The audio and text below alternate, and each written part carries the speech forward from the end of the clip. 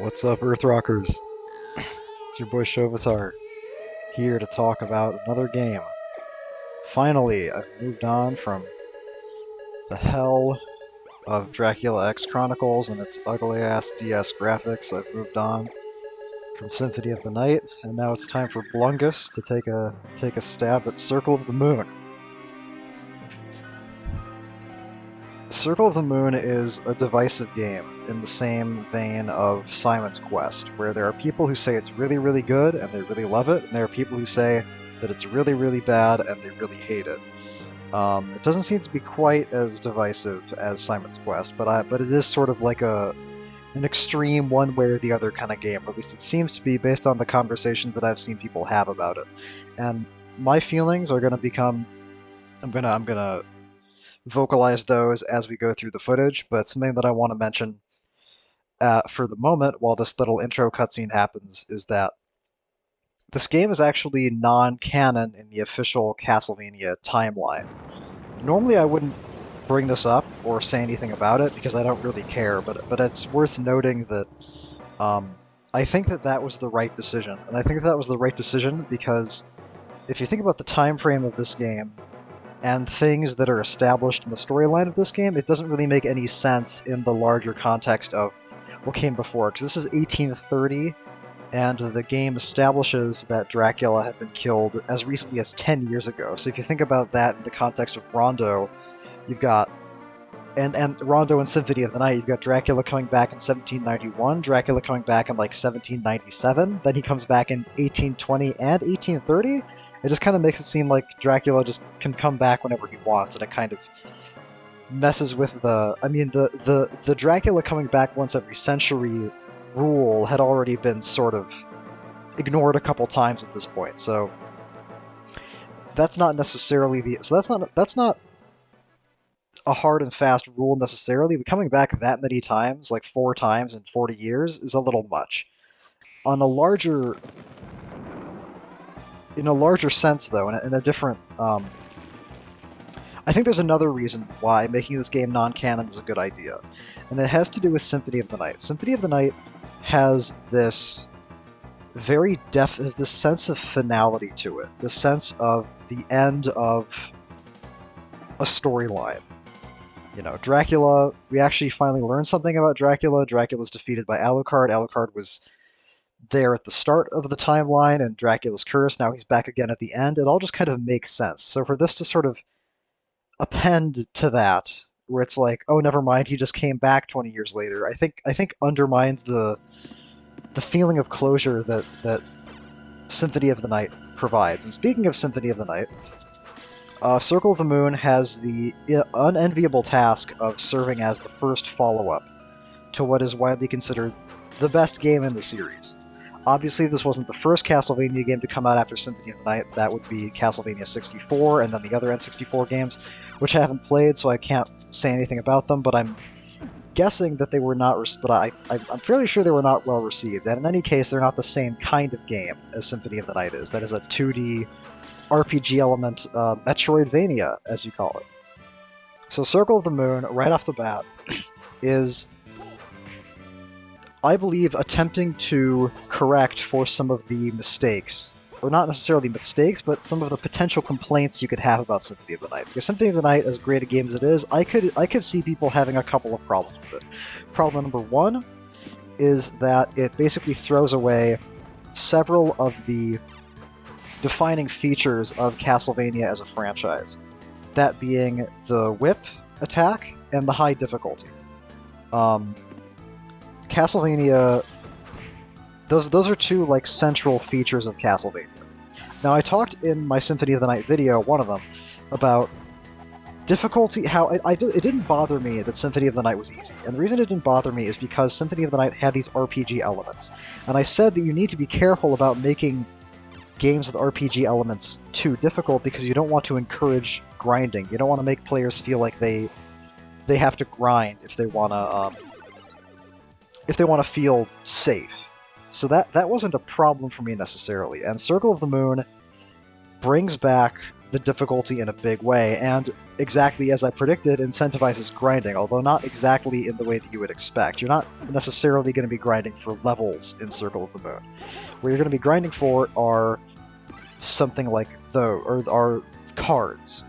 Something that Circle of the Moon has that no other Castlevania game, as far as I know, has is this interesting magic system. DSS, dual setup is what they call it. Basically, there are two kinds of cards, and I'm going to try to explain this as briefly as I can, because it is kind of complicated. There are two kinds of cards. There are attribute cards, and then there are like element cards, and basically you can only have one of each card active at a time, and a combination of those two cards gives you a certain effect. Gives you either a buff, or lets you cast a certain kind of spell, or something like that. Something along those lines. There are 10 attribute cards and 10 element cards. I think they're called element cards. It really doesn't matter. But the point is that if you do some quick math, I'm fairly sure that's 100 possible combinations.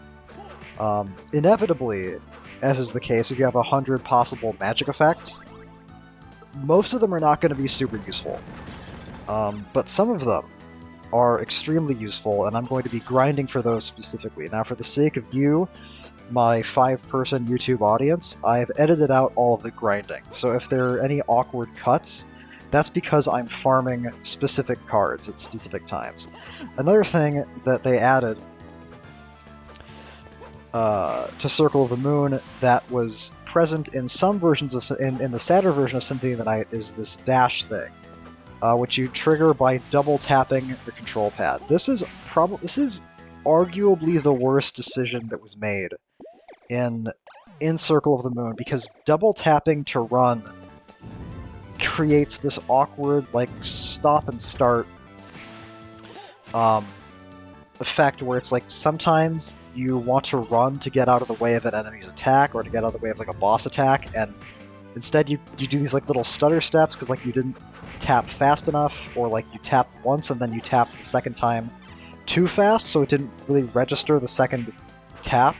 So it creates this frustrating aspect of movement that was not there before.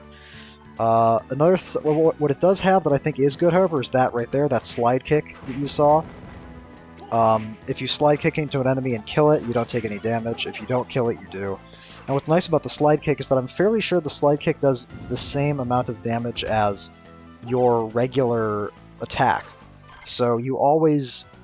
So it's very easy to get a feel for what enemies you can slide kick into safely and which ones you can't, just based off of which ones are dying to your regular attacks.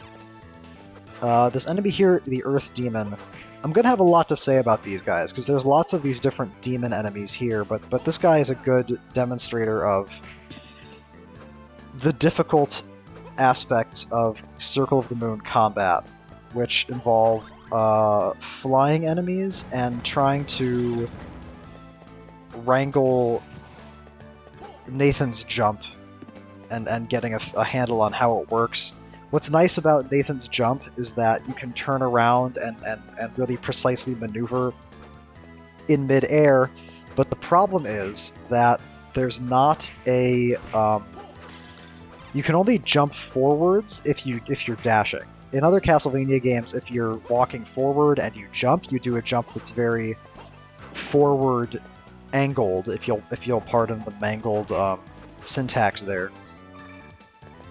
But with Circle of the Moon, that's only possible if you're dashing. If you're just walking, you're going to jump pretty much straight up into the air, which is very rarely useful.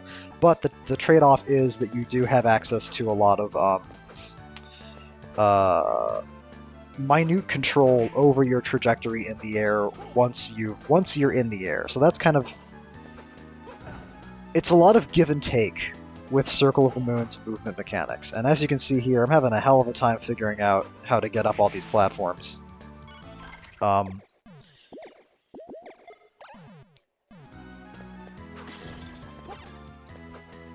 Something that I should note is that Circle of the Moon was made by a different team than the team that made Symphony of the Night, or that the team that made Harmony of Dissonance, or I believe Aria of Sorrow. So that's one of the reasons why it's so weird and why it's so divisive, that it's kind of really has its own distinct identity, and is inevitably controversial for that reason. It's not really like anything else. I mean, it's like Symphony of the Night in broad terms, but it feels very different, and it feels very different from.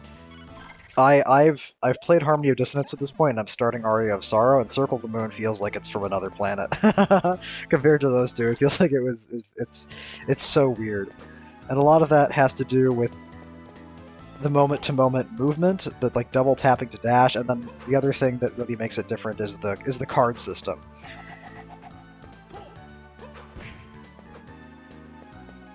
Which I'm of two minds about. There are hacks. The big problem with the card system is that there are some cards that are really, really good, and that essentially you... I don't want to say that you need them, because you technically don't, but getting certain card combinations makes certain parts of the game so much easier. I really think there's something there. I don't know why. Another thing I should mention is that this is not going to be as smooth as my Symphony of the Night videos, because my level of familiarity with the castle's layout was not as sterling when I decided to record this first run as it was when I started recording stuff for Symphony of the Night. And if you watch my Symphony of the Night commentary videos, I talk about how the footage that you see in those videos is actually like the second or third time that I collected that footage due to a number of problems which I won't go into. Whereas this is just like, I think this is probably my third or fourth clear of the game, so there's still a lot of things that I don't quite recall, and this is very frustrating, because what's happened here is I've finally gotten my first element card, which has given me the first opportunity to take advantage of the DSS system. I have Mercury Salamander, which turns your whip into a fire whip. The reason that this is frustrating is that both the bomb skeletons and the dragon heads that shoot fire take reduced damage from fire element attacks. So it's like the first time that the game gives you a buff to your whip, it's actually not good against half of the enemies that you're fighting. More than half of the enemies that you're fighting in the first level. So that's a little bit obnoxious. And I'm not going to get any opportunities to get any different card combinations until I get out of this level. And that's also when you're going to see the first cut in the video that's to cut out farming. Which I'm going to talk a little bit more about when it happens, because I do feel like I need to explain myself a little bit on the whole farming element of the run, and basically why I feel like it's necessary. It has to do with the way that some of the bosses in particular are designed, and has to do with the fact that a lot of really good cards that you would really want just have very bad drop rates. And here, like I said, I'm not super familiar with the castle yet, so I think I missed something, even though I definitely didn't. It's kind of annoying to watch, but oh well. It's not so annoying that I would want to fire the game up again and get the footage more cleanly. Just consider this to be an authentic representation of the experience of playing Circle of the Moon. Or frankly, playing any game that has breakable walls where you haven't literally memorized every breakable wall in the game. I think breakable walls hiding things is not a feature that I'm a fan of. I realize that it's very some people really like it. It's a classic Metroid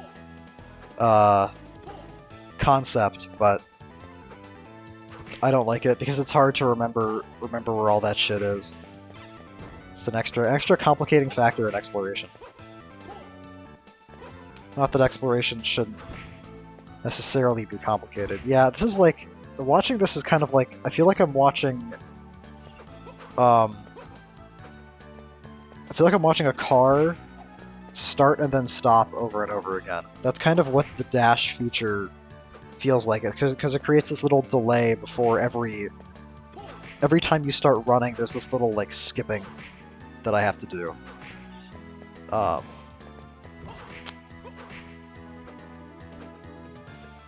It's really a toss-up between the dash and the cards in terms of which element of Circle of the Moon was the most ill-advised. Because the cards create a very strong... Here's what I'm not gonna say. I'm not gonna say that there are certain DSS combos that you absolutely need to beat the game, because that's not true. Obviously, you can beat the game...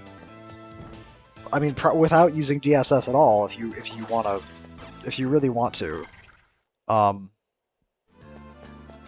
what DSS cards create is a very strong incentive to grind.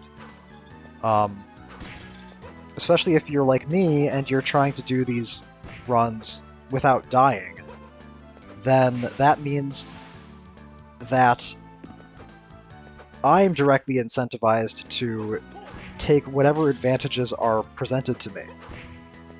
Especially because these games are so fucking long. I mean, if I died during an attempt on a classic Castlevania game, it's like, okay, worst case scenario, absolute worst case scenario, I just lost like an hour. But with these games, I mean, dying like 3 hours in to a Metroidvania is literally 3 times as bad as that. So if there's something that I can do, if there's a tool that I can attain that will increase my chances of survival, I will take it 100% of the time. Well, almost 100% of the time. There actually is kind of an exception, but I'm gonna talk about that a little bit later. It involves the alternate modes of this game, because there are alternate modes, and I think the alternate modes are mostly pretty interesting. There's a Magician mode, in which you have all the DSS cards from the very start. There's Fighter mode, which is the opposite, where you have no DSS cards, but your default attack is super buffed, as is your health. And then there's Shooter mode, where you're weakened in all aspects, but your sub-weapons do a ton of damage and have a higher maximum heart count. So here's the first boss, Cerberus. It's a very straightforward, very Rondo-style boss, which I'm using as a compliment, where he has a couple of attacks. He's generally pretty good at telegraphing what he's going to do before he does it. And there's a correct response to every attack that he executes. The only exception to that is that he will glow blue to summon lightning orbs, and then he'll also kind of glow blue when he lunges at you. But it's a very subtle difference, and this is just fucking ridiculous. I mean, it was my fault for positioning myself badly in the aftermath of the fire attack, but I was not expecting him to literally walk into me until he was on top of me and I was up against the wall. That was really not what I was expecting to have happen. So, first boss is pretty straightforward once you learn all of his attacks. And in a large part, the fight is made easier the fewer times he decides to lunge. If he lunges over and over again, that can be a problem, because that's actually pretty hard to dodge. It's not just a matter of getting up onto one of the platforms, because he's lunging, he's jumping in the air, which means that he can still clip one of the platforms. Every Castlevania game that I've played so far, every Metroidvania game that I've played so far, rather, has this awful dead zone at the start of the game where you're constantly running into dead ends because you don't have the double jump yet. Circle of the Moon, for what it's worth, does give you the double jump pretty early on, which is nice. I appreciate the ability to double jump. But the other thing about Circle of the Moon is that Circle of the Moon takes place in a non-linear environment, but the order in which you complete the regions of the game is, in my opinion at least, 100% set in stone. I don't think there's any wiggle room at all in terms of what order you... which zones you do in what order. I am so fucking lost. I'm really sorry for this. I forgot how terrible this... Because a lot of my later footage, when I do the alternate modes, is like really, really fast and really, really smooth. I forgot how awkward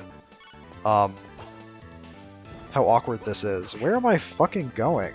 I think I'm confused. Should I cut this out? Maybe I should cut this. Oh no, I know where I'm going. I'm going all the way back to get an upgrade, like a heart expansion. Yeah. Okay, so this isn't that bad. This is still kind of... Well, I'd have to come back here eventually anyway, so this isn't terrible, the fact that this is happening.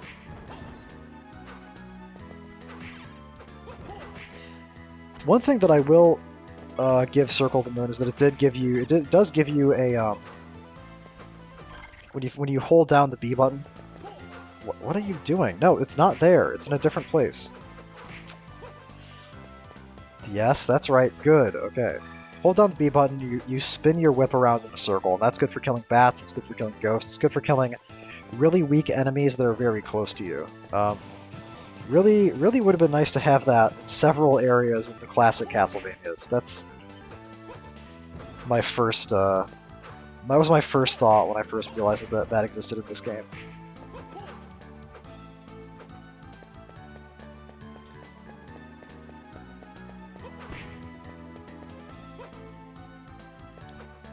I wonder if I should explain the storyline at all. I mean, you saw it in the opening cutscene, but I was talking over it. It's not really. Someone has resurrected Dracula, and actually, what's funny is that this technically isn't Dracula's castle. This is Camilla's castle, because Camilla was the lady who resurrected him, and she already had a castle. You show up, and she's already inside the castle, and then just resurrects Dracula inside of it, which is a little strange, and it sort of talks about something that I've brought up before, where I wonder what exactly the prerequisites are for resurrecting Dracula. Like, what exactly do you have to do? Excuse me. Rondo and Chronicles made it seem like it was kind of a big deal. Like, you had to do an elaborate ritual. Maybe she did the elaborate ritual, like, off screen, and we just didn't see it. It doesn't really matter anyway.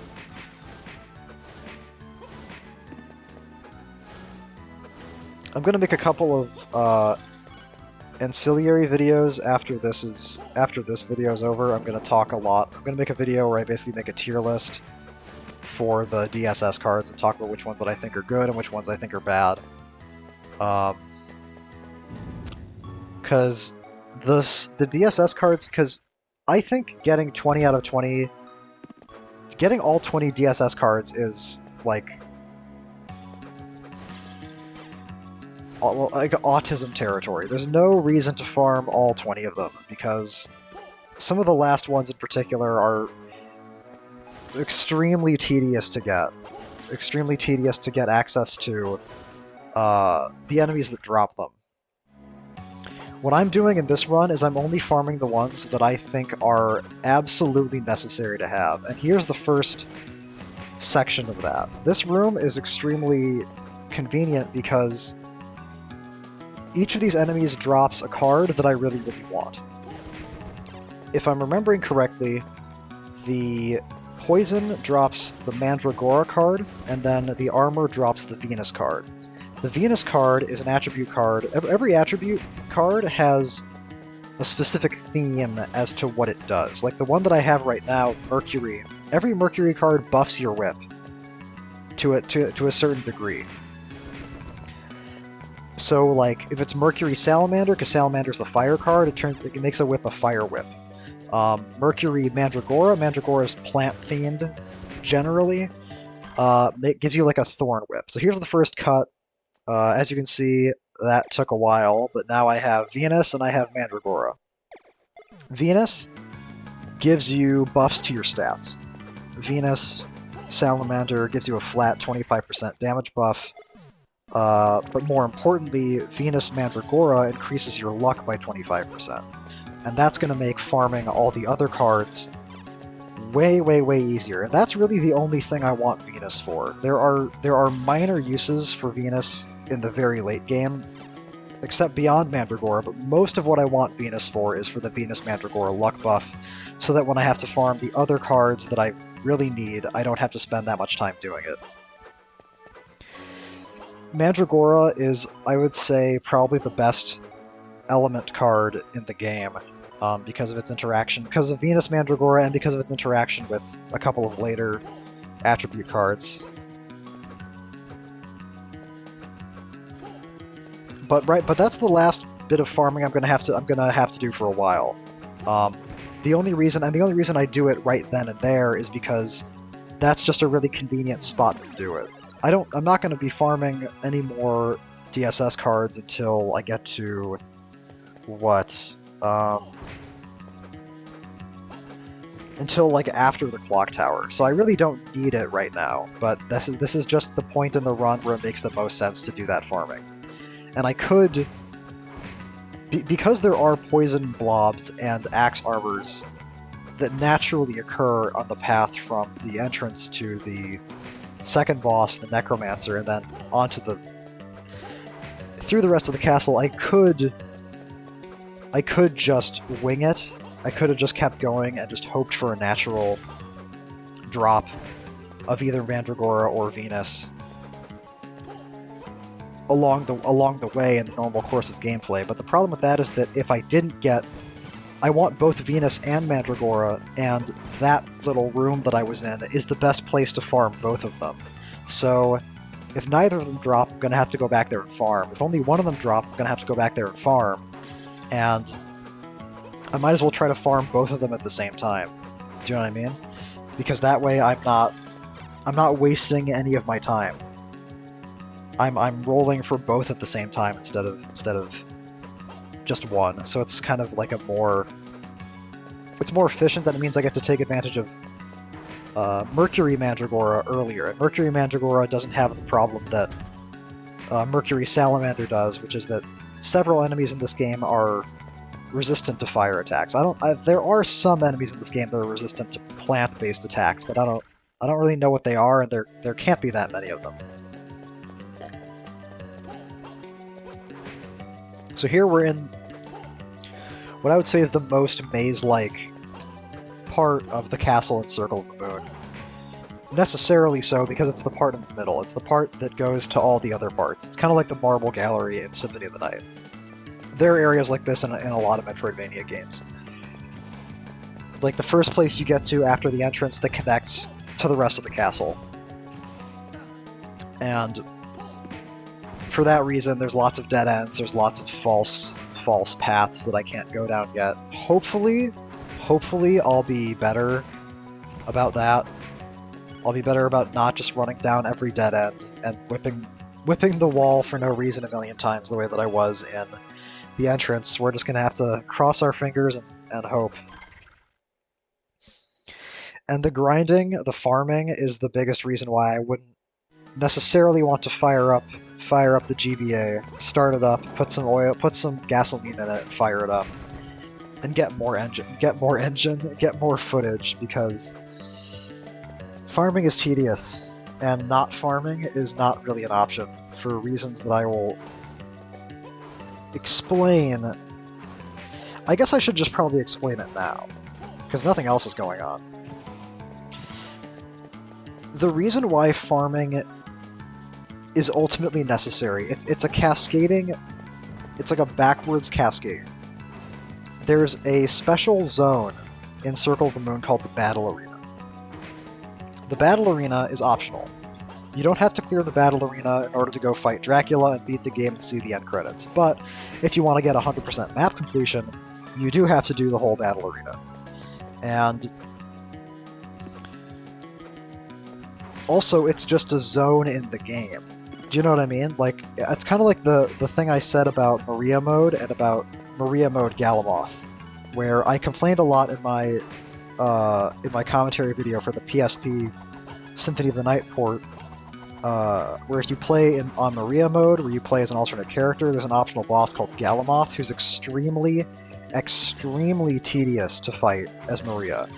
And I sort of was responding to the hypothetical objection of, well, hey, the boss is optional, so you're not allowed to complain that fighting it is like pulling teeth. To which my reply was, the game is optional. Do you know what I mean? Like it's a challenge in the game. If you're going to put a challenge in the game, then the challenge should be completable in a way that's not absolutely excruciating. So the fact that the Battle Arena is technically optional, the fact that getting 100% map completion doesn't give you a better ending, or anything, is immaterial to me. The point is doing it.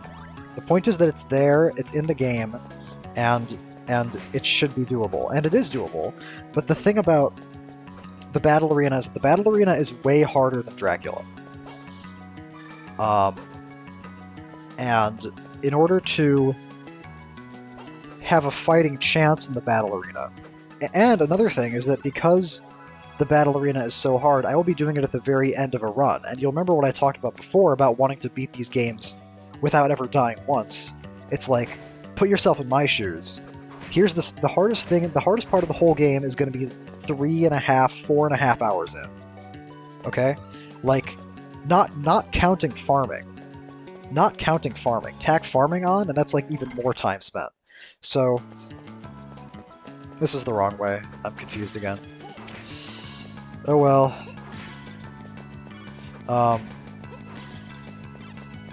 If that's the case, if there's a challenge in the game that's that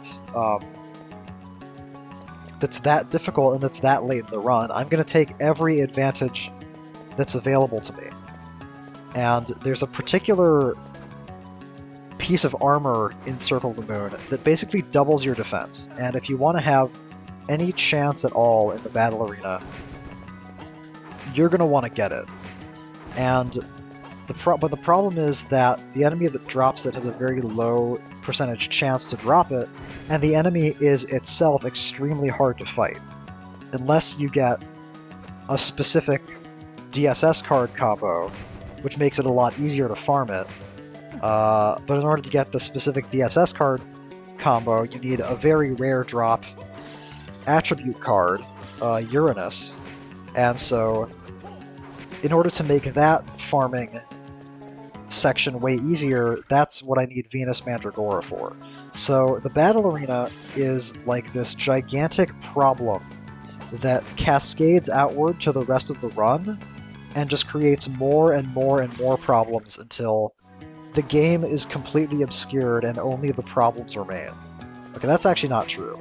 There are things about Circle of the Moon that I like, but this is what I'm just explaining why I took the time to farm Venus Mandragora back there. It's because of something that's going to happen like 3 hours from now. And because, I mean, Mercury Mandragora is good and everything, but it's not something that I would go out of my way and farm for like 10 minutes to try to get. You know what I mean?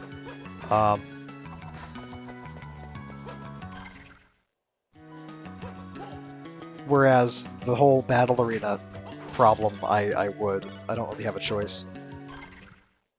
I mean, I do have a choice. I could just risk it. I could just go into the battle arena with half the defense that I should have, and then just die, and waste 4 hours of my life, because why? Why would I ever do that? The answer is that I would never do that. We're coming up on the second boss here. I didn't go into the boss room because I'm putting it off because I'm scared. No, it's because I forgot what this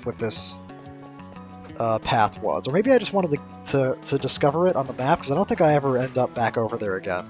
I don't remember. Your second boss, Necromancer. The Necromancer is arguably the hardest boss in the entire game. Because, like a lot of RPGs or games with RPG elements, Circle of the Moon, generally speaking, the battle arena is the big exception to this, generally speaking has a classic RPG reverse difficulty curve, where at the beginning of an RPG, when you're underpowered, when you haven't had that many chances to get stronger, or get better equipment, or get significant boosts, the game is a lot harder. I'm sure if you've ever played any RPG games or any games with RPG elements, I'm sure you've encountered this. So the problem with the Necromancer is that it's early game, so you're pretty weak, you don't have that many tools, you don't have the boomerang yet, which is a big deal, which I'll talk about more later. And you don't have that many DSS cards available. Obviously I have Mercury Mandragora, which makes it slightly easier, but that's about it. And he's just very hard to attack, and his attacks are pretty hard to dodge because he has a bad habit of just leaving the fucking screen before he lines up his shots on you. So you don't get that much warning. Like, look at the screen right now. Look at the... Okay, not right now. Next time I'm on the floor, just look at the real estate. Look at how much of the screen is taken up by the fucking floor. That's like a third of the screen. That's just gray. Because the floor, for some reason, is really deep. You could cut all of that out and give me an entire extra third of the screen of headroom to let me see what the fuck this guy is doing. Although you couldn't, because the point is to keep Nathan in the center of the screen at the whole time, but the consequence of that is things like this. Very, very annoying, frankly. Then phase 2, he has the same flight pattern as the demons do. Or at least he seems to anyway. He kind of does the same loop-de-loop through the air that the Earth Demon and that all the other demons do. But instead of pausing to attack you, he will either turn into a wiffle ball that bounces around the room with no clear pattern that's extremely difficult to dodge, or he stops to summon skeletons. And much like phase 1 of the Necromancer, when he stops to summon skeletons is when you're supposed to hit him. You're not really supposed to hit him any other time, because if he's not standing still summoning shit, then he could just start flying around any second. And Circle of the Moon made the bold artistic choice to have all of its flying enemies move in patterns that make absolutely no fucking sense, and they just do whatever the fuck they want all the time. So if a flying enemy is standing still, and you know they're going to be standing still for a little while, that's a golden ticket. That's something you're probably never going to get again. Because any other time you try to jump to hit a flying enemy, you're just rolling the dice as to whether or not they're just going to start fucking moving again. And they're just going to fly right into you.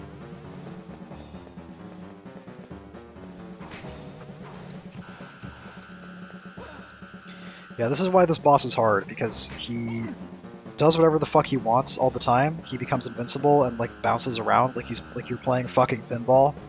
And then in phase 1, he just flies off the screen and shoots you. So, very frustrating.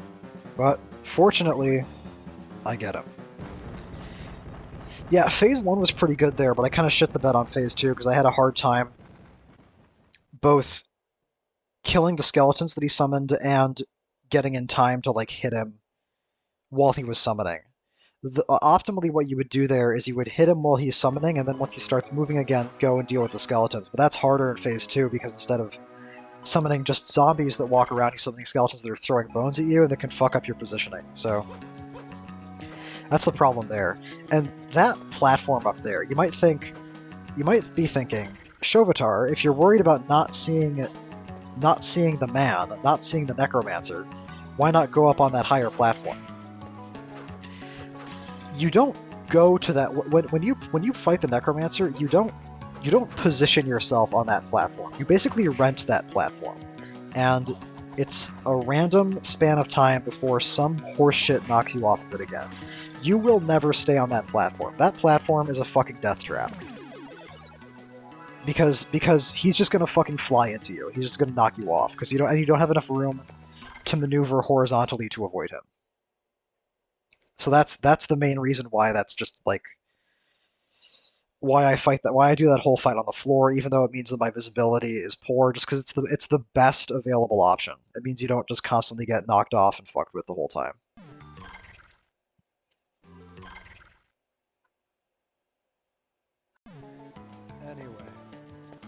Anyway, now that that's over, I've gotten the most dangerous part of the game out of the way, pretty much. Nothing else in the game is going to be as perilous as that until maybe we get to the arena, but the thing about the arena is that the arena kind of comes with this caveat of if you're smart, if you've been playing around the arena the whole time that you've been playing the game,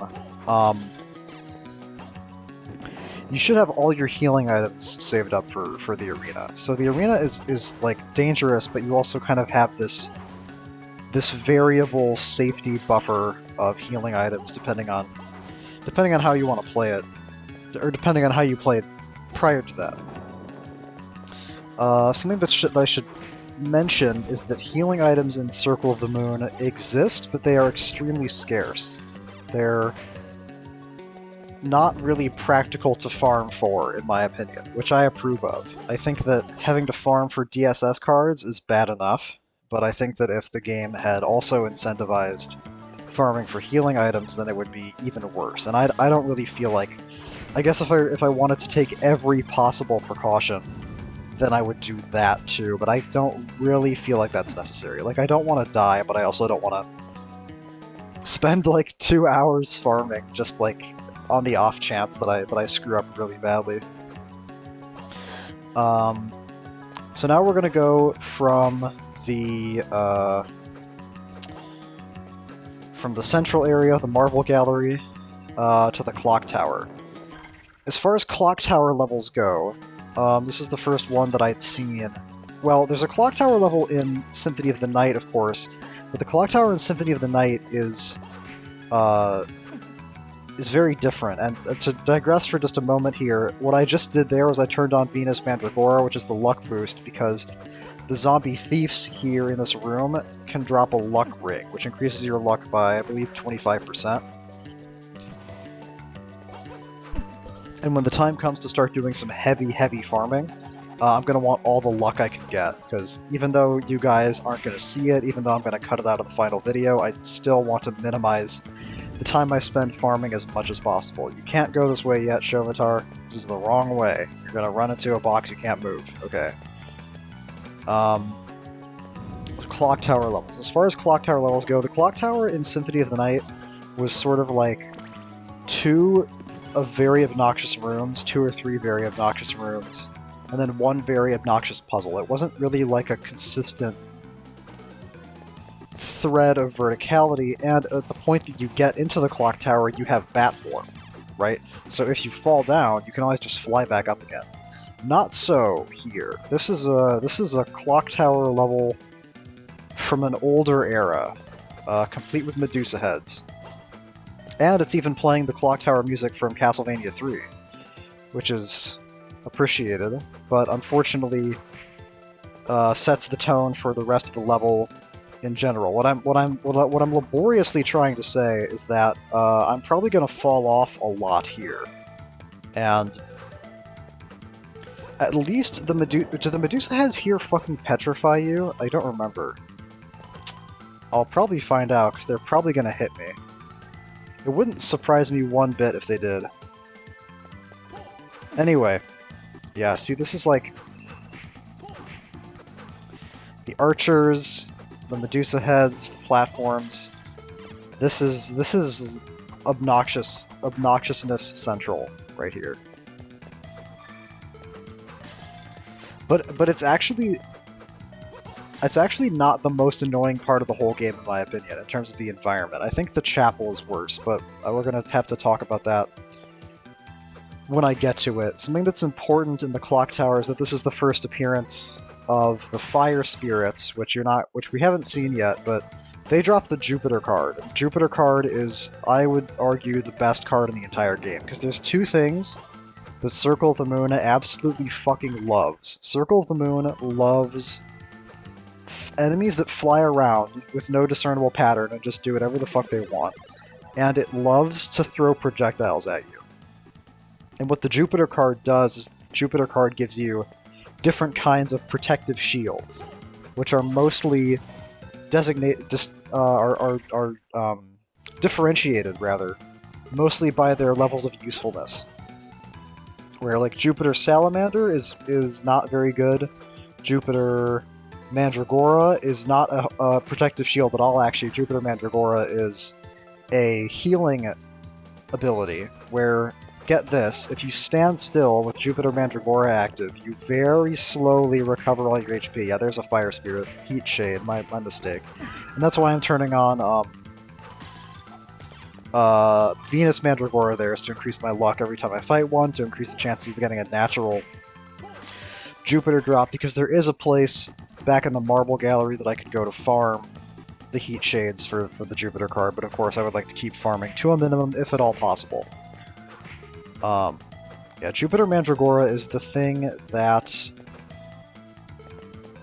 it gives you a pretty generous safety net, because I don't know if I explained it properly. Basically, if you activate Jupiter Mandragora, it drains your MP at a pretty brisk rate, but then as long as you stand still, it also very slowly heals you.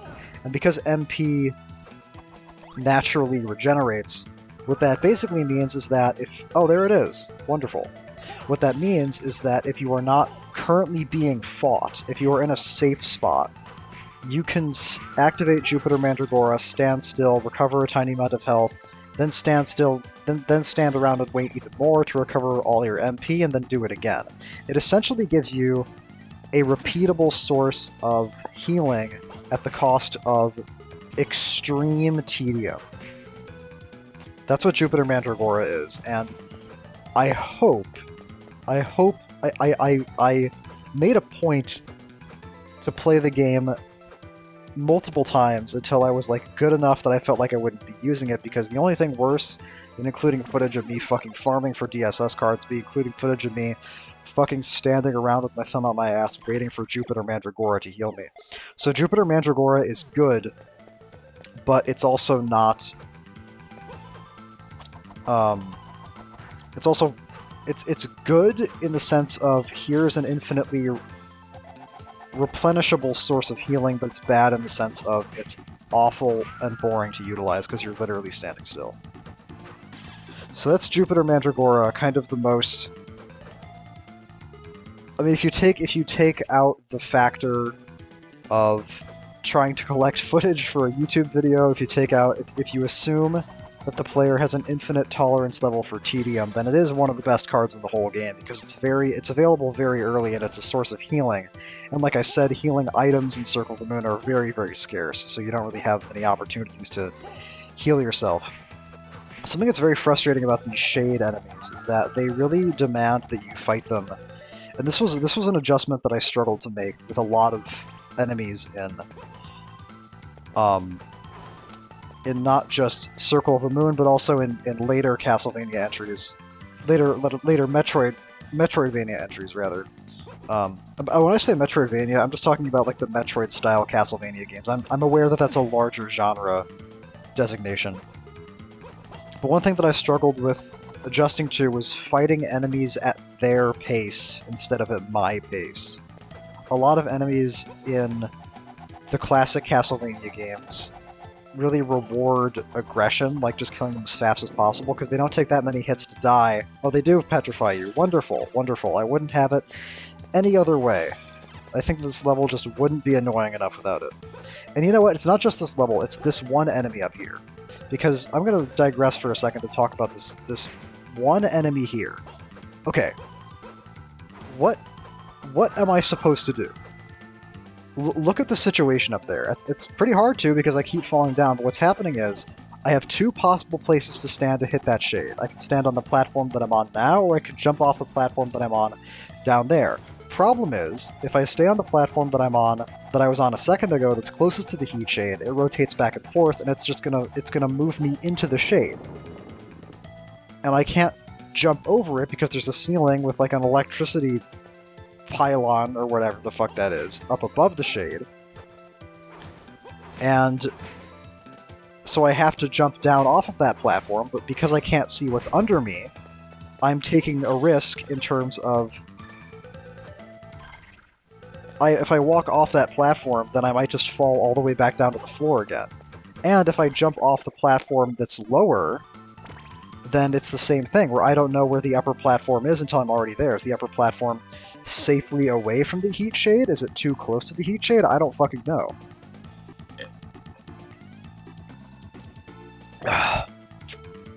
Here's Jupiter Mandragora. I'm sorry everybody, I lied. I thought that I wouldn't have to do this, but I do. Because the clock tower is just not very well designed now that I'm looking at it. Yeah, fighting enemies at their pace. That was... I was so firmly in like the classic Castlevania mindset of like just fucking hit them and they'll just die. But because see, that's what I'm okay, well I guess I don't get knocked off, which is like that's so fucking dumb. Oh my god. Just fucking die. Like if you die, just fucking die. Like this like Circle of the Moon just fucking loves its projectiles. It loves its projectiles. It wouldn't give up anything for them. Now this, I think this guy might fuck me up a little bit, but this is actually... Okay, that's not my fault. What? Can I just ask a serious question? Anybody out there who knows anything about the AI of this game? When that demon swooped down towards me and hit me for 30 damage, what indication did I have that he was going to do that? I'm asking seriously, because I don't want to jump to the conclusion of the game doesn't telegraph it, the game is bullshit. How was I supposed to know that he was going to do that? What behavioral... What did he do that indicated that to me? Oh yeah, here I'm turning on Venus Mandragora because the Thunder Demon drops the Manticore card, which is really, really good. Jupiter Manticore is arguably, or perhaps I would say maybe even inarguably, well, it's the best available defensive, the best readily available defensive combo is Jupiter Manticore. Jupiter Unicorn is technically better, but Unicorn is not practically accessible in my opinion, which I'm going to talk about more a little bit later. So yeah, here's like, do you notice how I've had to interrupt myself like 4 times to talk about shit that annoys me? That's kind of like why my feelings on Circle of the Moon are mixed. The lightning attack, when I get hit by the lightning attack, that's my fault, right? That's totally dodgeable, because he telegraphs it, you can see where the lightning is going to come from. That's all my fault. I don't have a problem with that. It's when he randomly dives down at me and hits me. And it's like, why? Like, what changed? What happened? What in the environment was different that made him do that? You know what I mean? I'm just used to classic Castlevania enemy design, where the point in classic Castlevania is to not get hit, and as a consequence, enemies that you fight need to be very clear about what they're doing and why they're doing it, or rather, what they're doing and when they're doing it. Sorry. But in this game, and Symphony of the Night was kind of like this too, but in Symphony of the Night you were like indestructible, so it didn't really come up as much, or it didn't manifest as big as a problem. Yeah, here's Jupiter Manticore. This is why it's the best defensive option, because it just constantly shoots shit all around you that destroys every projectile that comes towards you. And this is what I mean when I say that Jupiter is like mandatory, because you need something to protect you from all the just the barrage that Circle of the Moon just loves to constantly fucking throw at you. In these fucking Metroidvania games, it's like they want you to do like JRPG combat. It's like they expect you to get hit. I don't know. It's because so much of the way that enemies behave just doesn't make sense to me. I don't understand what makes the demons do what they do. I don't understand what makes most flying enemies in this game do what they do. I understand the shades. My problem with the shades is not necessarily... my problem with the shades has nothing to do with their design inherently. It's just with that particular shade in the last room, it's just in a spot that's impossible to safely approach. But this is what I'm talking about. Fighting enemies at their pace, where you can't just run up to them and kill them super fast before they do anything. You have to wait for them to be in a position of vulnerability and then react accordingly. You can't just keep whipping, because one thing that's back that was gone in Symphony of the Night is attacks. Choosing to attack representing an impactful decision that's going to lock you into a certain course of action for a certain course of time. For a certain span of time, rather. When Alucard swings his sword, he just swings his sword once and it's over in a second, and you're free to do whatever you want once that's over. When Nathan swings the whip, it's back to normal Castlevania. When you attack, you are making a decision. And that decision is going to lock you into wherever you are until the attack is over. So you have to be more conservative about how many times you attack an enemy. And I'm just used to, like, you fight enemies by just attacking them over and over again until they die, because you're either playing a classic Castlevania game where individual enemies don't have that much health, or you're playing Symphony of the Night, where if an enemy starts doing something, you can react in a fucking second, because your sword attack is so fast, and you can just get out of the way immediately. So those were two things that I had to... Those were two separate, similar habits, and I had to unlearn both of them for Circle of the Moon, which I think is why I had so much trouble.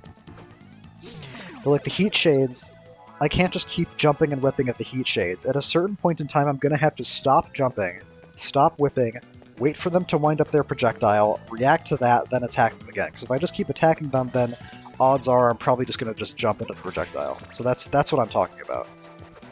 In old Castlevania games, it's like, they die in 2 hits, or if it's Symphony of the Night, I can just react so fast to the projectile being wound, to like the wind up on the projectile, that I can just get out of the way.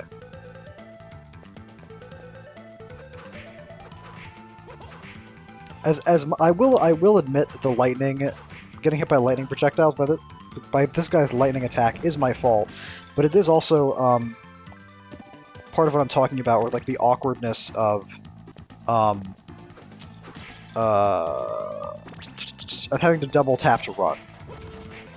Normally I would go back to the save file to heal myself up again after taking all that damage from Thunder Demon, but this boss that's coming up here is the easiest boss in the whole game, so I'm not super worried about. Oh no, I'm gonna Jupiter Mandragora. Okay, okay. Hopefully I won't do it for too long, because this next boss is probably not gonna hit me at all. He might hit me once, but I just want to be on the safe side, I guess. Hmm. And it's worth noting that bosses, you may have noticed this already actually, bosses in Circle of the Moon don't drop like orbs that restore all your health. They just die. So after boss fights, you have to kind of go back through whatever combat gauntlet got you to the boss fight in the first place before you can heal up again. And what I just did, going into that room with a Thunder Demon, I just made the most important decision in the entire run, which was I decided to pick up the boomerang. Another thing that you may have noticed, and I alluded to this when I talked about the difference in design philosophy between Circle of the Moon and classic Castlevania, is that Nathan doesn't do any fucking damage. Nathan's damage sucks. Nathan's default damage fucking sucks. And because, oh, this is funny. What's amusing about this little conversation to me is the fact that he's concerned about Nathan taking his glory. But did you see how fucking easy that thing was to kill? Killing that thing would not get you any glory at all. Um, but yeah, Nathan's damage fucking sucks, and you have access to things like Mercury Salamander or Mercury Mandragora to increase that attack power. But the thing is that those buffs are all percentage based. Even Venus Salamander, which is not practical because the big difference between Venus Salamander and like Mercury Salamander is that Mercury Salamander will only sap your MP when you swing your whip. Venus Salamander is sapping your MP all the time, so it gives you a higher damage buff, but it also means that it's taking away from that resource when it's not actually being utilized. So generally speaking, Mercury Salamander or Mercury Mandragora are much, much better, but the larger point that I'm making is that all of those buffs are percentage-based buffs. So if his damage already fucking sucks, then a percentage-based buff is irrelevant. And then you have enemies like these armors, which have like this defense buff.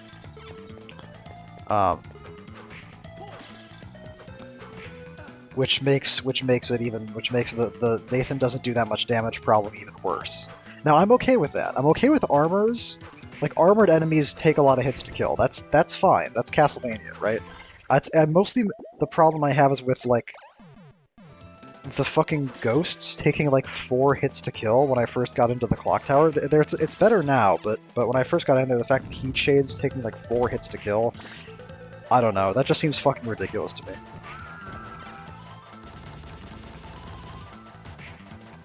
And it's not. I mean, like, I'm not saying the game should be brain dead easy. It's just about like the pacing, and it's about I don't know, maybe I've just been spoiled by Symphony of the Night, you know, where everything dies in 2 hits. And the thing about Symphony of the Night is that because Alucard had access to... Alucard could do a thing where if you swung... If you swung while you were falling in midair, you would, like, swing downwards. So Alucard could do this thing where it's like you swing down at an enemy in midair while you're falling, and then as soon as you fall, you swing again, because hitting the ground resets the cooldown on when Alucard can swing his sword again. So he could execute 2 swings very, very quickly in a row, which would amount to basically... So it would be 2 attacks, but it would just feel like 1 attack because of how fast it was. Anyway, the point that I'm making is that the boomerang that I picked up in that room with the Thunder Demon is, in my opinion, if you want to have any fun in this game at all, absolutely mandatory.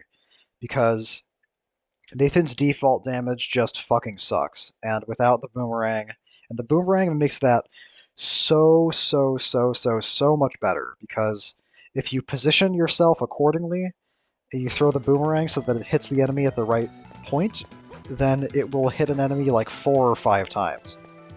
To compensate for that, the boomerang is very expensive. I think it's like 6 hearts per boomerang throw, but like what the fuck ever, man. Besides, it's not like any of the other sub-weapons are any good at all. I mean, did you see how much damage the axe was doing? The axe is supposed to be a high damage sub-weapon, and it did like fucking 18 damage to the necromancer. Or like less than that. It was like doing less than my fucking whip swings. Like significantly less. The boomerang just shreds if you can get the positioning right.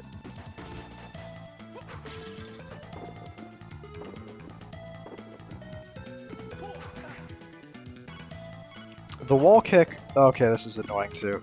Yeah, the Circle the Moon has Rondo style. If you pick up another sub-weapon, it drops the last one you get, but the cooldown between when you drop a sub-weapon and when you can pick it back up again is extremely small, so it can lead to like what you just saw there, where like I drop the boomerang, then I instantly pick up the dagger, then I instantly pick up the boomerang, then I instantly pick up the dagger again. It's very annoying. But the boomerang is going to make the game so much better. It's going to make all the boss fights so much better, because the bosses have a lot of fucking HP in Circle of the Moon. And trying to fight them with the whip is just like trying to, trying to hit a mouse with a sledgehammer. Or like by the time you hit them, they're already gonna be gone. See, that's another thing that I'm talking about. The fact that Nathan is always in the middle of the screen, it means that you can't fucking see what's going on half the time. Like that shade that I ran into there, I had no fucking idea that it was winding up a projectile, because how could I? Like, how could I know? I couldn't, because I couldn't see it. And I'm pretty sure, and like, so there's the answer. Very, very, very annoying.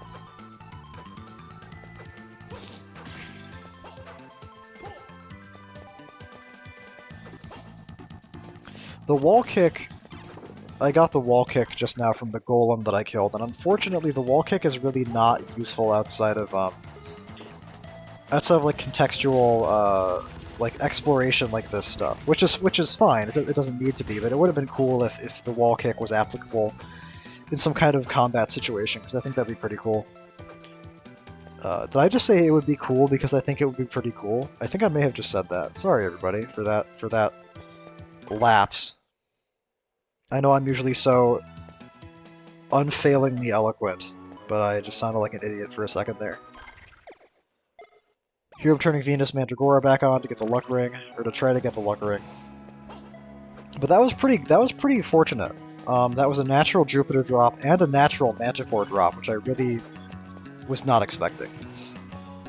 And actually, something that I didn't take advantage of in this run that I really should have is Venus Manticore. Manticore is, I would say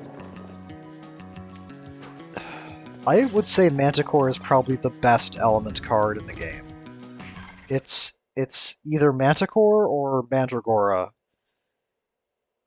Well, no, it's probably Manticore, because Mandragora is really only good because of the luck buff. I mean, Jupiter Mandragora is good too, because it's this literally endless source of HP, but the problem with Jupiter Mandragora is that it's useless in boss fights, and boss fights in Circle of the Moon are where you're going to run into a lot of the problems. Am I trying to remember where to go? I think I'm trying to remember where to go. Oh well, it's the authentic experience.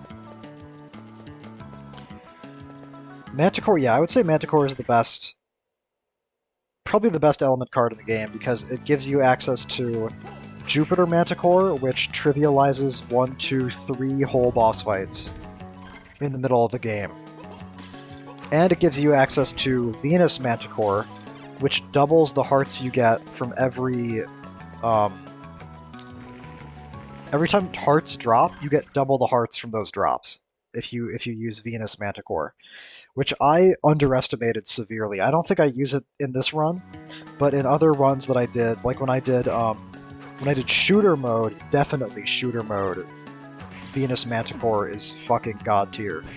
Shooter mode is the fourth alternate mode that I may have mentioned before. It's the one where you suck, but your sub-weapons are good. And you have higher max hearts. So you're just supposed to like fight things with sub-weapons as your primary means of conflict resolution, which is very odd, but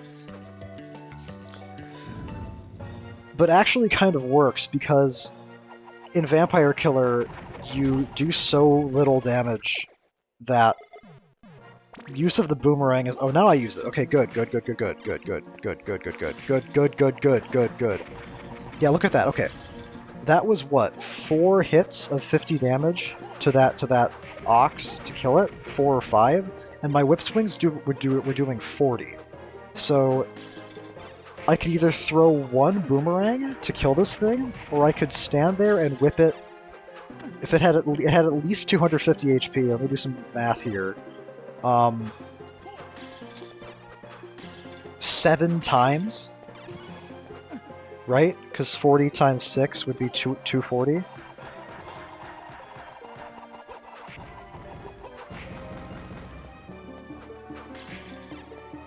So either I could throw 1 boomerang at the Catoblepas to kill it, or I could stand there and whip it 7 times while ghosts are spawning around. That right there too. That was what? That was 1, 2, 3, 4. That's like same thing with that grizzly bear. Do I throw 1 boomerang, or do I whip it fucking 7 times? This is what I mean when I say that Nathan's default damage fucking sucks. Because just imagine the time it would take me to get through this nonsense if I didn't have the boomerang. If I had to stand there and just whip, whip, whip, whip, whip, whip. Now it dies. Like, it's fucking horrible. It's just like, it's fucking ridiculous how shitty Nathan's damage is. I don't know what the fuck they were thinking, but that's what I mean when I say that the boomerang is like, see, okay, what? Like, what? Is it a timing thing? Is it like every 4 seconds he moves forward? Because I'm like too far away from him? Like, I don't get it. I don't get it at all. I promise there are things about this game that I like, but Circle of the Moon is very much a game that's... You know what it's kind of like? It's kind of like Simon's Quest, where if you don't know anything about the game and you go in completely blind, then you're just going to be miserable and confused. But if you look shit up, or if you play it a lot and you just have this inherent game knowledge, then it's not that bad.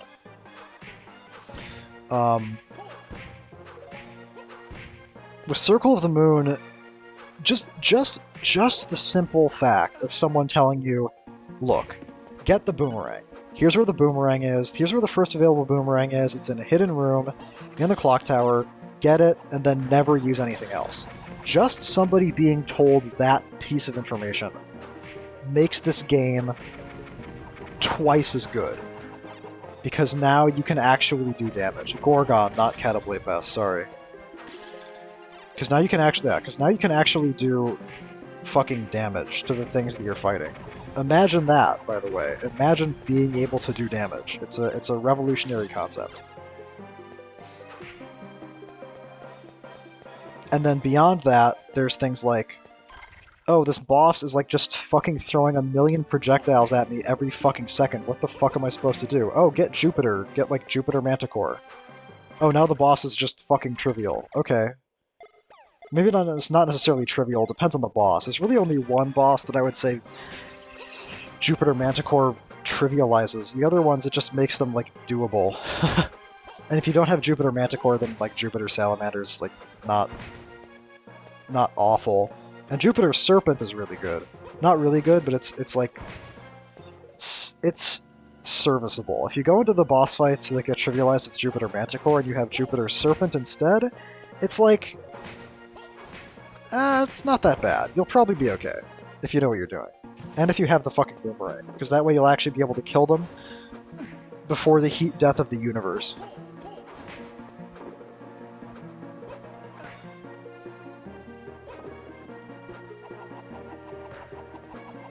These guys are also pretty frustrating. That's like... I would that's just like the skeleton boomerang guys in Symphony of the Night. But the difference is that in Circle of the Moon they actually like hit you. Come on, I know it's there. There you go. Jesus, so picky.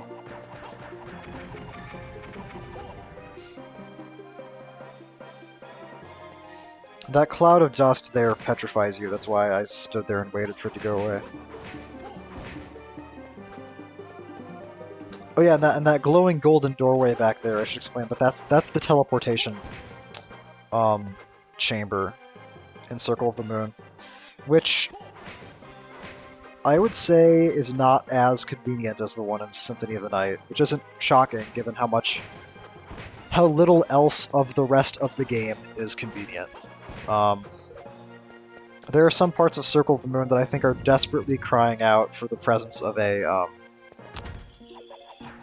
teleportation room, but that's just not there.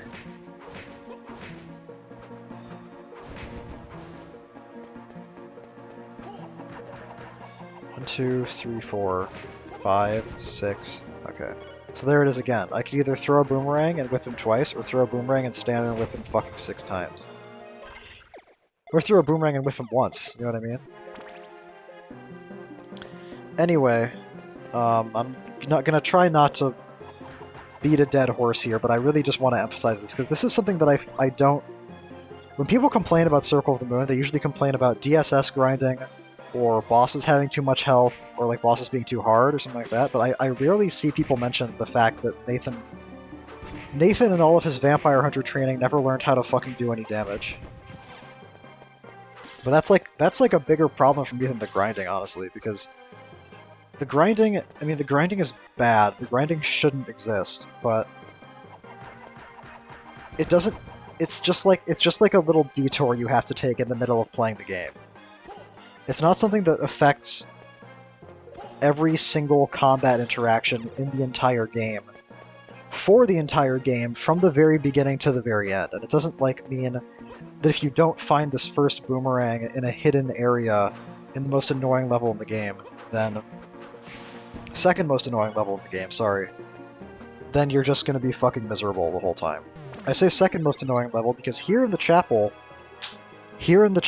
we have my best friends, the Bloody Swords, which are the most obnoxious enemy I've ever seen in a video game. So the Bloody Swords are like a perfect storm of everything that could be bad about a Castlevania enemy. For one thing, they're airborne, right?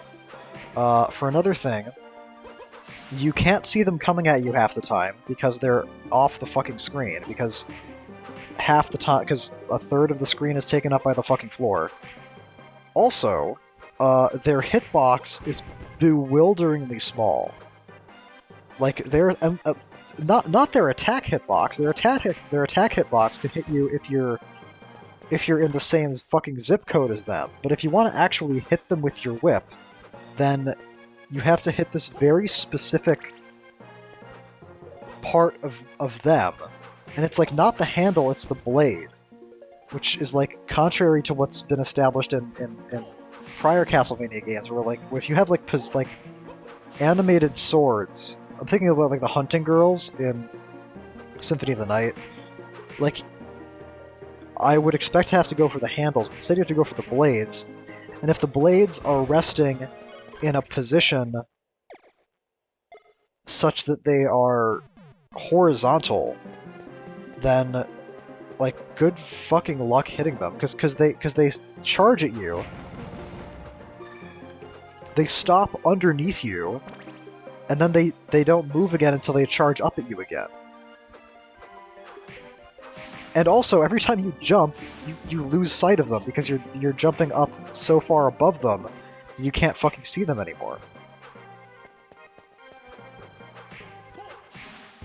I mean, this isn't like that bad, but the first time I went through the chapel, the presence of these fucking swords was like, it was like getting punched in the face over and over and over again. I think I accidentally left Venus Mandragora on. Oh yeah, the reason that I put Venus Mandragora on is because the swords drop the Mars card. And the Mars card is essential, is necessary for the strategy that I have to kill the 5th boss, which there are lots of ways to kill the 5th boss. It's not like there's a trio of bosses towards the middle of the game that I already mentioned. That like Jupiter Manticore trivializes, and utilizing Jupiter Manticore is just obviously the best solution. And that's the 4th boss, the 6th boss, and the 7th boss are the Jupiter Manticore bosses. But the 5th boss has many possible solutions, and using the Mars card was just the one that I settled on, and the one that I became accustomed to. So that's what I am going for. It's not necessary the way that Jupiter, I would argue, is absolutely necessary, but just because it's the strategy that I became... Just because it's the strategy that I was used to, that's the one that I want. So now I have to worry about getting the fucking Mars card from these fucking swords. Oh well. I'd be killing them anyway, because I hate them. And now I gotta fucking wait. Okay. I think I started to say the first time I went through the chapel, encountering those swords was like...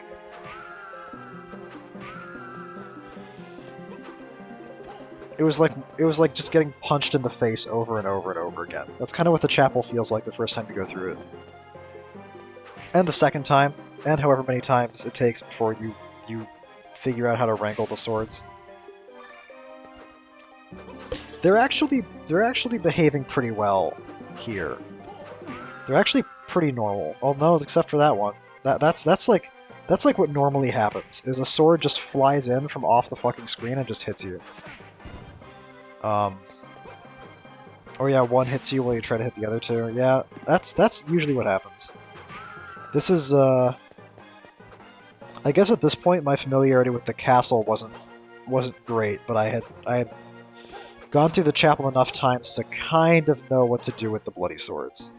Which is get fucking hit by them. See, look at that! Look at that! The whip went right through the fucking handle. And now I'm cursed.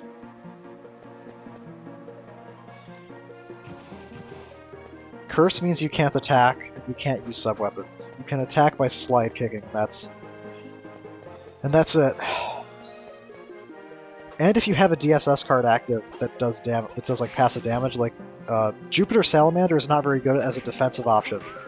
It summons these two very slow-moving fireballs around you, but Jupiter Salamander does pretty good damage if you can stand right next to something without it fucking hitting you and knocking you away, which is what happens in Castlevania, so the idea that you would stand right next to something to do damage to it is, I think, a flawed strategy in any Castlevania game. I mean, except Symphony of the Night, I guess, when your attack range is so short that you have to be right next to things, but that's different. Yeah, imagine how much fun it is to farm these things for a DSS card.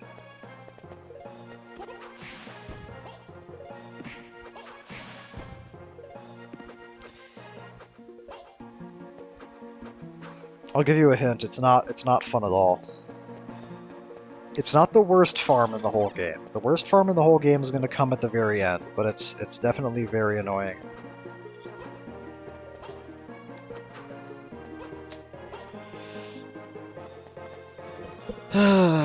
It's like crazy how annoying the mid-game is in Circle of the Moon. Actually,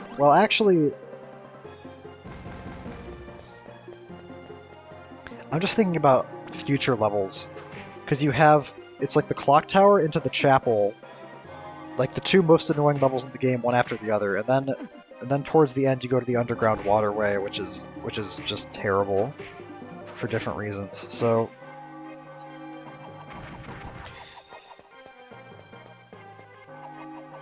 this game is like, it's like this game hates you. It's like the game is trying to get you to stop playing it. Sometimes. That's kind of how it feels. Um, and I said in my Symphony of the Night review there it is again. My Symphony of the Night videos, that the fact that Symphony of the Night is so much easier than the rest of the Castlevania games is sort of has like a thematic element where it's like, the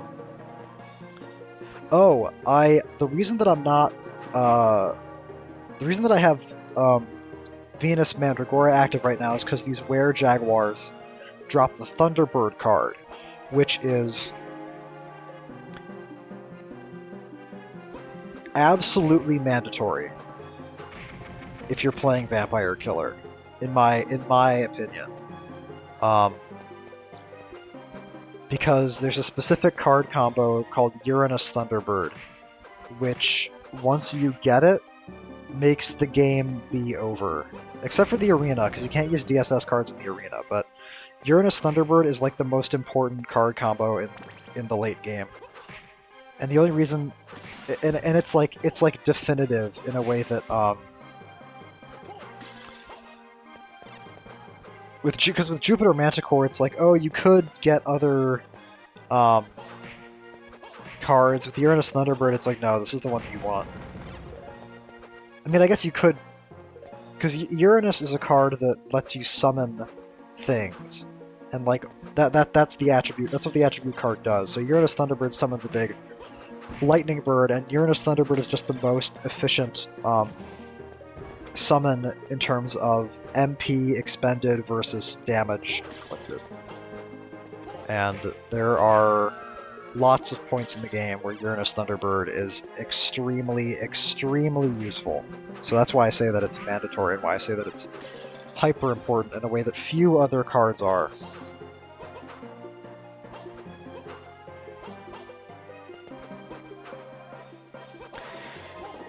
So I feel like all I've done for the past 30 minutes is complain.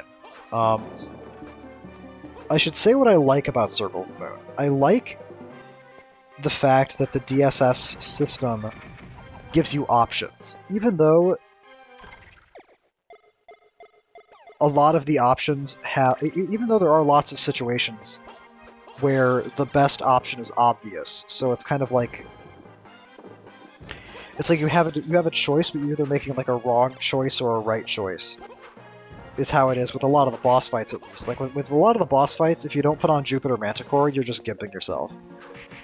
But in terms of like moment-to-moment gameplay, general combat challenges, navigating the levels, the DSS system makes you feel like you're making impactful decisions.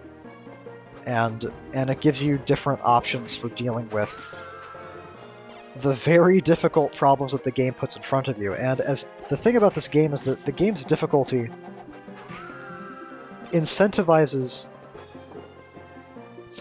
the use of the DSS system. Where you're like, God, this boss fight is fucking ridiculous. How am I ever gonna like fucking deal with this? And it's like, it's forcing you to think about these extra tools that are available to you. Because if you could just breeze into every boss fight and just kill it without breaking a sweat, like Symphony of the Night style, then you would never have any reason to worry about the DSS system. But the fact that it exists, the fact that the game is as hard as it is, means that you are very strongly encouraged to think about it and to worry about it, and to utilize it. Another thing that I should say about the DSS system is that the way that I'm playing the game is, I think, contrary to the way that the system was envisioned. Because I complain about grinding, right? I say, like, they're making me grind for X, Y, and Z. They're making me do this, they're making me do that. I think the intention with the DSS system, because a lot of the cards have such a low drop rate, I believe the intent was to give the game a sort of replay value by making it so that every time you play the game, it's like you get like a different group of cards. Some cards you're always going to get. Like, you're probably always going to get... Like you're always going to get Mercury Salamander. Because, like, a lot of enemies in the first level drop Mercury, a lot of enemies in the first level drop Salamander, and those both have high drop rates. Like 20%. Which might not sound super high, but every other DSS card's drop rate is, I'm fairly sure, in the single digits. and the enemies that drop Mercury and Salamander are really, really plentiful in the first level. So, like, the odds of you getting out of level 1 without Mercury Salamander are very, very low. See, look at this shit. Like, fuck.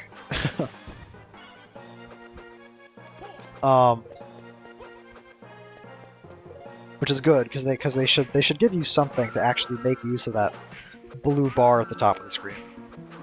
But what I'm saying is that I think they envisioned players to just accept what they got or didn't get in the natural course of gameplay, and that they wouldn't go out of their way to grind for the cards. So in that sense, the grinding is kind of a problem of my own making, but on the other hand, I really feel like it's the boss fights. It's 3 boss fights in particular. It's the boss fight coming up next here, which is the Adromelech fight, and then it's the Death fight, and then it's the Camilla fight. And it's like all 3 of those fights just fucking throw projectiles at you non-fucking stop. And it's like, fuck Jupiter Manticore. Just any Jupiter card. Any Jupiter card. Any like Jupiter effect. Like Jupiter Salamander, Jupiter Serpent, whatever. Any of them that intercept projectiles. Playing those boss fights with a Jupiter card that does that versus playing those boss fights with a Jupiter card that doesn't do that is like playing the game using one hand versus playing the game using both hands. Like, it's just so good, and it's just so important. And it's like, how the fuck am I not supposed to grind for this? You know what I mean? When it makes the bosses so much more manageable. Fuck easier. I'm not even gonna say easier. I'm just gonna say it makes them, like, doable. It makes them, like it's actually possible to do the fight. Without feeling like you're trying to do... Without feeling like you're trying to play a game of tennis while 3 people are standing in the audience throwing dodgeballs at you. Which is what those fights feel like without Jupiter Manticore. So, like, they can say, oh, well, we didn't intend for you to grind. We intended it to be replay value thing, but it's like, well, then don't design the bosses such that one particular card combination fucking trivializes them. Do you know what I mean? Like you reap what you sow. Anyway, here's Adromelech, the first of the 3 projectile bosses. And when I say projectiles, it's a slight misnomer for the Adromelech fight, because he's not... He does throw shit at you, but the shit that he throws at you can't be destroyed with Jupiter Manticore. Like, these fireballs can't be destroyed, you just have to dodge them. The problem are those little poison bubbles that you see on the floor there, which you'll notice are flooding this part of the arena where you would have to stand if you want to actually hit him. So, the way that I guess you're supposed to do this boss fight, if you don't have a good Jupiter card, is painstakingly clear out every poison bubble underneath him, then jump and whip him, and then get hit by the fireballs that he's already conjured by the time that you destroy the poison bubbles, and then get knocked back, and then run in and try to do it again, and then get knocked around by the poison bubbles, and then try to jump and whip him again, and then get hit by more fireballs, and then try to run away and get hit by skulls and die. So that's how you're supposed to do it without the Jupiter card. But if you're a filthy violator of the game dev's artistic vision, such as myself, and you farm for the Jupiter cards like a scummy JRPG player, then you're actually able to kill the boss. No, Hugh, it was not the power of the whip, it was the power of fucking Jupiter Manticore.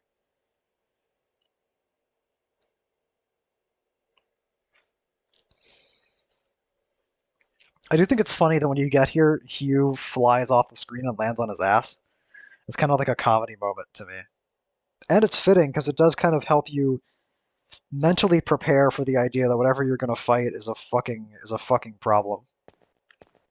Because the only thing that doesn't make Adromelech as hard as or harder than the Necromancer is the fact that Jupiter Manticore completely trivializes it. With the Necromancer, the only card combo that trivializes it is Diana Griffin, but neither Diana nor Griffin are available at that point in the game, so that's only really relevant for Magician mode. If you watch my Magician mode video, which I think I don't think I'll have it uploaded quite yet on the day that this video goes live. By the time anybody fucking watches this video ever, it'll be up. So if you watch my Magician mode video, you'll see that Diana Griffin is a card combo that like shoots a projectile out of your weapon. It literally two-shots the Necromancer boss. It's crazy how good it is.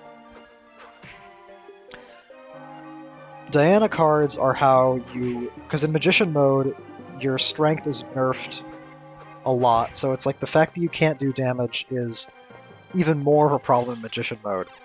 And in Magician mode, or rather I should say in Circle of the Moon, the damage dealt by magical attacks is determined by your strength, not by your int.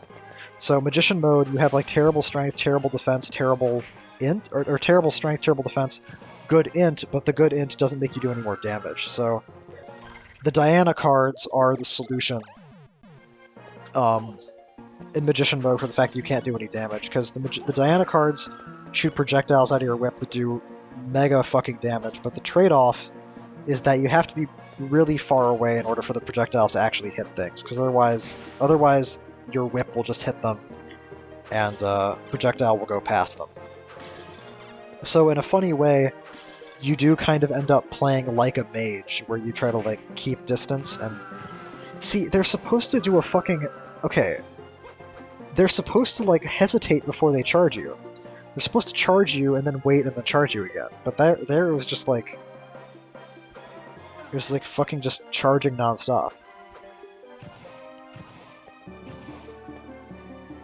I'm so pissed. I just want to be out of here. That was cool.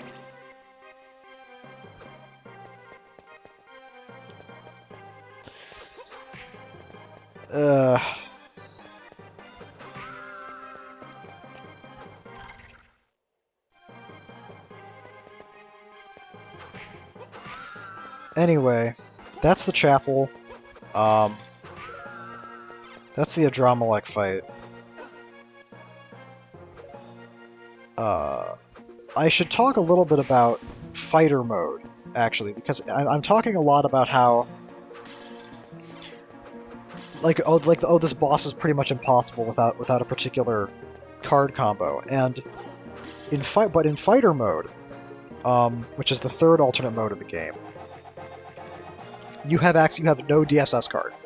It's the opposite of Magician mode. Magician mode, your strength and your defense suck, but you have high int, and you have every DSS card.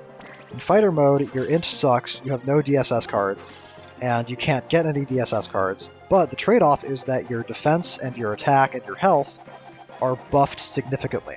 And fighter mode is the easiest mode in the entire game, because the fact that it just buffs your health and your defense by so much that you just basically out-damage everything.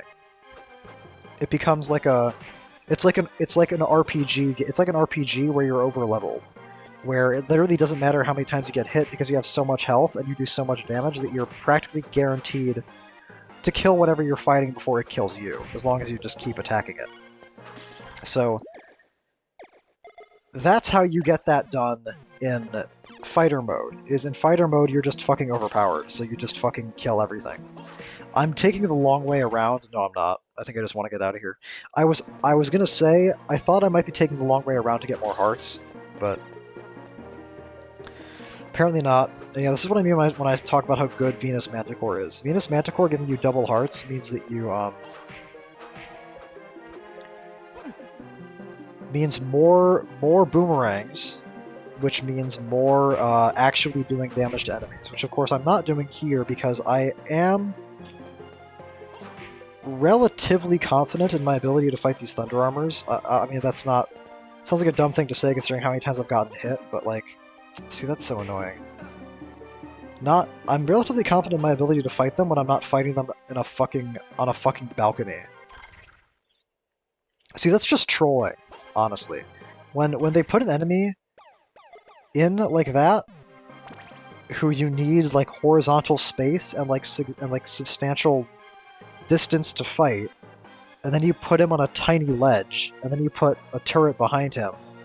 It's like, and you can't kill the turret without the thunder armor hitting you, and you have to jump to hit the turret, and jumping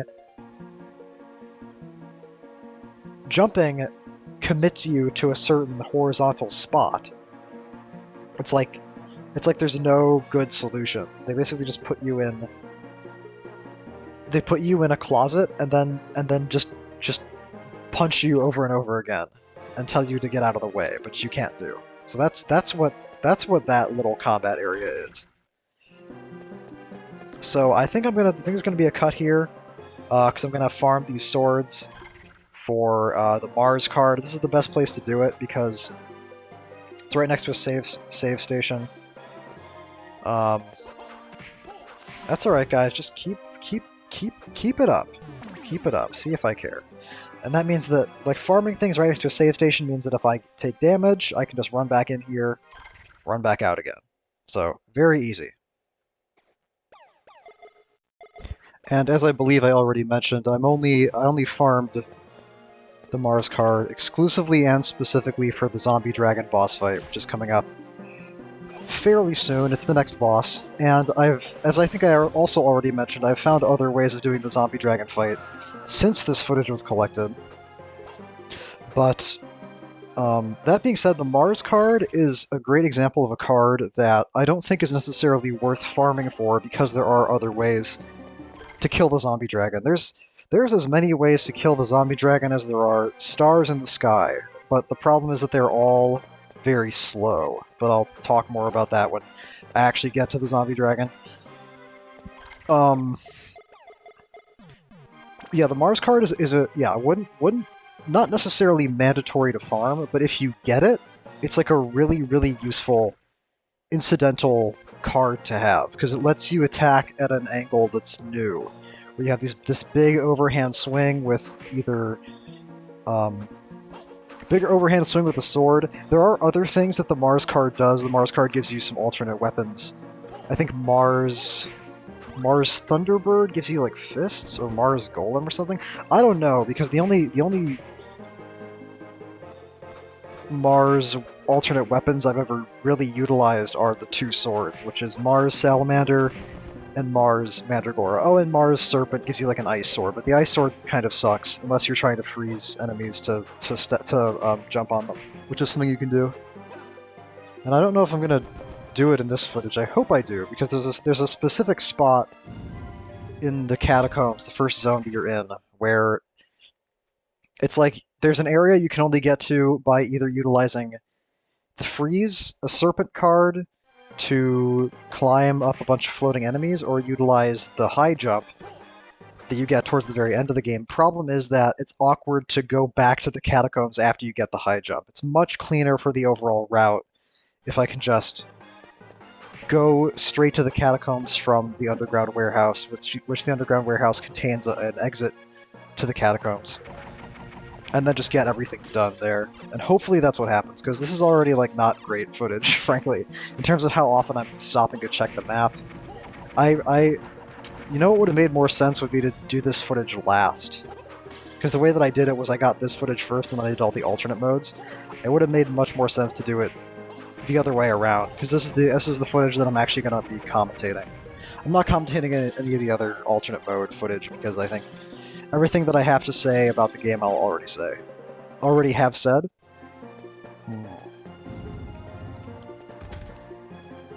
Another card that's kind of like the Mars card in terms of its usefulness is the Diana card, where I don't think the Diana card is worth farming for, but if you get it, it can be really, really useful in certain situations.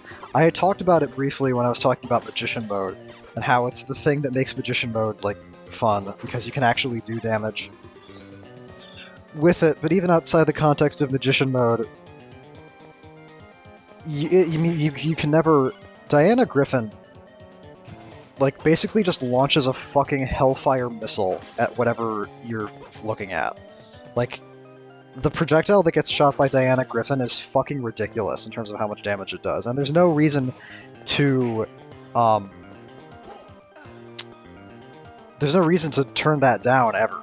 So if Diana drops, and if Griffin drops, it's like great. But at the same time, nothing in the game is, I think, uh, it's not like the silver bullet solution to any part of the game that I can think of. It's possible that it is, and I just can't think of it. But the problem with all the Diana card abilities is that, like I said, you have to be really far. Like I already said, you have to be really far away to make it work. And actually, if you watch my Magician mode footage, that's how I kill a Dromelech, is I just fire 2 Diana Griffins at it, and it just fucking dies. Can I talk? I need to talk about this section here. With these collapsing platforms and these infinitely respawning ghosts. This is like... There's a part in Dracula X that's like this, except the ghosts don't infinitely respawn. But it's like, yeah, platforms that you have to climb up while impossible to hit floating enemies are coming at you, and it's... It's like... It's just so obnoxious. It's like why? It's not fun. I don't know. I mean, maybe it's fun for some people to get constantly knocked off of floating platforms by floating skulls that you can't hit. But I don't get that at all. Then again, I usually complain a lot about the platforming in these games, so maybe this is symptomatic of my not appreciating platforming challenges, or rather another manifestation of that condition that I have, the condition of not really liking platforming.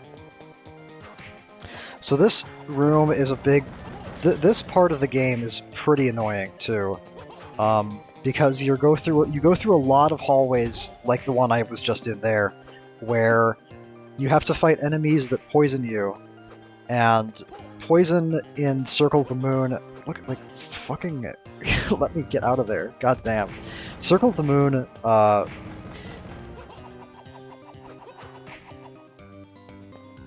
doesn't... Poison in Circle of the Moon doesn't work the way poison in Symphony of the Night works. In Symphony of the Night, poison makes you take double damage. I don't know if in Circle of the Moon it's more like traditionally what getting poisoned in video games tends to do, which is that you take ticking damage over time, and that's a big problem, because it's kind of a lot of damage, and you don't necessarily want to... I mean, I probably should just use every antidote as soon as I can when this happens, but I don't, because of my bad item hoarding habits. So, if you have an opportunity to use an antidote, just... Oh no, actually, well... I do kind of want to save my antidotes for the arena, because there's a room in the battle arena where it involves getting poisoned, and you can kind of get poisoned multiple times in that room, so it's not... holding on to antidotes for that isn't a terrible idea. There's no in-game shop in Circle of the Moon, so whatever items you find, whatever items you pick up, those are the items you have. Poison Armors, the most annoying armor enemy in the game, because the solution to fighting them is the opposite of what it is for most other armors. Most armor enemies in the game follow a pattern like, I just want to mention, too, this thing I'm doing with the cross, that's like so cool.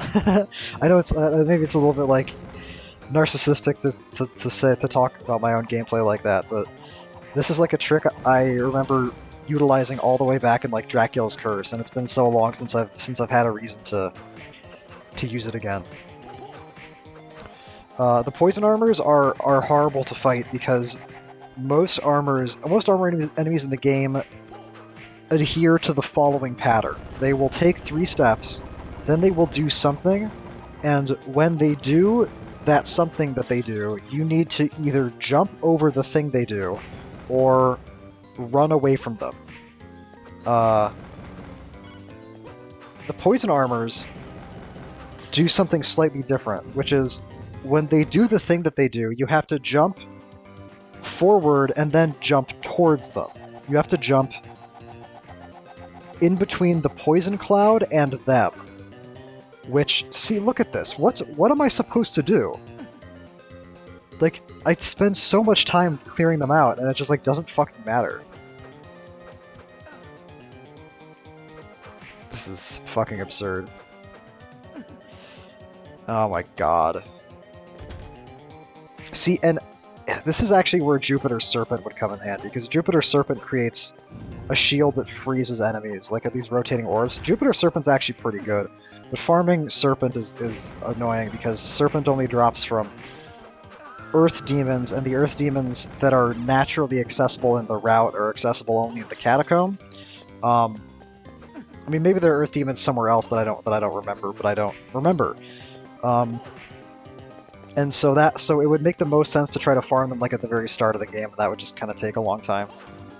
So I don't bother because it's not mandatory. If a card isn't mandatory, I don't farm it. Is my philosophy. Cockatrice, one of the most worthless cards in the entire game. Cockatrice, I don't even know what most of its things do. One of the problems with Circle of the Moon and with the DSS system is that there are a lot of cards where you put it on and you activate it and you start glowing and then nothing happens, and it's not at all clear what the card is supposed to do, so you have to like look it up. Like I could put on like probably Venus Cockatrice right now and it wouldn't tell me anything. I think actually, you know what? I think Venus Cockatrice gives you a defense buff? I don't recall. Am I gonna Jupiter Mandragora here? I think I am, yeah. So annoying, dude.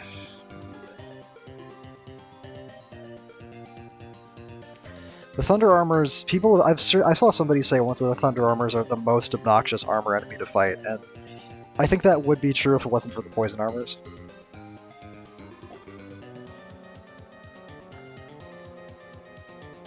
Because the Thunder Armors, if you have a lot of space to work with, which here you don't, it's not that hard to dodge their projectiles. The Lightning Orb stops homing in on you pretty fast, and if you just jump over it, you'll avoid it. Another thing that I want to talk about, and that I'm going to talk about over and over and over again probably as this footage drags on. Circle of the Moon is a game of many annoyances. It's a game that balances annoyances with rewarding you with like really powerful tools. Because that's what some of the DSS cards are. I shouldn't say a lot. Most of the DSS cards are useless, but some of them are really strong. So Circle of the Moon is a balance between giving you really powerful tools and just throwing an endless barrage of obnoxious shit at you. And by far the worst offenders in the game are every single enemy that flies in the air. I just don't get it. I just don't get it. I just don't get what makes them do what they do. I just don't get how my position influences them. I don't get what they're doing when they're doing it. I don't get it.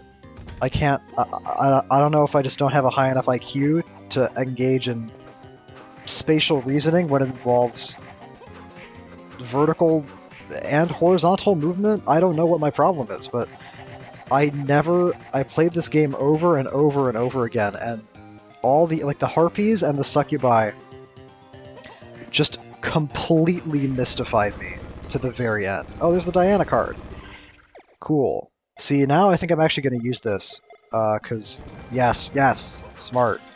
Because now I can kill the flies that poison you without doing the slow, and more importantly, highly heart-consuming,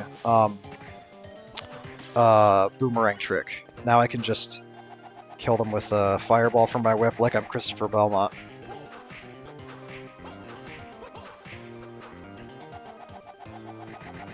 I probably end up underutilizing the Diana card in this run, because the Diana card just isn't a part of my normal plan.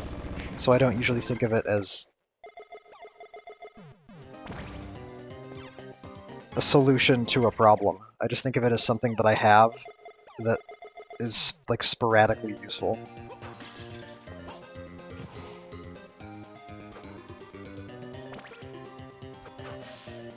Because a lot of the enemies do incentivize getting distance on them, so it's not that hard to to use Diana Griffin effectively. Or Diana...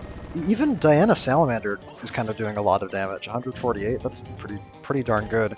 Unfortunately, it's not really of any help in the zombie dragon fight, and you're gonna see why when we get to it.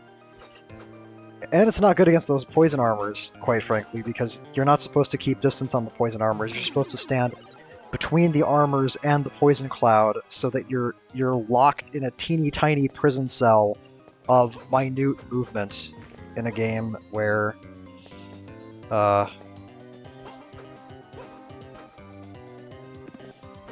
let's just say that the window to make a mistake when you're fighting poison armors is very, very small. Or rather, the window of moving correctly to not get hit by them. Unless there's some trick that I'm not getting. Like, is there any reason why I should be spending 30 seconds just trying to get to the boss room from this save station? Is there any reason there can't just be platforms that go to the boss room instead of that farcical obstacle course? Whatever. Here, I think I'm gonna... Am I gonna farm up some hearts? I am gonna farm some hearts. Although... I'm not gonna do that much, yeah, because it's not necessary. If I didn't have the Mars card, I would absolutely farm hearts up to full there, because my strategy for fighting the zombie dragon now, my contemporary strategy, involves heavy utilization of the boomerang. And this is pretty fucking terrible. Yeah, that was bad, but now I'm in the swing of it. So, the zombie dragon boss fight is basically it's what you might call a puzzle boss. The only puzzle boss that I've encountered in the past, basically, is the doppelganger from Dracula's Curse. And to explain the concept of a puzzle boss more colloquially, perhaps, it's a game of find the exploit. Like, the doppelganger in Dracula's Curse was a boss that was incredibly hard to fight safely. Because he would mirror your movements, he would just run at you, he would throw boomerangs at you constantly. But you could Holy Water Stunlock him, you could fuck with his AI to get him to, like, crouch in a corner and whip at nothing while Sypha hits him with lightning. Grant can just outrange his axes. There were things you could do for the doppelganger in Dracula's Curse that didn't resemble what you would call a conventional boss fight. The zombie dragon isn't quite at that level. The zombie dragon does demand more execution than the doppelganger does in Dracula's Curse, but conceptually it's the same, where you're just trying to figure out how you can hit him without him hitting you, or more accurately, how you could hit them without them hitting you. And this is harder than it sounds. This platform that I was just on in the middle of the room, when you first get into this boss fight, it feels like that's where you're supposed to stand, is on that middle platform, and you're supposed to wait until the heads come into view, and then swing at the heads and dodge whatever attack they do. And that, for all I know, could be the intended design of the fight. I don't really know, but if you do that, you are just going to get killed. Because the zombie dragons, kind of like the flying enemies I was talking about before, the zombie dragons are god-fucking awful at conveying to you what they're about to do. They just kind of swing their heads around all over the place and just kind of do whatever the fuck they want. And a lot of the telegraphing for their attacks looks very similar. So standing on that middle platform means they just fucking, like, bonk you with their heads all the time, because you can't see what the fuck they're doing until they're already doing it. And because they just do whatever the fuck they want, whenever the fuck they want. But what I did to kill this guy, and what I'm going to do to kill the other guy, is, I think, the best strategy that's available to you, if you have the Mars card. And here's the crucial thing about this strategy. There's two absolutely crucial things about this strategy. Crucial thing number one is that if you're standing over in these corners, one dragon will block the other dragon. Like, you might have noticed some projectiles when I was over on the left coming from the right and, like, hitting the zombie dragon's body and just fizzling out. That's because the left zombie dragon's body was protecting me from the projectiles of the right zombie dragon.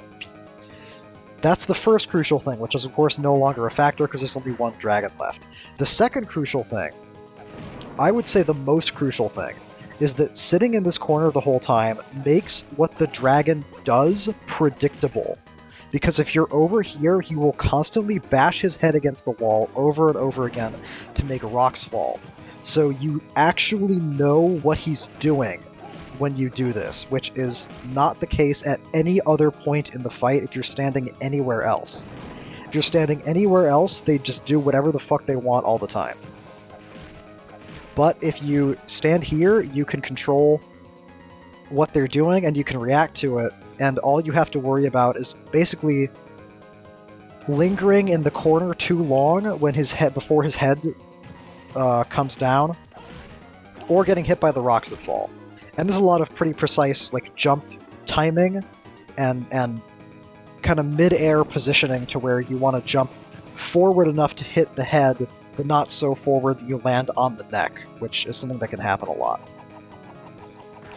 What I did there with the boomerang is sort of what I would be doing instead of using the sword if I didn't have the Mars card, if I didn't farm for it, if I didn't feel better about this strategy than I did about just a pure boomerang strat. So there's the zombie dragon.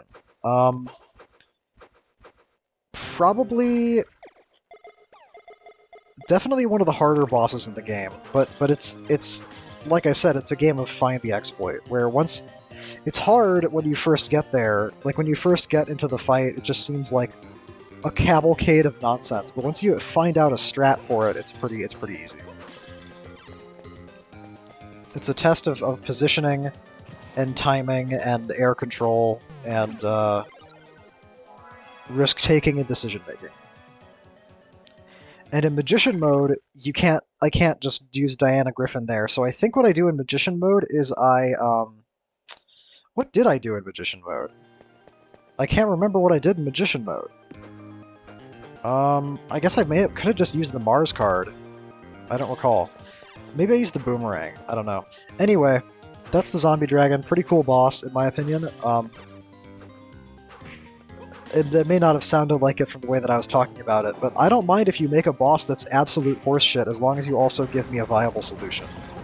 If you want to make a boss that's just like fucks around and does whatever it wants all the time, then at least let me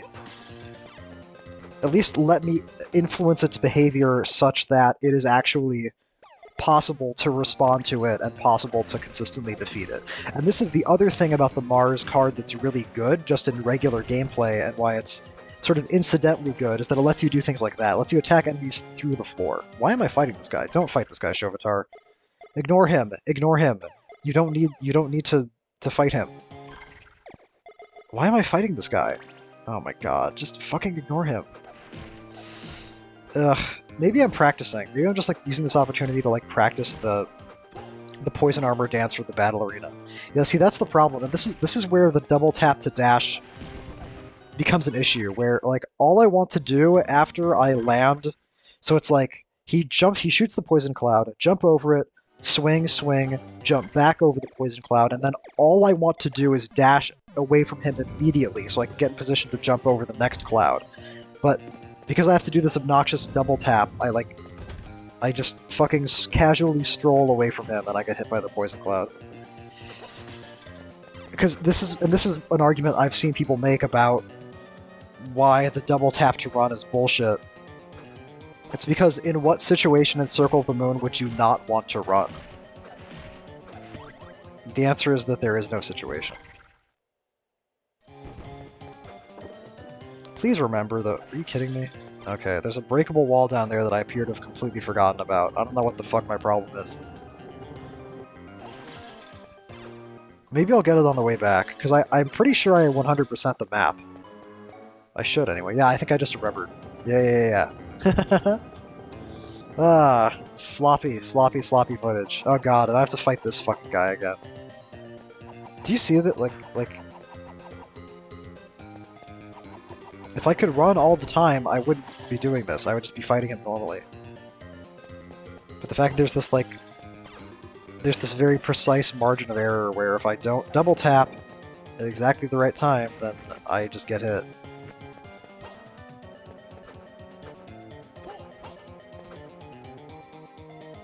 Why do I still have... whatever. I shouldn't... There's no reason for me to be having Mars Mandragora on right now. If I don't have anything else... If I don't have like a specific DSS card I want to use, my default should always be Venus Manticore. What's another thing that's great about Venus Manticore, and this is what makes it like useful, not like even in the early game, is that its MP cost is very low. MP costs for DSS abilities generally are either like you take a hit of, well, not generally, but these are the only two options. Either you take some MP when you use it, or it constantly drains your MP. But once your int gets high enough, you will passively regenerate MP at a rate that is higher than some of the DSS buffs. And Manticore, I think, is like 2 MP per second, and it's really easy to hit that threshold. The threshold of you can have Venus Manticore on and not worry about running out of MP. Or even better, you can have Venus Manticore on and you can actually very slowly gain MP, which I think is the point that I've been at for a while here.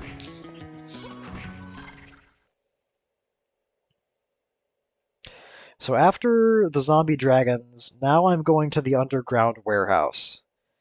The underground warehouse is... How do I describe the underground warehouse? It's a combination of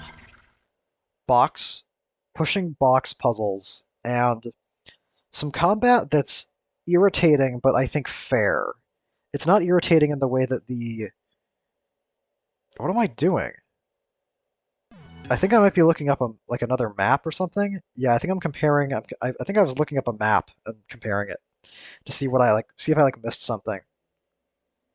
I must have felt like there was something back there that I should have gotten that I didn't get. And there are 2 corridors with boxes that I have to push, but my plan with Circle of the Moon is to rush, like I said, is to rush to get all the exploration tools first, then take another circuit through the castle to get everything that I missed. So I'm planning to go back through the underground caverns anyway. So I don't know what the deal is. I don't know why I'm freaking out about the map right now. There's no reason for me to be.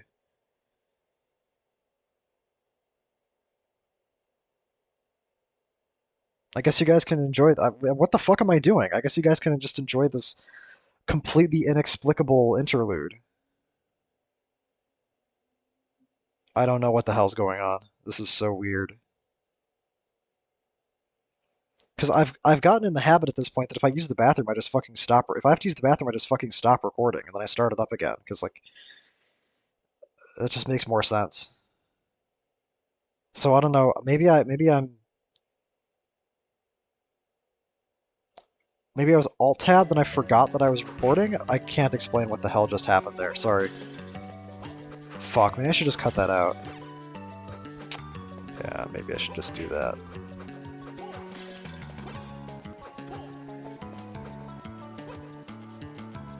Fuck my past self, though, for making me do that work.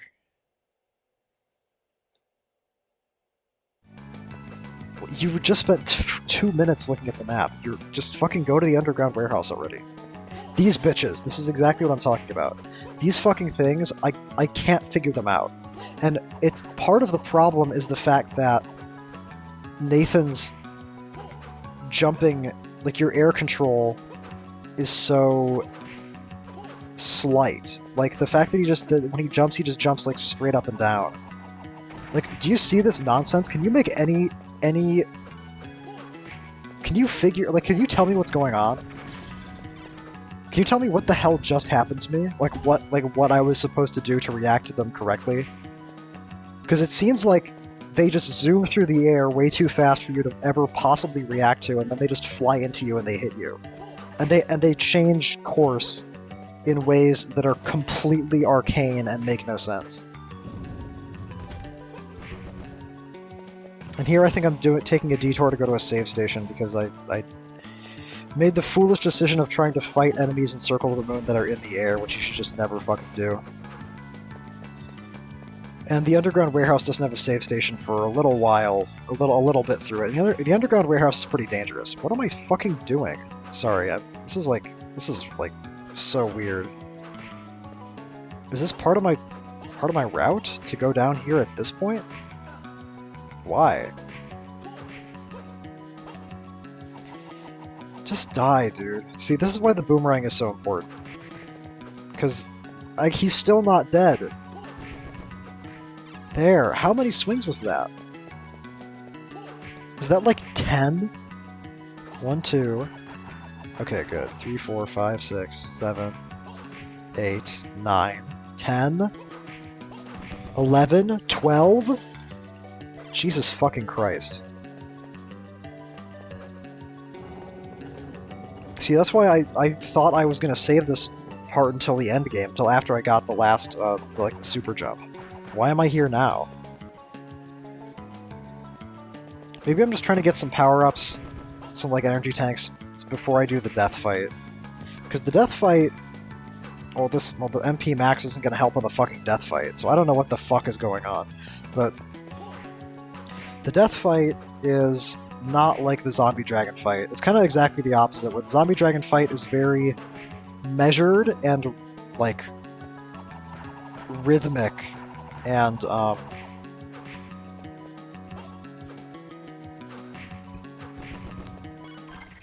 consistent. Whereas with the death fight, you're just like, he's just throwing scythes at you all the time, and it's very much more about the moment-to-moment gameplay. You can't really settle into a pattern with him. Well, you kind of can. Sort of, but it's not as clean as the zombie dragon fight.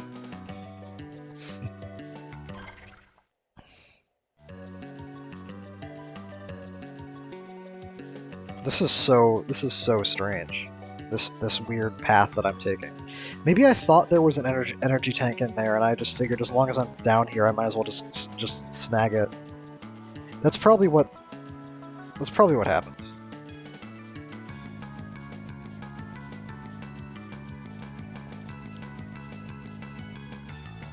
Hey, don't blame me. Blame the game for putting those fucking succubus enemies in the game that just, like, fucking fly around in a circle at 200 miles per hour and just do whatever the fuck they want. I know I've been saying do whatever the fuck they want a lot, but that's just what happens. That's just what enemies in this game are like. Let me explain. When I say that enemies do whatever the fuck they want, what I mean is that they do not convey effectively what they are about to do. And the patterns of their behavior do not make sense to me. I cannot figure it out. Flying enemies are the worst offenders of this in Circle of the Moon. I just can't figure it out. Because sometimes they fly towards you, and then sometimes they fly towards you in like a downward arc, but then sometimes they fly straight through the air, but then sometimes they fly away from you and shoot projectiles, but then sometimes they fly away from you, then fly back towards you, but then sometimes they fly down under you and then come back up to hit you going up, and then they fly off the screen and you can't see what the fuck they're doing until they fly into you again. So that's what I'm talking about. What the fuck am I doing?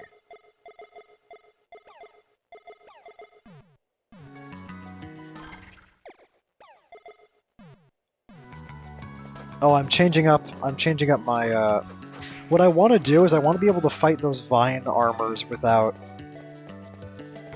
using my boomerangs, because there's not that many hearts in the underground warehouse, and there are actually no hearts.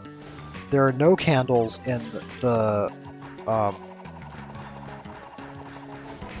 room after, in the zone, the region after the underground warehouse, the underground waterway. So I think I'm concerned about conserving my boomerang, my hearts, but like, it would make much more sense to just keep Venus Manticore on and just use the boomerang and just pick up hearts, extra hearts from...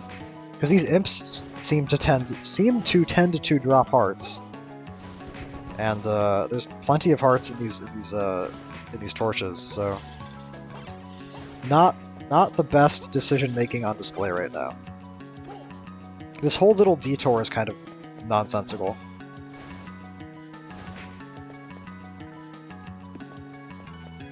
No wonder this shit is so fucking long. It's because I go on like a weird like world tour before I'm supposed to. Yes, thank you. Thank you for finally doing what the game was begging me to do from the first moment those armors showed up, which is to just fucking ignore them. Isn't that great? Isn't that wonderful when a game is just on its knees, screeching, begging you, please don't interact with our enemies. Please just don't fight them. Please just pretend they're not fucking there. Because if you do try to fight them, I'm gonna make you hit them 12 times. Great. Wonderful. I love it. I love it so much. A game where you don't play the game. Great. Great. Great. Great. Great. I'm not saying I have to, like, one-shot everything. I'm not saying I need to be God mode, but, like, I should never have to hit a normal enemy 12 fucking times to kill it. I don't care what anyone says about that. And I think my impulse to fight them is because, number one, I do kind of want XP because this game is hard. Number two, I just hate them. I hate that they're there, and that they're in front of me, and that they're in my way, and I want to see them die. So in a way, it's like my hatred is creating the problem for myself. Take off this fucking Mercury Salamander shit, Chauvetard. Put fucking Venus Manticore back on. What's wrong with you? Don't go up here. I feel like a guy watching a football game. I'm like yelling at the team on the television. Now, after that utterly bizarre like 5-minute detour, we can finally get back to going to the spot that I was trying to go to, which is the underground warehouse. Hopefully, fucking please God, just go to the fucking warehouse already.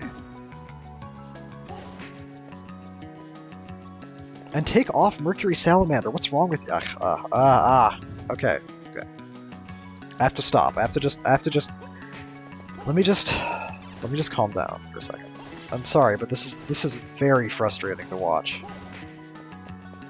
Fuck, if I'd known it was going to be this bad, I actually would have probably gone back and collected the footage again, but I've already done like 3 fucking hours of commentary. I don't want to like do that again. Maybe this will be educational. Maybe this is like, here's how you don't play Circle of the Moon. But it's like flashes. It's like I execute the zombie dragon fight, not perfectly because I screw up really bad at the beginning, but that zombie dragon fight was pretty fucking clean. And then I just like forget how to play the game. See, right there. Why did he do that?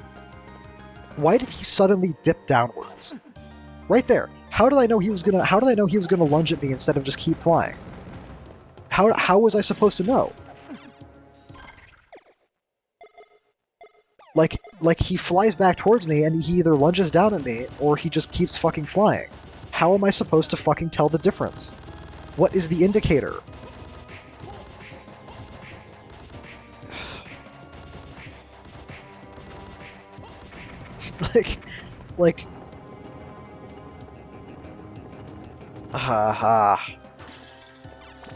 like it's like this game, this is why this game is so polarizing, because it's like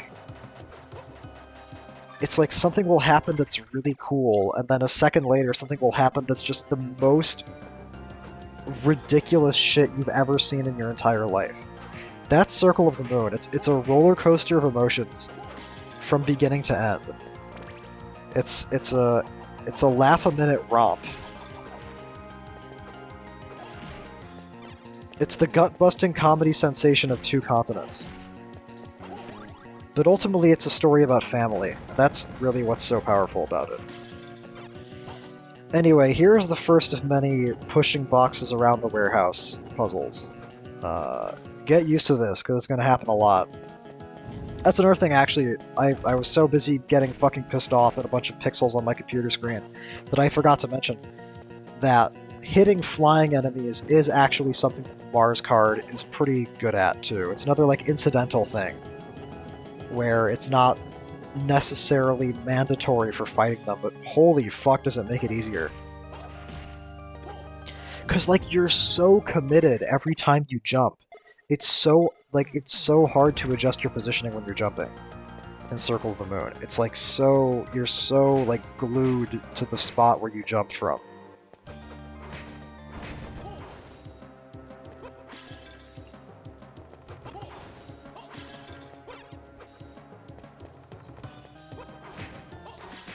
Dude, enough with this fucking Mercury shit. Take off Mercury. Just boom, thank you. Thank you. Okay. Again, like, it's like I'm missing the forest for the trees here, is what's happening. Where I should... If I'm worried about my boomerang collection, just fucking put on Venus Manticore and fuck everything else.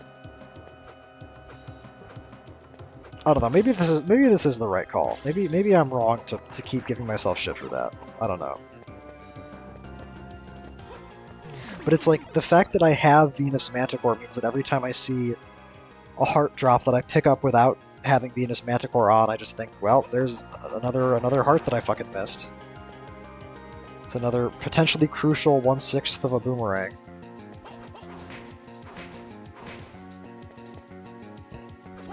I guess it's an underground warehouse and it's a library.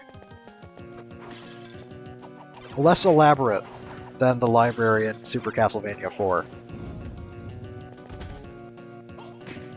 Oh, I should mention something that's actually, I should mention something about this game's initial release, which is a problem... which is that this game has a problem that's only a problem on the original hardware. Apparently, on the GBA, this game is really dark. I don't mean dark tonally, I mean it's actually literally dark, like people... When people played this game, they like had trouble seeing what the fuck was happening. And I can't, you know, this is on emulator, so obviously I'm not having that problem. But I can't imagine trying to play this game where it's like too dark to see. It's already aggravating beyond reason, some of the parts of it. So like trying to like deal with flying enemies when you like can't see them would be even worse. Although actually that's not too different from how it is already, because the flying enemies just fly off the screen all the time, so you already just can't see them. So maybe it doesn't make a difference. Maybe I'm still getting the authentic experience. I don't know. That heart container back there, so there are two options for getting that heart expansion. Because there's a box up in that room way in the back, like way up at the top of the room, there's a box you can push. So you can either like push the box all the way down all of the paths in that room, down onto the floor, and then down under the heart container, and then jump from the box up to the ledge that has the heart container, or you could just fucking come back when you have the super jump and get it done then. I overthought this puzzle for a long time. It's like I should. There's no reason not to just push the first box off.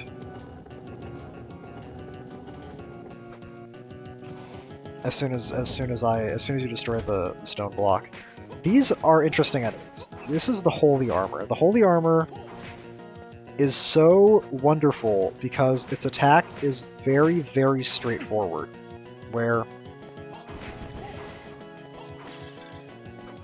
it shoots a laser beam towards you, and you have to not get hit by it. And it's very clear, it's very nice about telling you when it's going to do that. So the Holy Armor is a good enemy that feels really dangerous because the laser does a bunch of damage, but also feels like I'm actually fighting an enemy in a video game and not a random number generator.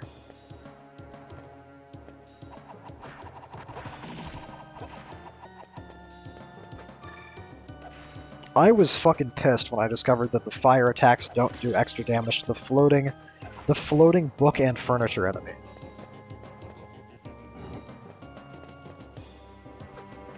I'm pushing those boxes out so I could use them as ledges later on the left side of the room. The reason that I'm like doing the jump before I land is because when you go down this sequence of paths, the fox archers have a nasty habit of just shooting an arrow at you the second you fall down into their range, which you couldn't have possibly reacted to. See, I feel like that shouldn't be possible. It's a weird thing that they do where it's like you duck under the sword and then you duck under the beam, but for like a split second the sword is lower. It's like when he brings up the sword, he's like actually bringing up the sword, which I had a bad habit of forgetting about.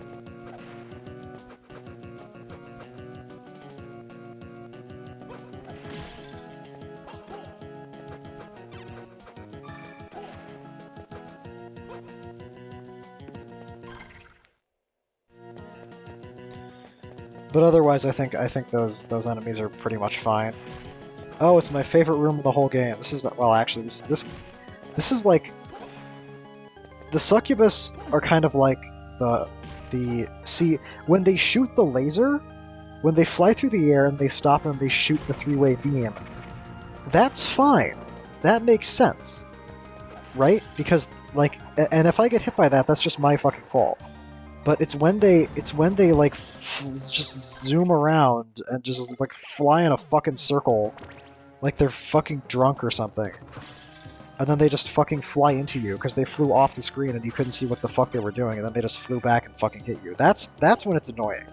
When they do the triple beam attack, it's like that's fine because I mean I'll get hit by that too, but that I feel like is my fault because I always know what. Like, look at this. It's like trying to fucking...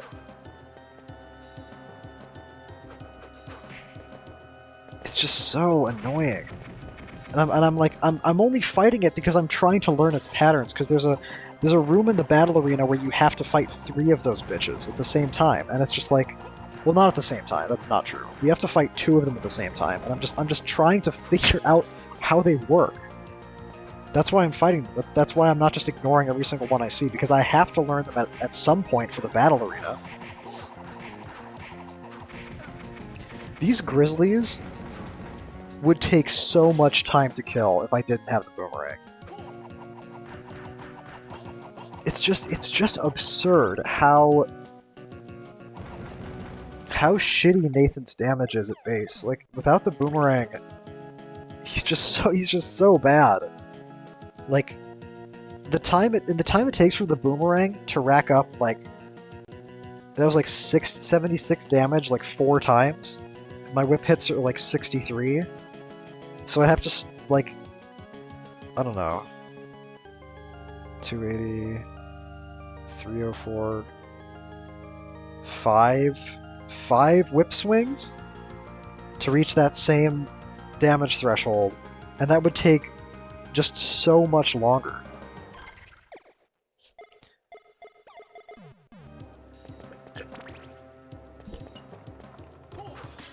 Oh my god. This was I felt better about this game the more I played it and the more familiar I got with it, but oh my god, there were so many times when I first started playing this game where I just was like fuck this game every day of the week. Give me a fucking energy tank already. And can I just ask a serious question? What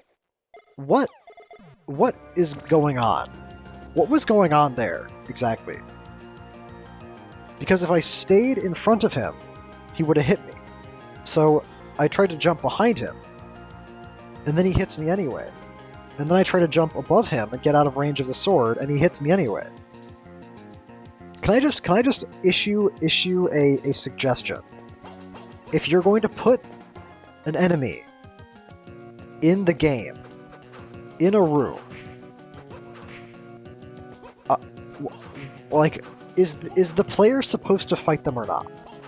And if they're not supposed to fight them, Why are they there?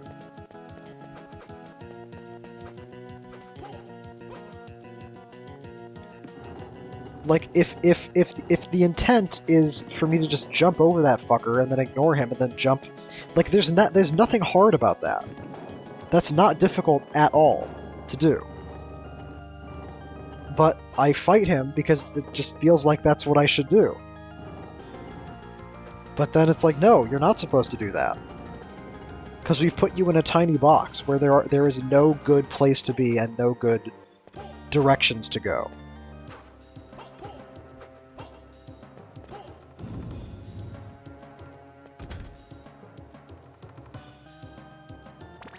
What am I doing? Oh, I'm Jupiter Mandragoring again. Yeah. I'm sorry, guys. But you know what? Like, I'm gonna say it again. This is the authentic experience. This is what it's like to play Circle of the Moon. I think one of my first... Circle of the Moon is like walking through a very long hallway. And... No, that's not right. It's more like... It's like doing... It's like completing an obstacle course while there are 12 people just throwing things at you from the sidelines. Circle of the Moon is like getting punched in the face over and over and over again. That's what Circle of the Moon is like. You start off the game and you start getting punched in the face, and then the game keeps punching you in the face, and it just doesn't stop until the credits roll. That's Circle of the Moon. And I still think it's better than Dracula X.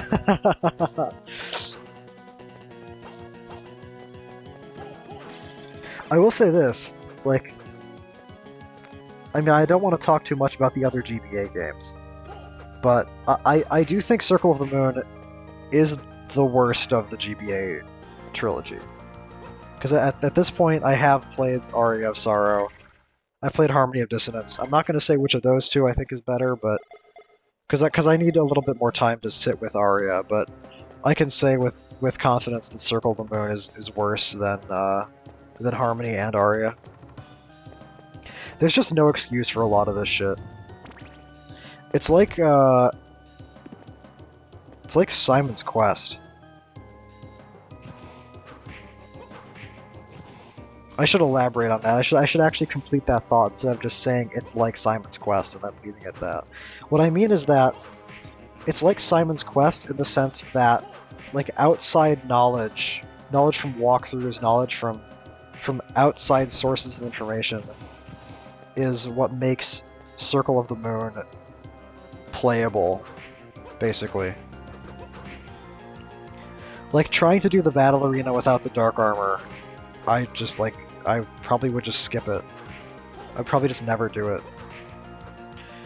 Like, missing the first boomerang, not knowing where the first boomerang is in that hidden room in the clock tower is just like... That's how I did my first playthrough. I didn't get the boomerang until, like, I don't even remember when I got it, but it was super late in the game, and I was just slogging through all this shit. Because Nathan can't do any damage without it. Like this room. I remember doing this room without the boomerang, and it was just like... By the Grizzly... Here's what happens in this room without the boomerang. The Grizzly walks all the way up to you, and then punches you out of the room. Because you literally can't do enough damage to kill him before he gets you into his attack range. You literally can't do it. I mean, okay, maybe with Venus fucking Salamander you could do it. Maybe, but that's a maybe.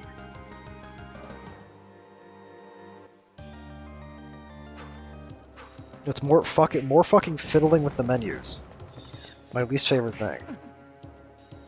I also didn't know for the longest time that these guys have a ridiculous safe spot if you crouch right in front of them, which is pretty dumb.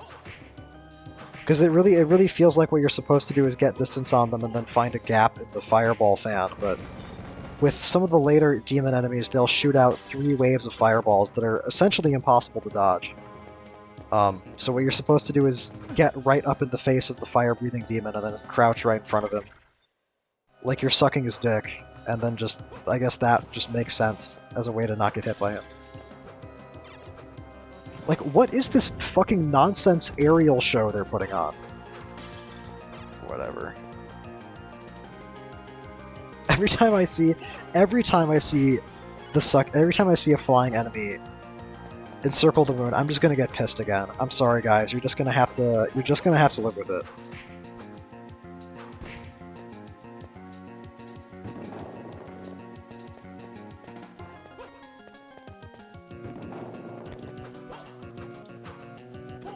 Here we have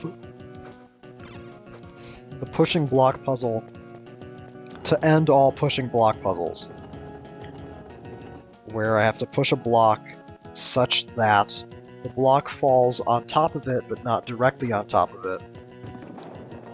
I guess it could be directly on top of it. Then I have to push another box down underneath it to make... Actually, I could just... yeah. Okay, I guess the third box isn't necessary. Whatever. It's funny, I realized that back then at like the same exact second that I realized it watching the footage back. Yeah, trying to do this part without the boomerang also utterly miserable. Oh, look at this, a flying enemy. I wonder what he's gonna do. I bet he's gonna do whatever the fuck he wants. See, like this, it's when they do their projectile attacks, that's fine.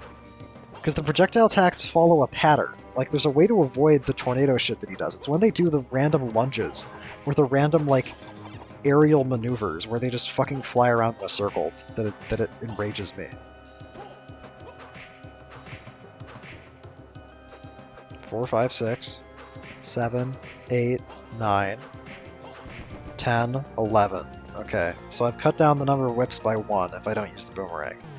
And here I actually don't want to use the boomerang, because I want death to be killed as quickly as possible, and the boomerang, the more boomerangs, the better. You know?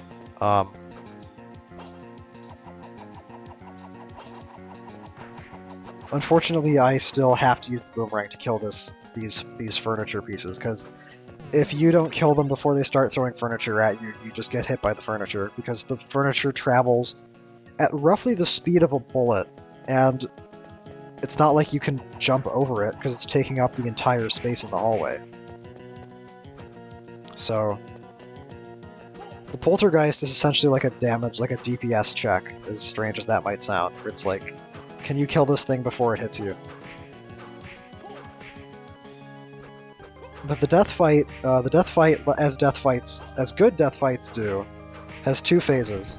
And in both phases, the boomerang is really good, because in the first phase, he's throwing a bunch of scythes at you, and then in the second phase, he stands still a lot, which gives you ample opportunity to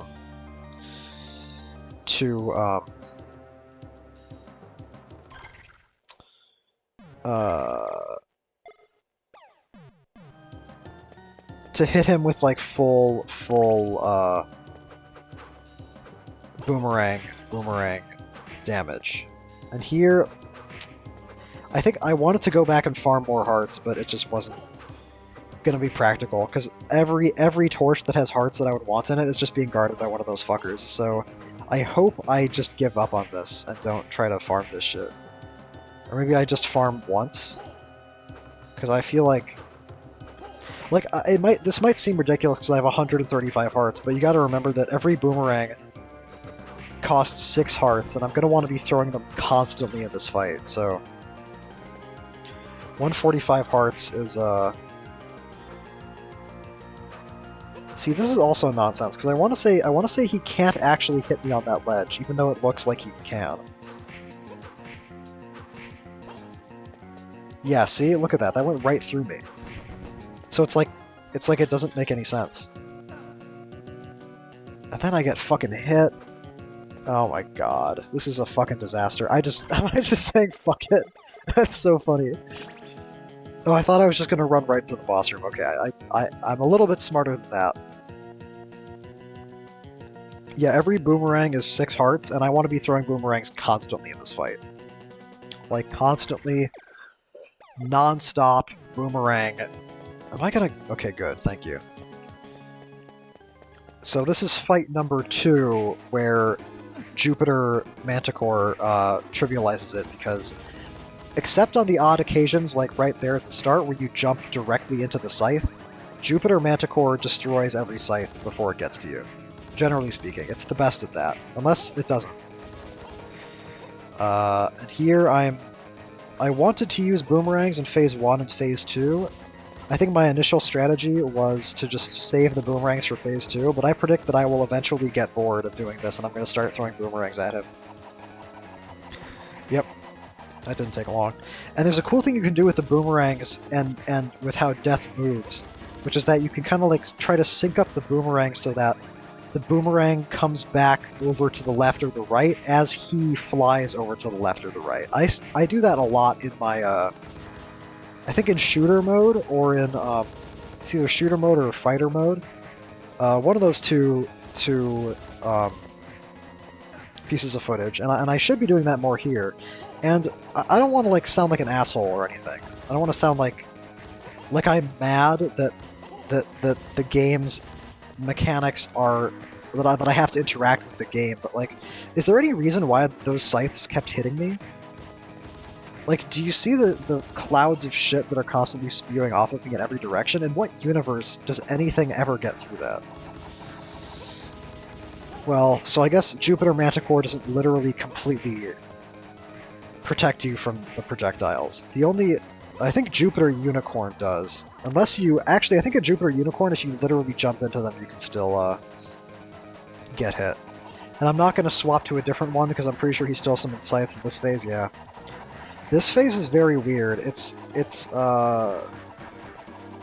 He kind of does nothing, sits there and does nothing and dies. Oh no, he stomps his body on the floor, which you have to jump to try to avoid, but other than that, he just kind of sits there and dies.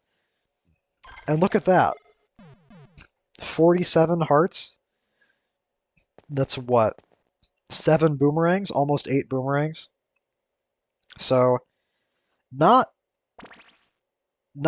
you know, not a super comfortable margin. Because I'm also going to want to use... I want to use boomerangs all the time. I have to use boomerangs all the time to do damage, because I don't do any damage without them. So that's why I want to hoard them. That's why I want to preserve them as much as I possibly can. That's the skinny. That's the down low. That's the vibe. That's the groove. That's the chump. That's what's going on. It's like I'm a coal miner. It's like these enemies are like are veins of coal in a mine that I'm just hitting over and over and over and over and over again. Who the fuck thinks this is fun? Like, I figured out your fucking pattern. Just die. I know, it's about consistent execution. I get it, I get it. I don't think every game should be as easy as Symphony of the Night. I just don't think every game should be tedious. Don't fight this guy, Shovitar. This is another enemy that you're just not supposed to fight. You're supposed to fucking ignore. I think I don't know. Maybe I'm killing him out of spite at this point, like with the forest armors earlier. I think maybe I'm just doing this as kind of a demonstration of like what it's like to play this game. What it's like to play this game. And okay, yes, there are DSS cards that increase your damage, but like I said at the very start of the commentary, it's percentage based. So, what? Mercury Venus is going to do 5 more damage per swing to the golem? I mean, that's fewer swings, but Do you really want me to pause, go to the DSS menu, turn on Venus, Mercury, or Venus Salamander, sorry, turn on Venus Salamander, go back, fight him, then go back to the menu and turn it off again? Or would it make more sense to just have a DSS buff on that you want to have on consistently and that's useful in multiple contexts, like Venus Manticore? And then have the boomerang to actually deal damage. Like, which one of those makes more sense and sounds more fun? I guess I could have probably used a Diana. Like, Diana Mandragora does a lot of damage, so I probably could have used that, too. Anyway, I mean, same issue of like, menuing to kill one thing that I don't even have to kill. What I really needed to be doing was getting in the habit of ignoring more enemies. Which is, like... Which peeves me, but it's like... I mean, if that's what they put in the game, then that's what they put in the game. And I probably... It would be less miserable to just accept that than it would be to try to fit a square peg in a round hole.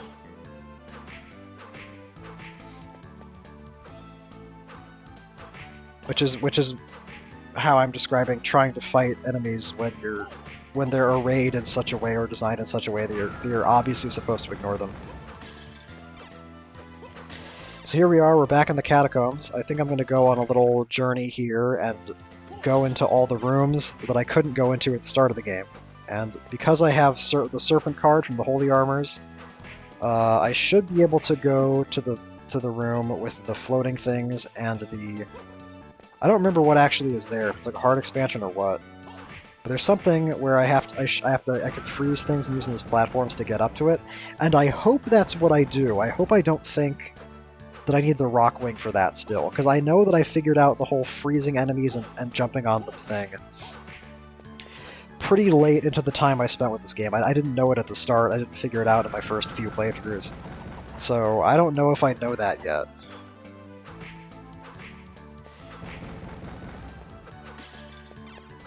It's like, how many analogies can I make? I already made so many fucking analogies. I like my coal mining analogy for these fucking damaged sponge enemies. I don't know. Maybe I've just been spoiled. Maybe I've just been spoiled by the kinds of games that I play, where I'm just not used to having to hit the same enemy 6 times to kill them outside of the context of, like, World of Warcraft. I remember when I first played Oblivion.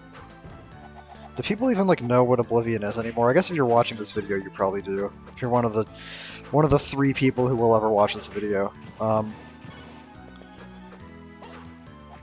So the Elder Scrolls is a series of... the Elder Scrolls Oblivion is an entry in the Elder Scrolls series, which is a series of role-playing games that some tremendous fools would love to call immersive sims, but which I just call RPGs. Thank fucking god I remembered to do this. I would have been really mad. Yeah, there's 2 ways to get up this long. There's 2 ways to get up that long vertical shaft. One is to freeze the brain floats and then jump on them. The other is to get the super jump. And I was really hoping that I would remember that I could do this to minimize backtracking, because otherwise I'd have to go get the super jump and then go all the way back down here. This way, I'd clear out the catacombs right after the warehouse, as God intended. Yeah, but when I started playing Oblivion, I hated it because I was coming off of Morrowind, and in Morrowind, people love to talk shit about the combat in Morrowind, but you know what? If you hit things in Morrowind, they die really fast. In Oblivion, you have to spend approximately 15 years killing every enemy you encounter. Which I'm not a fan of. I guess... Okay, here's the thing. People, you might say, well, Circle of the Moon is closer to the classic style of Castlevania. But... And that's true, in that it's harder, you've got a whip, you've got kind of like awkward controls that you have to try to wrangle with. But, as I think I already said earlier in the video, classic Castlevania had... enemies died very quickly. Again, like, with the exception of, like, the knights, or, like, sometimes the turrets, but again, those were the exceptions. And they were very easy to kill quickly with the holy water instead of the whip, if you absolutely had to kill something fast. excuse me, with this, the whip just doesn't feel like an adequate solution for almost any combat challenge. I don't know. And I'm sorry if I keep harping on this, but much like with the double tapping to run, it's something that kind of infests the entire game. So it's hard for me to stop talking about it when it's all I can see every time I'm fighting an enemy is how little damage I'm doing. And I will say that as much as I loved Symphony of the Night, I do think that, and as much as I think that the control scheme in Circle of the Moon was ultimately a mistake, mostly the double tapping to run is the problem, because, well, for a reason I'll get back to in a second. One of the great things about Castlevania, one of the things that I noticed from the very first time I ever played the very first Castlevania game, is that it makes you feel like a human being. You're not like Mario. You're not jumping like a million feet in the air and shooting fireballs out of your hands, and like Castlevania 1, you feel like you're a human being with the capabilities of a human being, going up against enemies, encountering challenges in which the odds are stacked against you. So it's like the awkward jumping, the limited jumping height, the weird, very, very restrictive movement was sort of like, okay, you're just a person. You're a person and you're trying to fight supernatural creatures. They can move in ways that you can't. And Symphony of the Night is a direct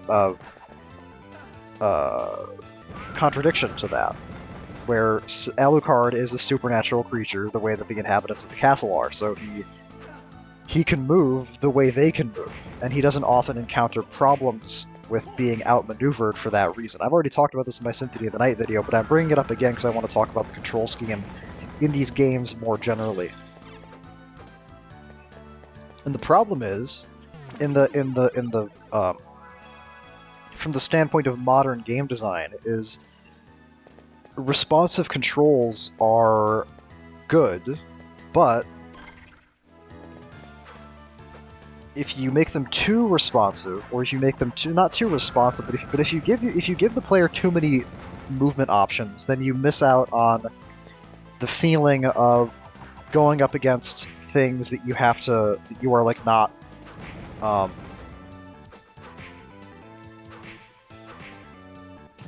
encountering challenges in which the odds are stacked against you.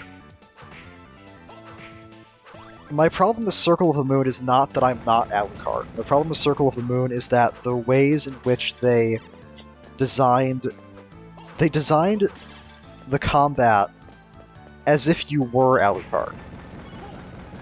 They designed in some instances. I'm mostly talking about the flying enemies, because in Castlevania 1, yes, your movement was restricted, but the challenges.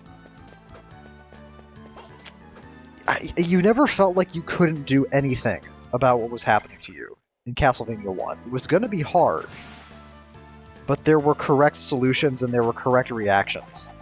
Like the Medusa hallway before the Grim Reaper is like a perfect example of that, where like you get there the first time and you're like, this is fucking impossible. Then, over time, you learn that it's not fucking impossible, and with the power of the indomitable human spirit and your brain, you figure out how to outsmart the agents of Satan, right? That's Castlevania. I've played Circle of the Moon for I don't even know how many hours, and I still feel like I just don't understand half of the things that happen to me. And it's about decision-making. It's about... If I decide that I want to run instead of walk, then I should be able to execute that. If I decide that that's the correct thing to do in this instance, in this moment in time, then the game should just let me fucking do it. It's not like Richter's Air Dash, where if you made it too easy, it would just be too good. Running is a very basic part of gameplay, and putting it behind this awkward double tap is a bad idea. And again, I feel like I'm kind of making the same points over and over again, but again, it's because these are two things that are endemic to every single moment they're endemic to the game. There's things that just come up over and over again, so I just feel compelled to point them out over and over again. The other thing is that that's so funny. That happened to me all the time. What was I saying? The other thing is that what is the other thing, Shovatar? What is it? I can't fucking remember. I feel like all I've done this whole time is complain. So I should maybe talk about, like... Oh, I was talking about the damage sponge shit. Yeah, I mean, I've already kind of said everything that I was gonna say about that.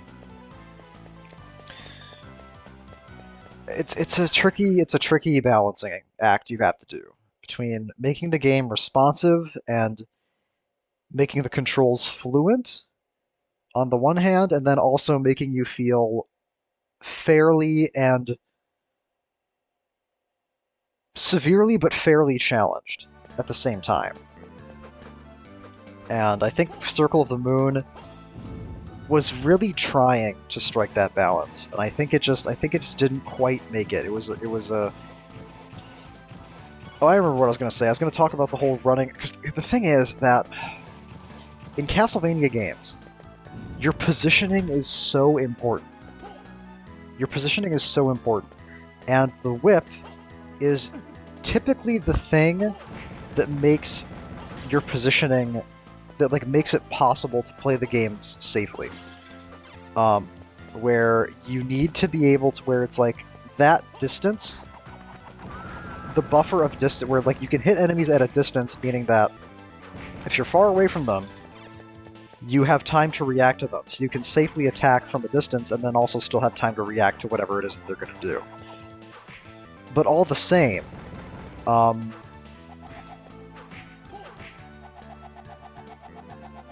if you're dealing with enemies that aren't just walking at you in a hallway, if you're dealing with enemies that aren't like that fly around or like fly down at you, then you need to be able to precisely and very quickly control your movement and control your positioning. Because, I mean, for reasons that should be obvious, because you don't want to get fucking hit. So it's an especially bad thing to fuck up, is the thing that is responsible for controlling your basic movement. I'm going to talk about some things I like about this game, because I'm starting to feel like this is starting to feel like Super Castlevania 4 all over again, where I do a commentary about a game that I actually think is pretty good, and then I end up spending the whole commentary just endlessly shit-talking it. So, here's what I'm going to say. Excuse me.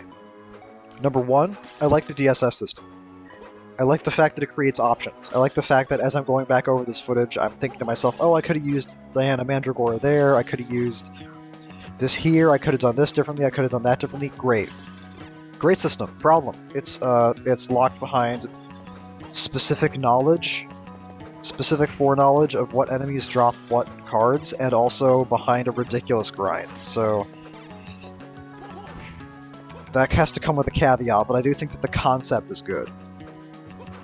I also do think that it does a good job of it, as much as I've complained about the finicky nature of the basic movement, it did succeed in bringing difficulty back to the game. Like, there are parts of this game that are legitimately harrowing. It's not like Symphony of the Night, where you will basically never die. It's hard. It's much harder than Symphony of the Night. It's harder than Harmony of Dissonance, certainly. Is it harder than Aria? I don't know if I'm ready to make a judgment on that yet. But anyway, so it does succeed in establishing that. You're a whip-wielding protagonist who feels kind of like a human being, although Nathan can jump really fucking high up in the air. Ah, shit. There's a breakable wall back there that I forgot to get. Damn it. Oh well. I think there's like an awkward part at the end of this footage where like I go all the way back down here to break that wall. So, sorry guys, you're gonna have to wait to see that. So here we are in the underground waterway, which is... It's crazy how every part of this game is annoying. That's not very flattering to say, but it's true. God fucking damn it. Yeah, okay, here's what's going wrong here. What's going wrong here is, yeah, this is what you're supposed to do. But the problem is that if you start whipping this guy from too far back, then you hit the switch over and over again, and every time you hit the switch, that happens. So you have to get close enough to him that you're not hitting the switch with the whip, but not so close that he's like walking into you, or that you don't have time to react when he winds up his big ice spear attack. So this is the gimmick of this zone, is that you have to hit these switches to move these blocks up and down to create pathways or to open up new pathways, and it's frankly very, very irritating, because for one thing, you've got these ice armors running around who do shit like that. They have a bad tendency to hit you from off-screen. You can't get up there, Shovitar. The other problem is that later parts of this zone are going to be full of these ice spirit ladies that shoot blocks of ice that freeze you, which is annoying too.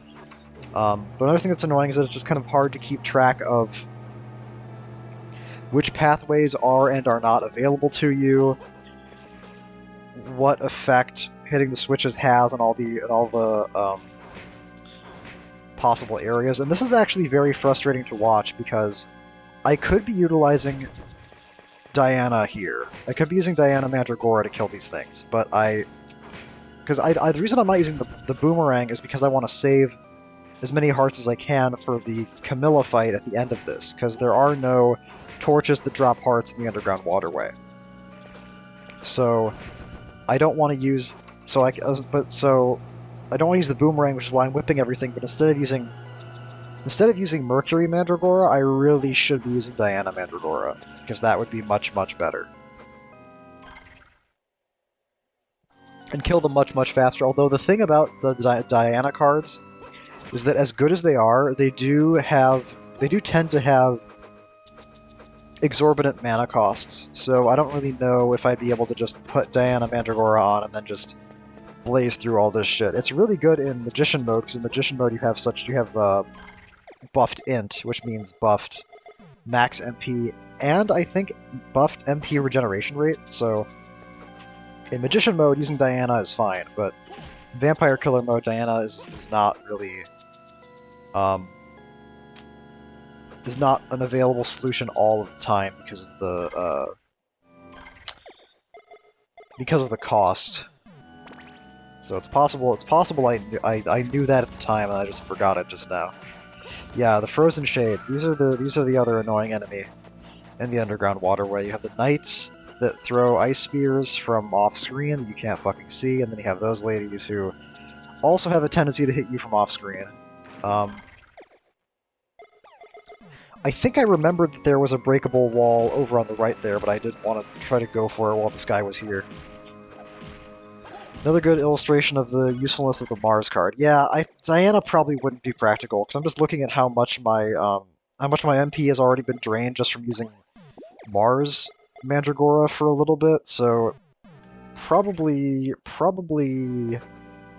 Diana would not be practical, unfortunately. Diana's good if you need like 1 to 7. Oh no, it's because I'm hitting it with the wake. Okay, good. I was about to really be mad about that. I thought I was doing 7 damage. What the fuck? Okay.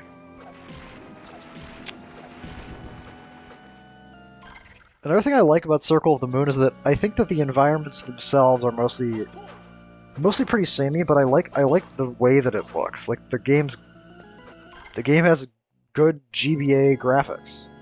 The bosses look great. A lot of the enemies look great. The backgrounds, like I just said, are kind of samey, but oh well. See, that shit shouldn't be possible.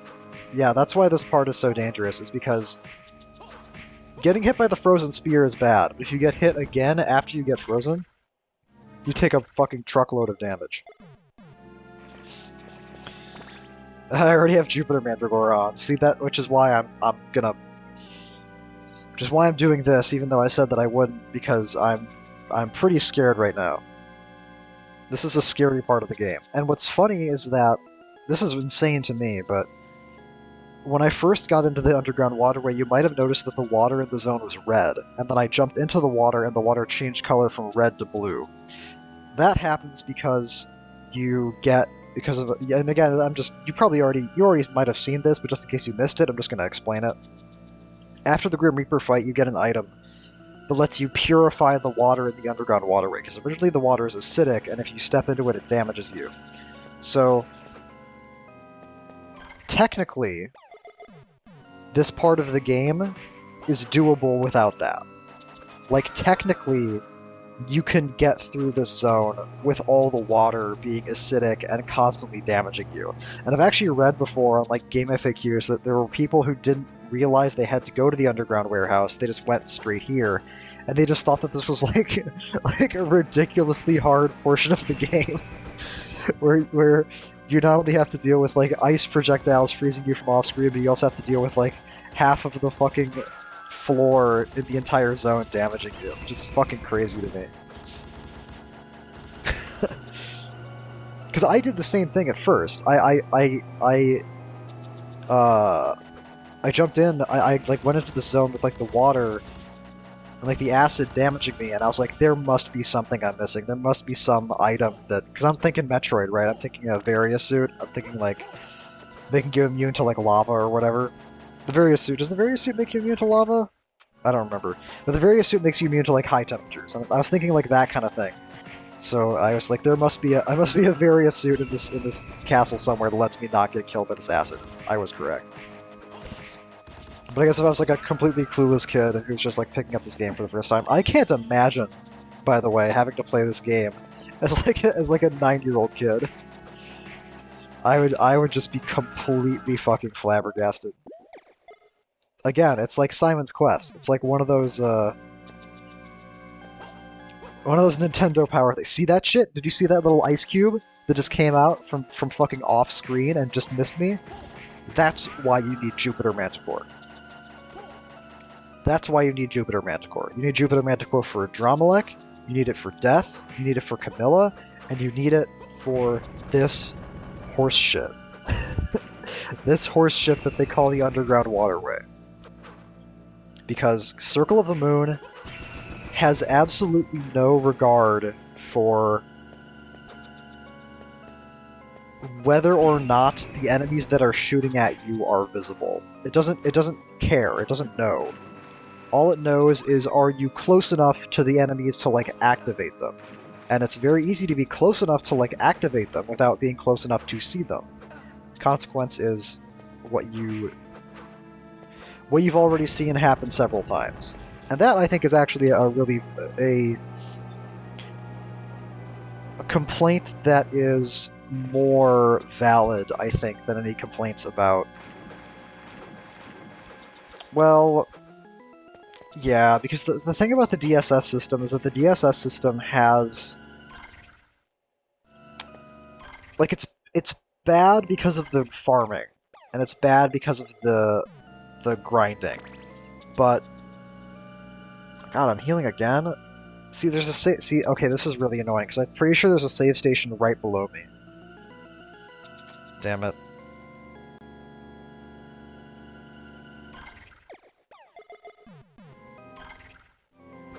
Okay, good. I didn't sit there and wait to heal the full. This fucking bitch. This is like that what you just saw right there, me jumping up into those projectiles that the enemy had already fired that I couldn't see until I was jumping into them. That is like this game in a nutshell. What did I say? You just get punched in the face over and over again? That's Circle of the Moon. And it's I'm kind of, I mean, I kind of go back and forth between being pissed off at it and just kind of laughing at it.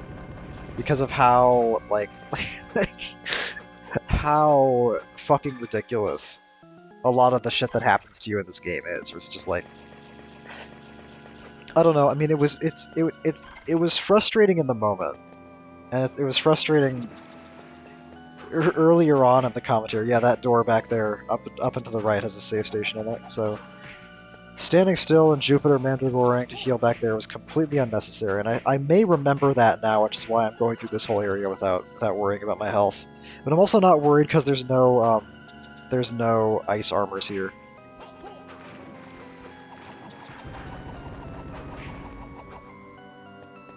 It's also weird how there's like a Wizard of Oz witch flying around. That's a little strange. Incredible, insightful, hard-hitting commentary. Isn't that weird? Holy shit, my brain is fucking gigantic. Uh, the water physics in Circle of the Moon, I guess I should mention. If you've played Aria of Sorrow, you swim, and you have to do a specific thing to walk on the floor. Nathan's just built different. He just thinks, go through the door down there. What is wrong with you? Okay, I don't know what the fuck is going on. Did I miss the door? No, go! Go! Okay. Yes, thank you. This is so bad. This footage is terrible. Oh my god. This footage is god-awful. No one is gonna... No, people are gonna stop watching after like 1 minute. Fuck it. Fuck it. Whatever. No, people are gonna stop watching once they hear my terrible microphone. That's the reality. Anyway, this is... What the fuck is an abi... fuck it. I was gonna say, what's an ambient darg? But what else would you call that thing? An electric slime. Hit the switch, Ovitar. Damn it. I'm gonna run... okay, I remembered! Yes! Yes! Good, good, good, good, good. Because I can't tell you how many times I've... Because here's what happened to me over and over again when I was playing this game. Is I'd get to this part, and I'd think, there's a switch right there. I bet the game expects me to hit that switch out of habit, but really I'm going to have to not hit that switch to get to the next part of the zone. But really, the game just expects you to hit the switch because it's there. I guess it was nice of the game not to try to pull some kind of trick, because this part of the game... This part of the level is fucking ridiculous. It's just endless ghosts that throw ice cubes at you that are frequently that will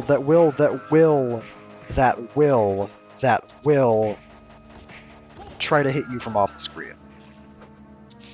That's why Manticore is like the best fucking element card in the game, because Jupiter Manticore is so good. Jupiter Manticore is like the best defensive option, and then Venus Manticore is, because of the existence of the boomerang, like the best offensive option.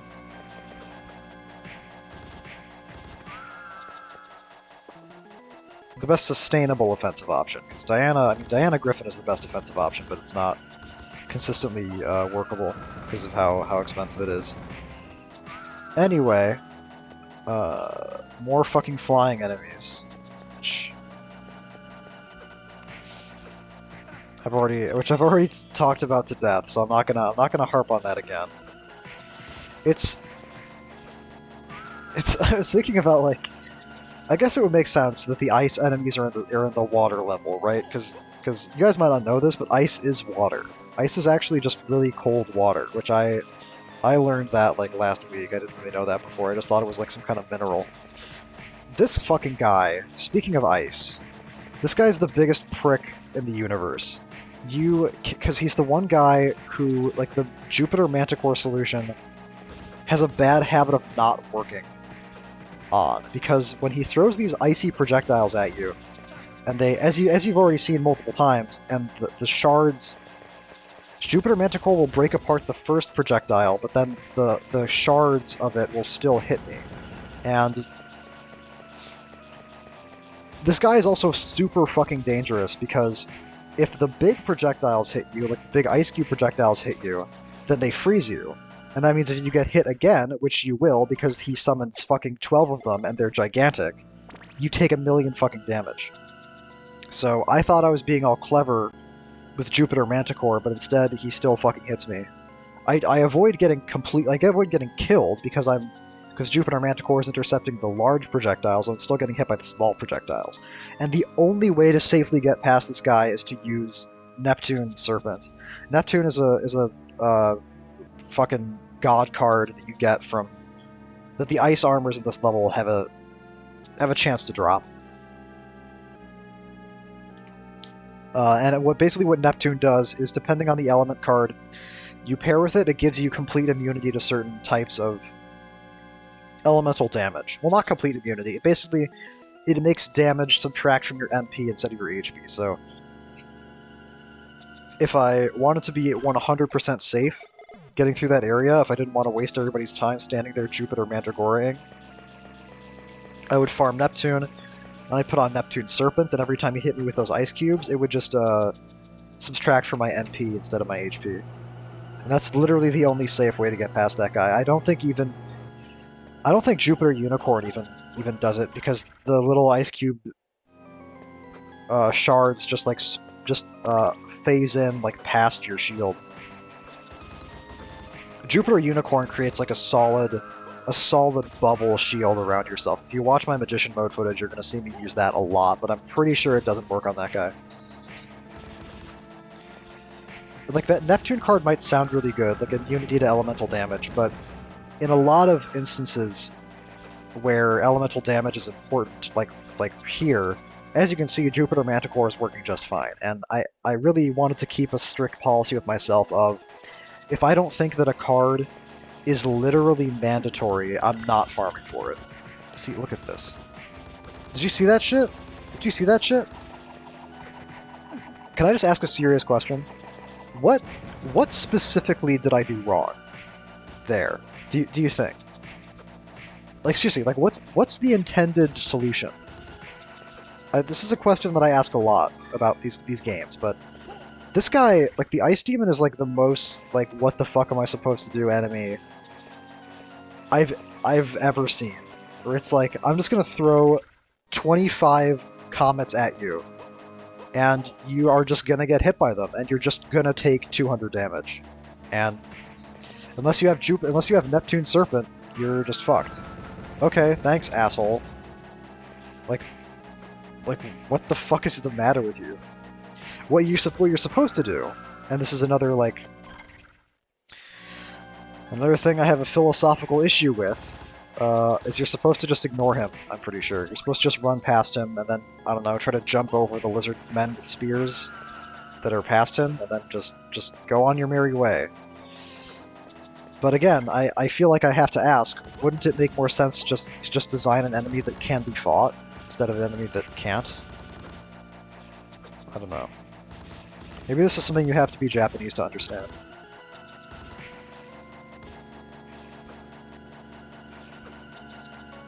It's strange how, like... Because something that I'll say about Harmony and Aria is that Harmony and Aria are both much more similar to Symphony of the Night than Circle of the Moon is. And that's very strange to me. I don't know exactly what the timeline on Symphony of the Night's financial and cultural, I should say cultural success is. I don't know when Symphony of the Night started being recognized for the masterpiece that it is.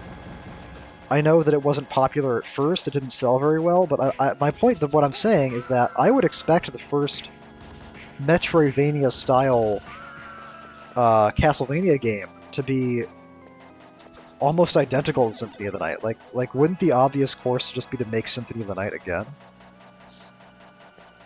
But instead you've got this weird game that's trying to, like...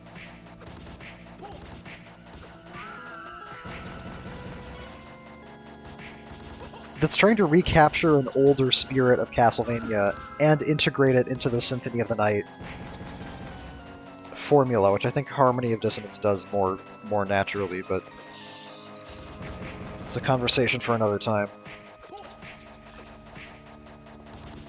It's definitely unique. I think I've made a Simon's Quest comparison already. I'm gonna make another one. Circle of the Moon really reminds me of Simon's Quest. It's better than Simon's Quest. It's more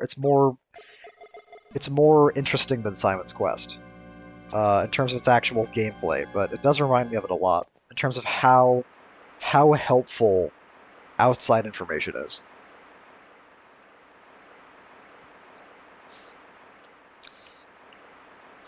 See, if I had summoned Dracula to my castle, I mean, I guess I would just do whatever he said, probably, but like, why does he want her to be in the sewers? Doesn't make much sense to me.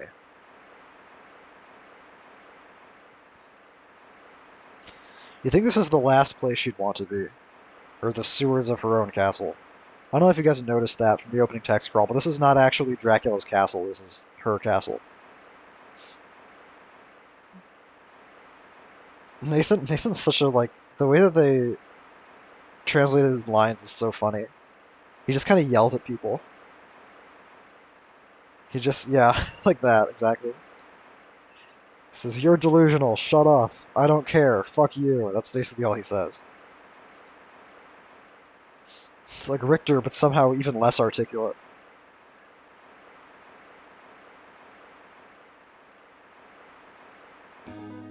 Oh my god, my video's gonna get flagged for adult content. Oh my god, no. Ah! Oh my god, are those boobs? Oh my god, I'm so fucking traumatized. So, this is an interesting... This boss fight is the biggest example of the gap in difficulty between, like, a boss fight when you first encounter it in Circle of the Moon versus when you figure it out. Where when you first see this bitch, or when I first saw this, I'm sorry, this woman, this lady, um, I was totally fucking confused. Cause her attacks, if you are below her, cause all she's gonna do in this footage is she's just gonna fly back and forth. But if you end up underneath her, if you let her get to the other side of the room from you, she'll shoot this giant laser beam that's pretty hard to dodge, and then if you're underneath her, you might be able to kind of see it at the very bottom of the screen. She's constantly shooting lightning at you. So it can turn into this awkward game of jump from the floor, throwing crucifixes at her, and then try to, like, dodge her lightning. But the simplest thing to do is just turn on Jupiter Manticore, stand here, and just hit her with crucifixes. Or if you're an idiot like me, whip her over and over again for no reason. And so once you have this strategy figured out, it's the easiest boss fight. I don't think I took a single point of damage. It's the easiest boss fight in the whole game once you figure it out.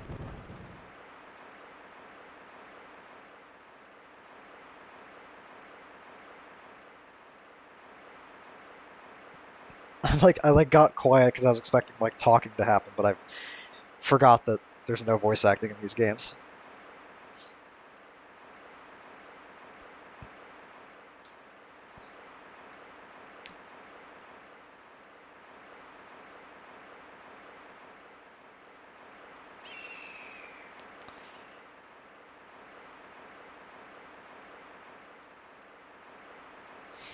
It's funny that his last name is Graves, even though he's, like, a good guy.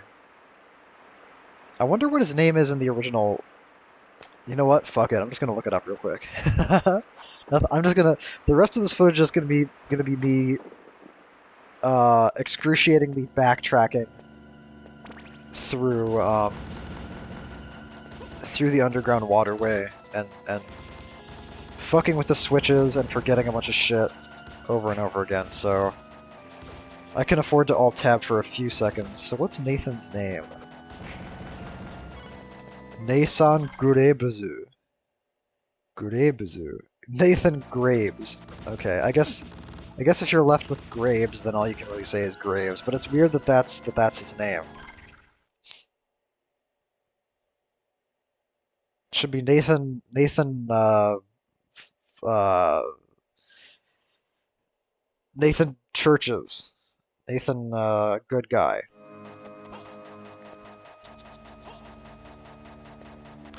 The lizard man enemies are also really obnoxious to fight. I don't know if you noticed, like, what I had to do to fight them, but they're the kind of enemy where you have to, like, get them to lower their shields, and that involves either waiting for them to attack and then hitting them when they attack and then getting attacked by them because you had to wait until they were attacking to hit them, or doing what I did back there, which was jumping up and then, like, trying to time a falling whip on them when they lower their shields. Look at that. Look at that level up. So there's the rock wing, the big super jump. It's kind of it's the last exploration tool you get in the game. There's no bat form. Nathan can't turn into a bat. That wouldn't really make sense. So this is what you get instead. I'm confused here because there's another very similar part of a different room where if you walk up onto this these blocks that are arranged up near the ceiling. There's a breakable ceiling block. Did I kill it? I guess I killed it. Okay. I wasn't sure if I'd actually killed it or not. The harpy, I mean. Anyway, so unlike Alucard, who gets like a super jump and bat form, therefore rendering the super jump superfluous, here you just get the super jump. And it is...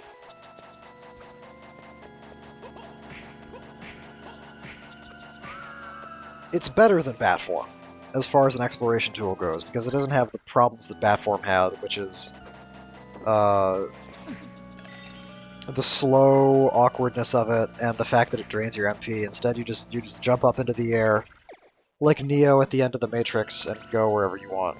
What am I doing? Why am I doing this?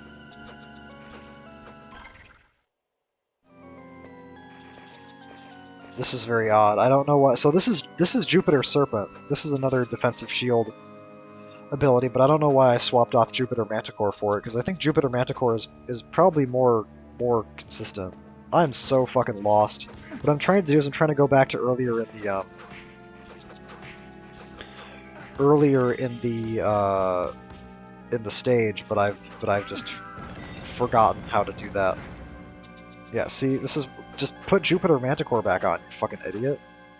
I guess I must have gotten pissed because an ice cube got through Jupiter Manticore, but like compare that to how many ice cubes have gotten through Jupiter Serpent, you know? Plus, it's not doing as much damage.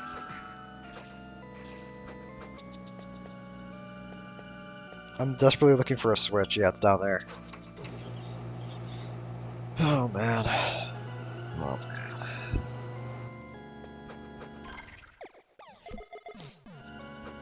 And this is the caveat to the thing that I said about the DSS system giving you options, is that there are several options that are useless, as would inevitably be the case if you have 100.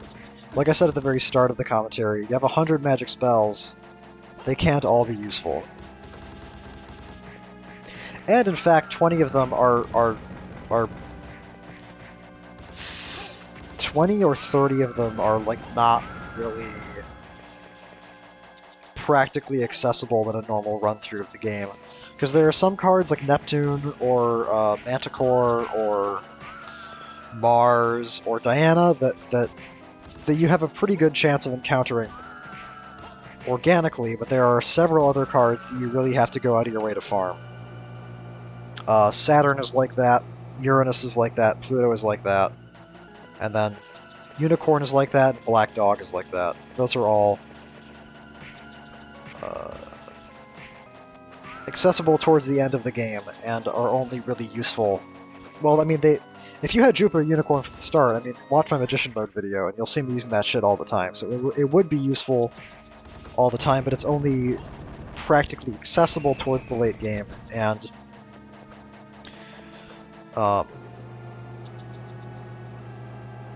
for various reasons that makes most of them not useful. But the point that I'm making is that they probably could have just taken all that shit out of the game. Like there's no reason for the Black Dog spells to be in the game, there's no reason for the Unicorn spells to be in the game. There's no reason for Saturn to be in the game, there's no reason, I would argue, for Pluto to be in the game. Holy fucking shit. Pluto is interesting, but the problem is just the accessibility, where you can't get it until pretty much the end of the game. And what Pluto does is Pluto gives you various buffs. Like, I think Pluto Manticore increases your XP gains by 20%, which, fun fact, the XP that you get is nerfed by 20% across the board in the US version. Actually, that's not exactly true. What they did was they increased the amount of XP it takes to gain a level for every level in the US version of Circle of the Moon. So that's another thing that it brought back. It brought back regional differences making the games harder. Go down, go to the right, hit the switch over there. Yeah, you gotta do this shit again, Shovatar. I know you hate it, but it's just what has to happen. which I think is kind of silly. I don't think there's any reason really to... I mean, I guess it makes the game harder, but the game's difficulty doesn't really... I'll be honest with you guys, most of this game's difficulty is just about getting the right DSS card. Like, that's pretty much all it boils down to. Like, every problem that I've encountered so far, it's like I said, Jupiter Manticore on its own makes 3 boss fights trivial. Or not, maybe not exactly trivial, but like, much, much, much easier. Like, that's the solution to Adrammelech, Death, and Camilla. It's not be higher level, it's just have Jupiter Manticore. The Ice Demon that I mentioned earlier, the solution there isn't be higher level, the solution is have Neptune Serpent. The solution to the Zombie Dragon isn't be higher level, it's understand his attack patterns and have Mars Salamander or Mars Mandragora. I guess there's like, and even like miscellaneous combat sections, like all this. Like the solution, I mean, being higher level makes this shit easier, like faster, but the solution isn't be higher level, the solution is have Jupiter Mandragora so that if you ever take any damage, all you have to do is just clear out a room and then just stand still for as long as you want until you're full health again. Not great gameplay, not a good solution, but it's an available solution. So I don't know if increasing... I mean, I don't know, maybe that's... Because if the difficulty is determined by getting the right DSS card, then I guess the only way to make it harder would be to, like, decrease the drop rate and make you farm more. But that's the paradox, because if you farm more, then you're going to get more XP. So, I don't know.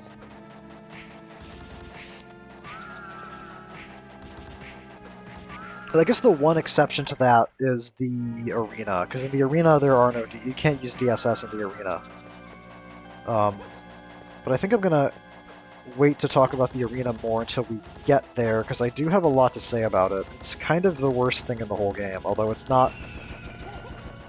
it's not a bad idea, it's just the environment that surrounds it that makes it bad. Actually, it is kind of a bad idea, because this whole game is based around... not based around the DSS system, but the DSS system is the thing about it that makes it really interesting, and that makes you... that encourages you to use your brain. I'm not going to say it makes you use your brain, because a lot of it is just put on Jupiter Manticore, or put on Venus Manticore, or use Uranus Thunderbird, and everything just gets fixed. But it encourages you to use your brain. It creates different hit the switch, fuck. This is why I'm having such a hard time with this, because there's so much shit that you have to fucking remember to do. Oh my god. Yeah, this level is bad. It's bad in a way that's different from how the chapel is bad. Where the chapel and the clock tower are both annoying because of the limitations of your movement and because of the positioning and the design of the enemies, but this is annoying just because of all this like switch shit and all this shit you have to remember to do. So I apologize for this again. This isn't exactly masterful gameplay. Hey, it's realistic. Nathan Graves isn't that smart, okay? He's not an intellectual. He just knows how to put together DSS cards, and he can jump really fucking high. I guess that's part of his hunter training. Which is another thing I'm going to pivot back to for a second here, which is the storyline of this game. It's very weird, frankly. And I talked about this a little bit at the very start of the game when I was talking about this game's canonicity. And I'm confused that anybody was ever upset that this game was declared non-canon, because I don't know how you could make it work otherwise. Because the absence of the Belmonts... Because, okay, so there's... So, like, what? So, in 1797, Dracula gets killed by his son, says, maybe I was wrong about being evil, and then, what, 20 years later he's back to being evil again?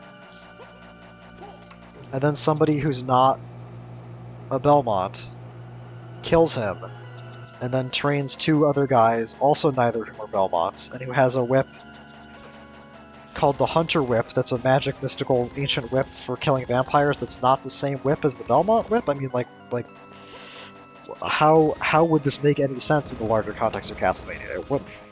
They might as well have just called it, I don't know. They might as well have just called it Nathan Graves and the Secret of Jupiter Manticore. You know? Actually, they did call it something in Japan. It's called like Demon Castle Legend or something like that. No, that's Akuma Jo Densetsu. That's fucking Japanese Dracula's Curse. Fuck, what do they call Circle of the Moon in Japan? They called it something different. Let me just alt tab real quick and look this shit up. Okay. So last games that they released, Symphony of the Night was Akuma Jo Dracula X Geika no Yaso Kyoku. Nocturne in the Moonlight. Okay, that's what that means. So that's Akuma Jo Dracula. Then the two N64 games are both Akuma Jo Dracula. And then Circle of the Moon was also Akuma Jo Dracula. Okay, I thought they called it something different. That's fucking weird. Whatever. What do I know? I thought it had like some weird other name, because the naming conventions in the GBA games in Japan got very strange, where they kept going back and forth between calling it Akuma Jo Dracula or Kyasurubania. Kind of like changing their minds on whether or not they wanted to keep calling it Akuma Jo Dracula or whether they wanted to call it Castlevania, which I think the rest of the world is still calling it Castlevania. Or did they call it... I know Europe had some weird names for these games for a little bit there. I know Bloodlines in Europe is called Vampire Killer. Not to be confused with Vampire Killer for the MSX in like the 1980s. Or to be confused with the original, because Vampire Killer was also the European title of the original Castlevania, I think. Dude, regional names for things are all fucked. This is why we need a one-world government. You know? So that every video game can finally be called the same thing. And not cause any confusion. There's no breakable walls there, Shovatar. That literally doesn't make any sense. I should give myself a fucking break. So this is the part of the game that I was talking about 5 or 6 or 20 hours ago, which is Phase 2. Every Metroidvania that I've played so far, or every Metroid-style Castlevania that I've played so far, I should say, two phases. Phase 1, get all the exploration tools. Phase 1, backtrack to every zone of the game, and get all the shit that I missed. So this part is going to be not super interesting. No big boss fights, no big combat sections, just a lot of pushing boxes and jumping very, very high in the air. Look at that. Beautiful. See, I don't understand why they call it an archdemon, because every time I see it, I don't think I've seen it near any archways the whole time that I've played this game. So the card that the archdemon just dropped is called the Apollo card, as you may know if you read the English language. The Apollo card is probably the weirdest card in the game, except maybe... I guess the Saturn card is kind of weird. I'm not going to get the Saturn card, so I'll talk about the Saturn card first. The Saturn card summons familiars, but it's mostly useless and redundant. The Apollo card is interesting. It's kind of like the Diana card, where it gives you alternate... don't save. You fucking took one hit, pussy. Thank you. The Apollo card lets you summon these magical projectile attacks, like magical grenades, pretty much. That or magical, no, not grenades, magical projectiles that can do a lot of damage but cost some MP. And the problem with the Apollo card is that you have to execute like an input combo in order to utilize the spells. What the fuck am I doing? I'm probably looking at a map. Okay. Where it's like you activate the combo and then you like do some input combo. I forget what it is. It's like it's not necessarily hard to pull off, but it's just time consuming. And none of the Apollo attacks are so good that you would feel that it feels like necessary, that it feels more convenient or more practical than just like throwing a fucking boomerang. And if you really need something to die immediately, just put on fucking Diana. And Diana is a lot easier to get access to, because, or at least it seems to be to me, because I feel like I've gotten Diana drops way more often than I've gotten Apollo drops. I think I got an Apollo, I think this is like only the second run out of all the runs I did where I ever got it. Diana is actually farmable if you have a good system for dealing with the... Because Diana drops off the flowers, the big flowers that shoot bullet seeds at you in the underground, not the underground waterway, not the underground warehouse, the caverns, what do they call it? That middle area, the zone with the zombie dragons in, that place.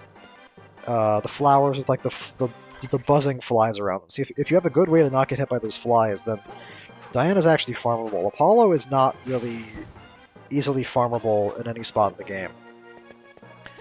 The demons take a while to die, and most of the time they're paired up with other enemies that are annoying to fight. Like back there it was the Hippogriff. In the endless hallway, it's the Catablepos walking around stoning you.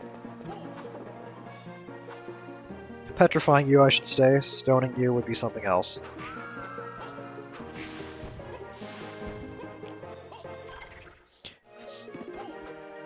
Here's one thing Symphony of the Night introduced that I really am not a fan of. Breakable walls. Hiding secrets. I think I already said this, but I'm just gonna say it again. I'm not a fan. It's just more shit for me to have to remember. Show up, bitch. Okay. I knew there was a succubus in this room, but I just didn't know where it was. So am I supposed to wait until it flies under me and then see what it does and then whip it? Maybe that's it. One of the perils of Circle of the Moon is losing the crucifix. If I lose the boomerang, because I don't remember where all the other boomerangs are, the only boomerang I remember concretely is the one in the clock tower, because that's the first one you can get. I don't remember where any of the other ones are, so if I ever lose the boomerang, I'm really mad, and I don't know what the fuck I would do, honestly. I'd probably go all the way back to the clock tower to get it back again, and then probably just cut the footage out, but... most of the time, I'm not gonna lose the boomerang. The only time I've lost the boomerang is if I accidentally pick up a sub-weapon that I forgot about, and the boomerang falls into a pit. Because you can't retrieve sub-weapons from another screen. God fucking damn it. Just, like, get out of my way. I find it funny that they incorporated those, like, freezing the brain floats to jump on them into this game, because that's such a Metroid thing.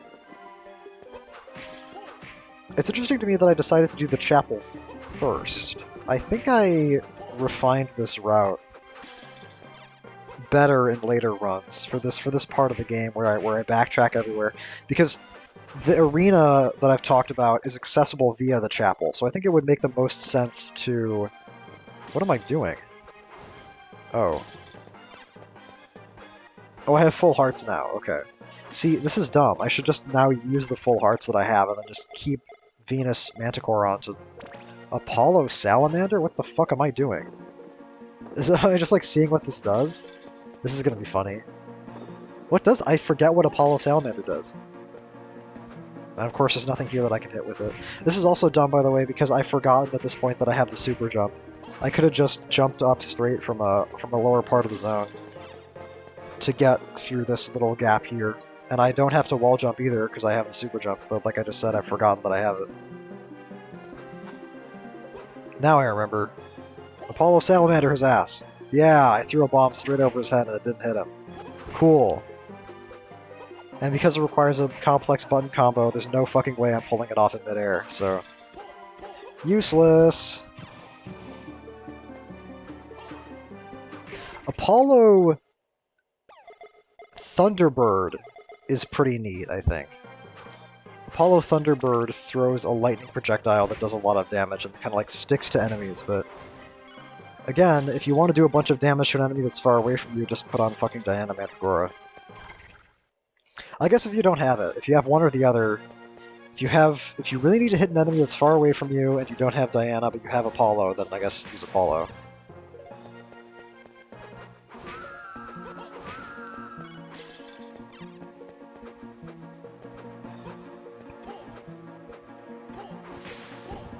Apollo Mandragora throws a rose that does a lot of damage, I think, and has there's like a wake behind it, like a wake of petals, but it's hard to imagine in what context that would ever be useful.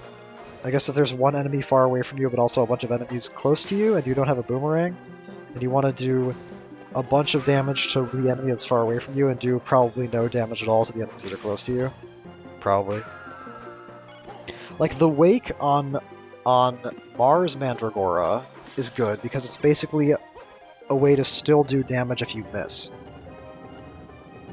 But the wake on the Apollo Mandragora projectile is kind of pointless, because like doing 7 damage to something, to a bunch of enemies right in front of you, means that all you did was you didn't kill them. You should just fucking throw a boomerang at them. This fucking asshole. Die. Okay. Or if there's a bunch of enemies in front of you, just throw a fucking boomerang. This is the thing that I have to like keep reminding myself of in Circle of the Moon, is that a lot of the things that I'm calling irrelevant or redundant, and I'm going to be talking about that a lot pretty soon. Because pretty soon I'm going to get Uranus Thunderbird. When I talk about things being irrelevant or redundant, I'm talking about that from the perspective of somebody with full knowledge of the game. And it's hard for me to evaluate the cards in any other context. Not because I came into it with full knowledge of the game, but just because it became clear to me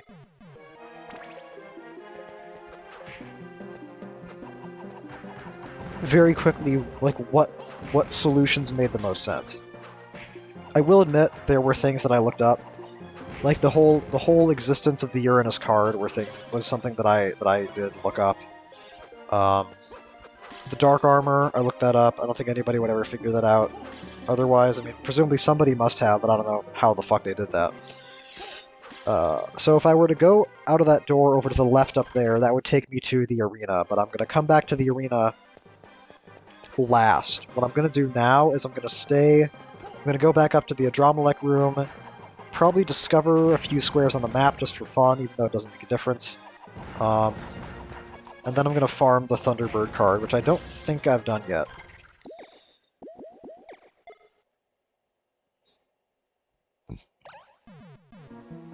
Your call, Shogatar? It doesn't matter, yeah. Really doesn't make a difference.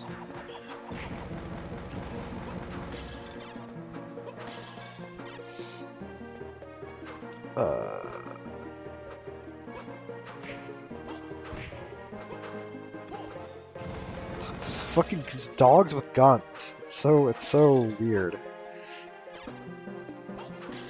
Oh, that's another thing that the Pluto card lets you do. The Pluto card, there's like I think it's Pluto. No, it's Mars. I think there's some card in this game that gives you a gun, but it's not good. it's like a really slow shot, and it probably does a bunch of damage, but it sounds like it's not really practical. The thing about these games is that whatever you need to do, you need to be able to do it fast, and optimally you need to be able to do it in midair. Because the hardest things to fight in this game are the flying enemies. Enemies that just sit on the floor and let you kill them, there's 200,000 ways to kill those enemies. What you really need is a way to kill enemies that are fucking flying around at the speed of sound in the air way up there. And that's what's in short supply. So I'm going to start farming these Were Jaguars for the Thunderbird card. This is going to be another cut. Once I get back to the save station over there on the left, I'm going to quick visit the Adromelech room to discover some map squares, which I say is irrelevant, but it's actually minimally relevant. Because if you put on Venus Thunderbird, or I think Venus Cockatrice, it gives you buffs depending on the percentage of the map that you found. Like Venus Thunderbird, which I think I'm actually going to use briefly, gives you an attack percentage buff based off of the percentage of the map you've discovered, and then I think Venus Cockatrice does the same with defense. Either Venus Cockatrice or Venus Golem, I can't remember which one. because defensive buffs are not super important in this game. I mean, they're better. They're better than they are in Symphony of the Night, just because you're in danger of dying way more often in this game than you are in Symphony of the Night. But there's generally better options for dealing with.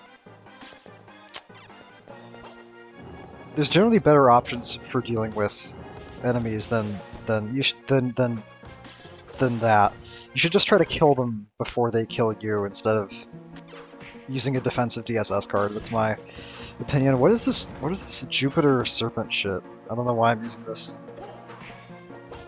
Especially if I'm just gonna like whip things, I should just I don't know. I probably should put Venus Thunderbird on. Actually, I might be one-shotting these things. Anyway, like I said, this is the part of the run where I backtrack, so this isn't going to be super duper interesting. What I'm going to talk about while this is going on is I'm going to talk a little bit about, like,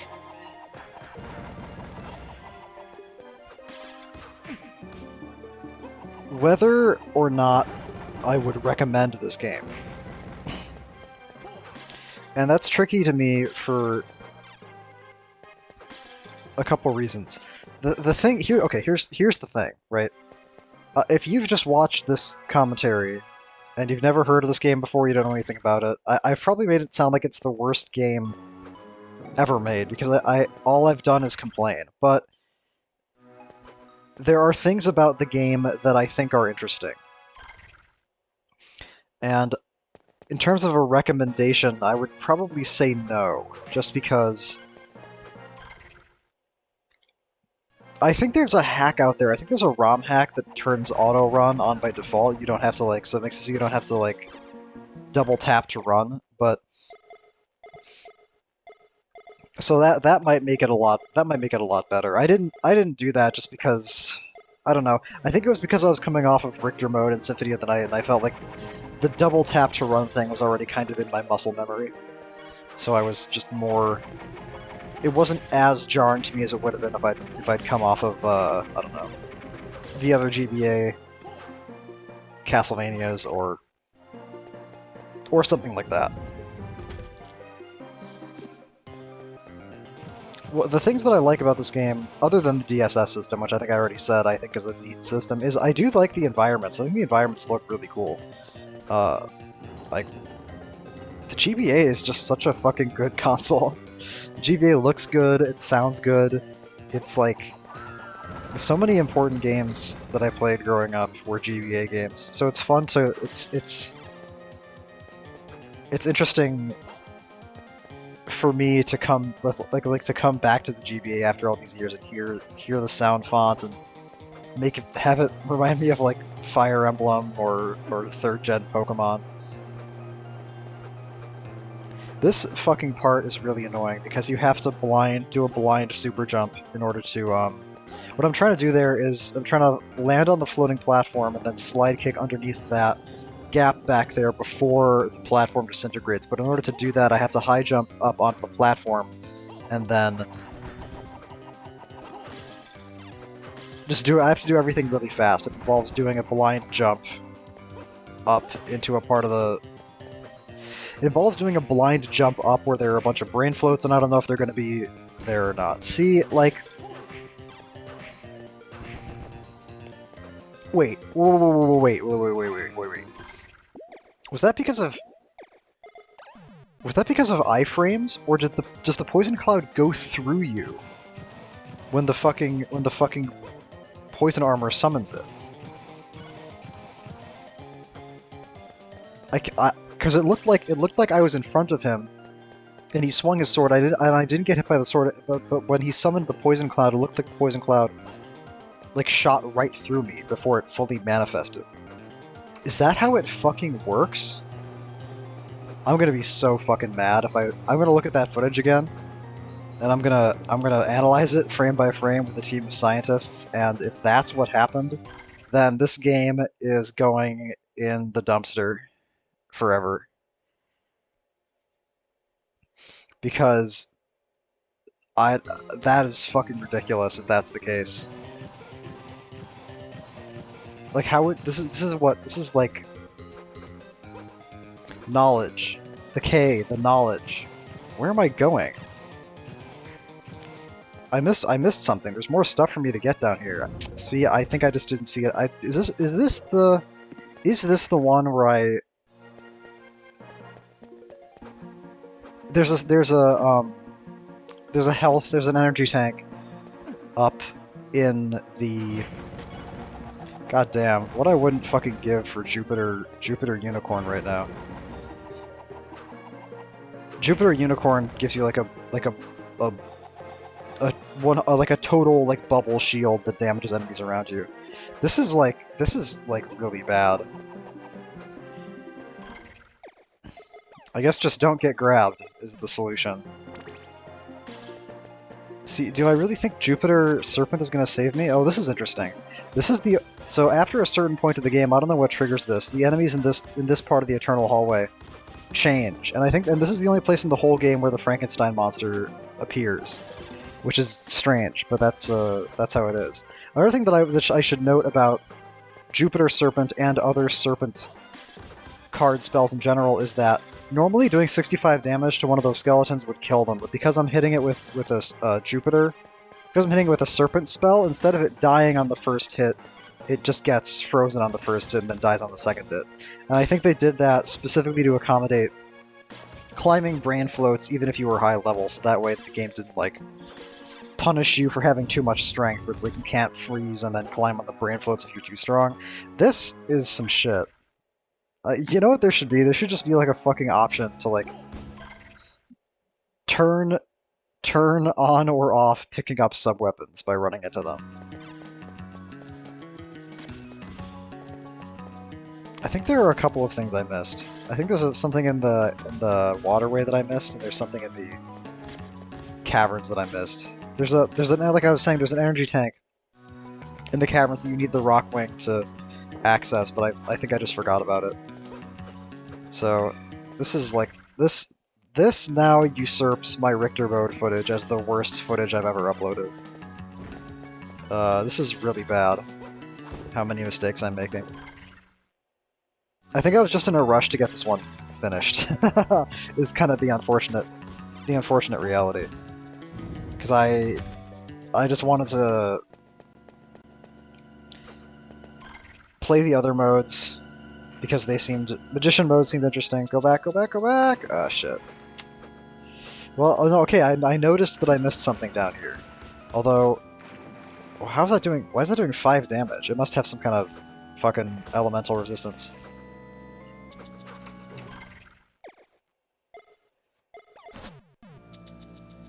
See, don't put on Diana Mandragora, Shovitar. You'll crush these things in 2 seconds if you put on Diana Mandragora at this point. With the amount of strength that I'm at, Diana Mandragora will demolish these guys.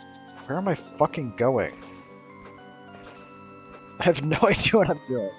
In my defense, this part of the game is very confusing.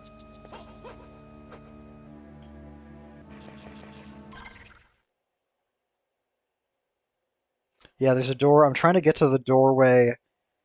You can see there's a doorway I haven't gone into yet down here, and I'm trying to figure out how the fuck to get into it. Puzzles, brain teasers. It's a Zelda dungeon. You gotta flip the switches to make the blocks go up and dippity down. That's the underground waterway. It's the most complicated sewage system ever devised. I don't think I meant to hit the switch there. I'd like to imagine that I wanted to hit the ice armor and the switch at the same time, but I don't know, maybe I did. Right, I have to go all the way. Okay, this is how I get. I think the way I get access to it is by hitting this switch and then backtracking all the way back across the zone with the rock wing. Maybe I can get to it without the rock wing. I don't remember. But what's crazy about this is that, well, I guess it's not that crazy because I was just here.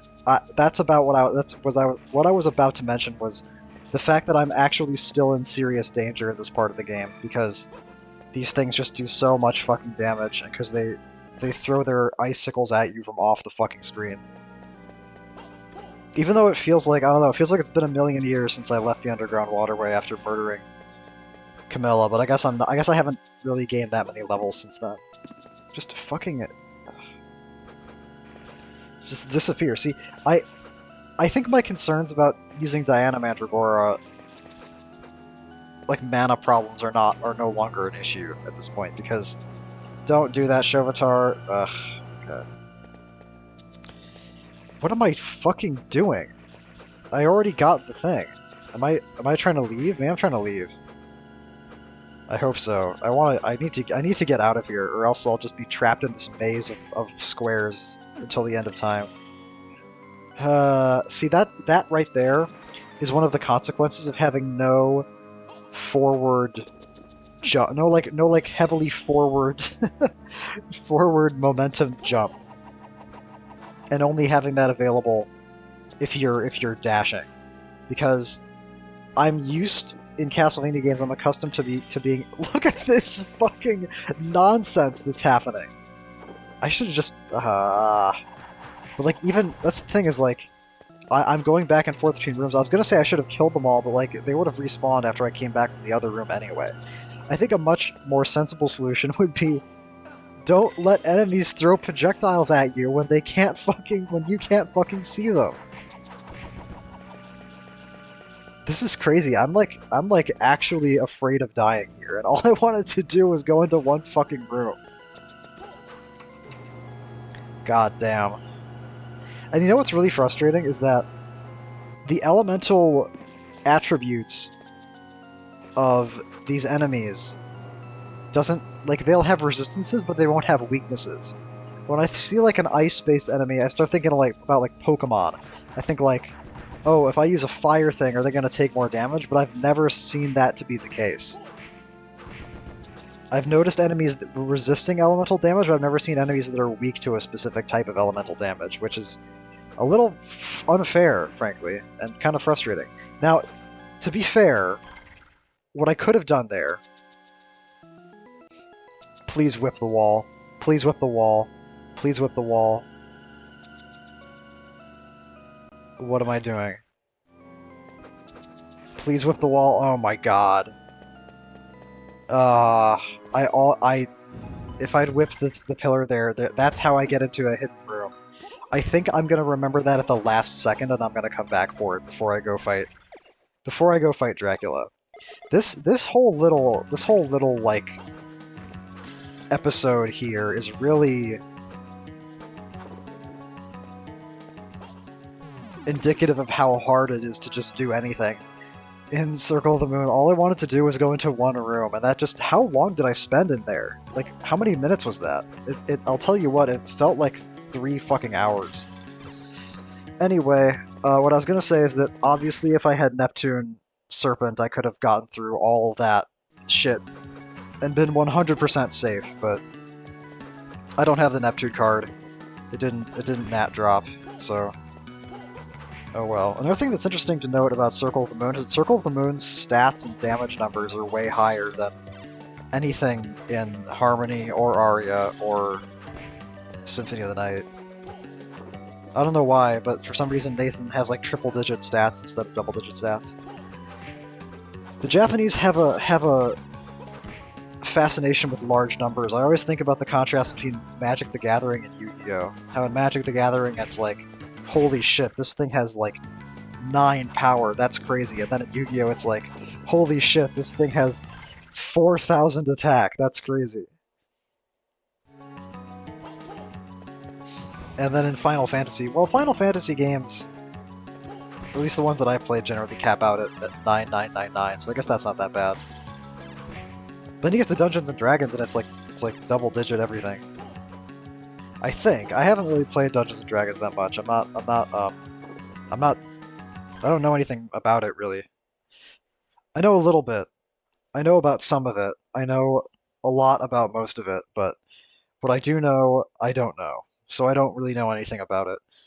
The whole left half of the screen now is what I gotta clear out, and I think I'm trying to figure out the most efficient way to get into the clock tower and then go from the clock tower to the warehouse, because there's a path from the clock tower back into the marble gallery. I don't remember what this part of the castle is called. I'm just gonna call it the marble gallery because that's what it is.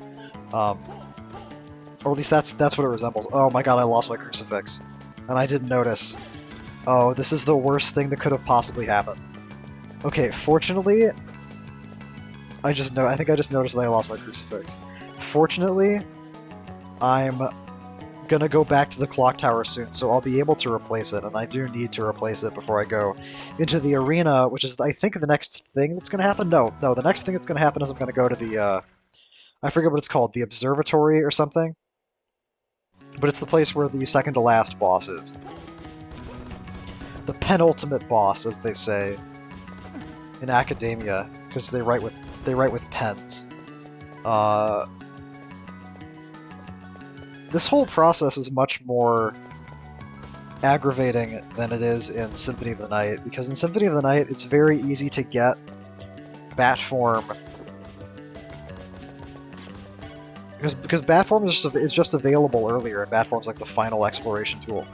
And there's not, I feel like there's not as many places in Symphony of the Night that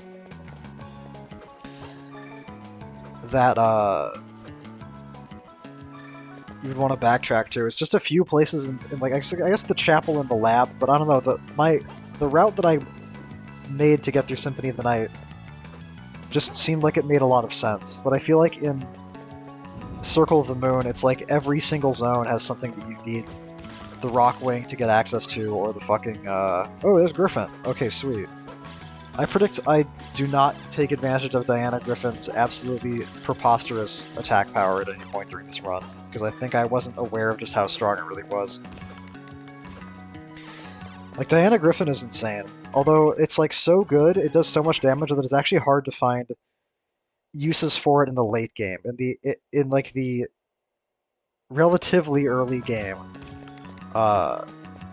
you could use Diana Griffin to kill. It's mostly, I guess, for bosses and maybe for like demons. The problem with Diana Griffin is the problem with all of the Diana attacks, which is that you have to be so far away to do it. And demons have a bad habit of just fucking like homing into you. Homing into you, honing onto you, honing in on you, and homing in on you. I hope that makes sense.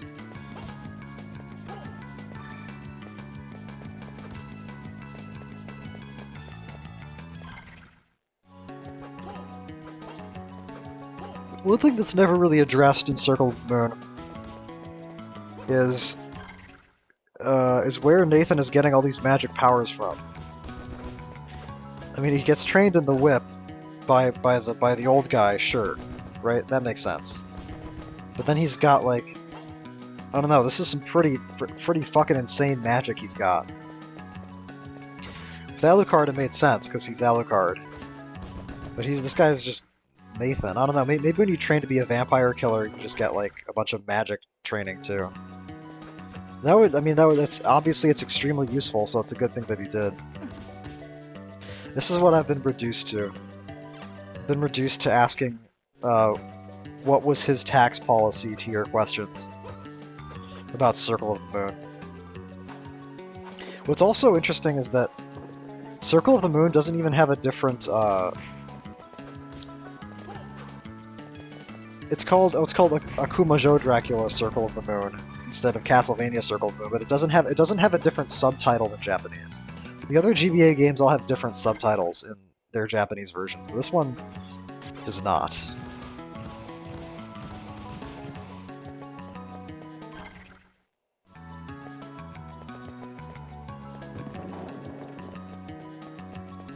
I also wonder if...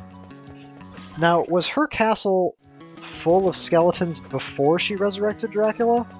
Or did she resurrect Dracula and then all the skeletons showed up?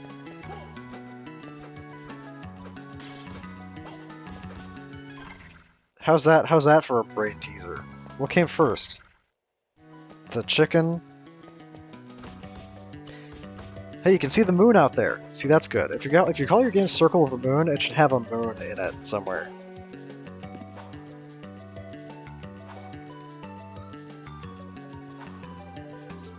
The Skyway that's going to come up later on is an interesting... I feel like I've used the word interesting a lot of times in this game, and it's starting to sound like protesting a bit too much. Like I say everything's interesting, when in reality nothing is interesting. That's not true. Come on, Shovatar. Positive, positive. Okay.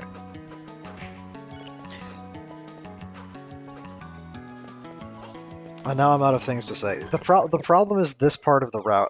I really wish that I should have just cut all this shit, honestly. This is so fucking boring. And the worst part is I think I missed something anyway. And we haven't even gotten to the clock tower or the warehouse yet. Is this going to be like a whole hour of nothing but backtracking? Maybe I should just talk about something else besides the game. What should I talk about? I should probably talk about religion and politics and hot button current news stories. I think that's probably what everyone wants to hear. I think everybody wants to hear about pop culture politics 100% of the time. With absolutely no breaks. So buckle your seatbelts, everybody. I'm about to say some shit.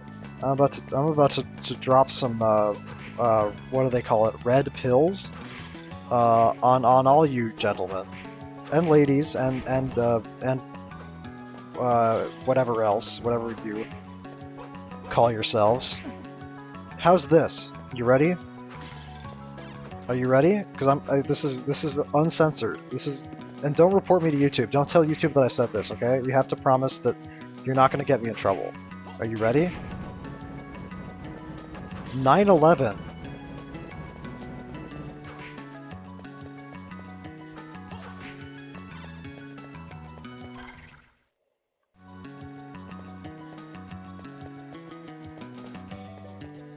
That's a great fucking painting. That's an amazing painting back there. I wish I could have... Are there different paintings elsewhere? Yeah, that one's fucked up. That's the same painting again. That's a cool fucking painting. Even though I can't exactly tell what it is. But there's like a I think there's like a satyr on there. I'm always a fan of those goat-looking dudes. And it's always so cool to me how there's religious imagery in the Satanist castle, like the marble statues of what looks like some kind of priest. I don't know if that's an intentional juxtaposition or if it's just a case of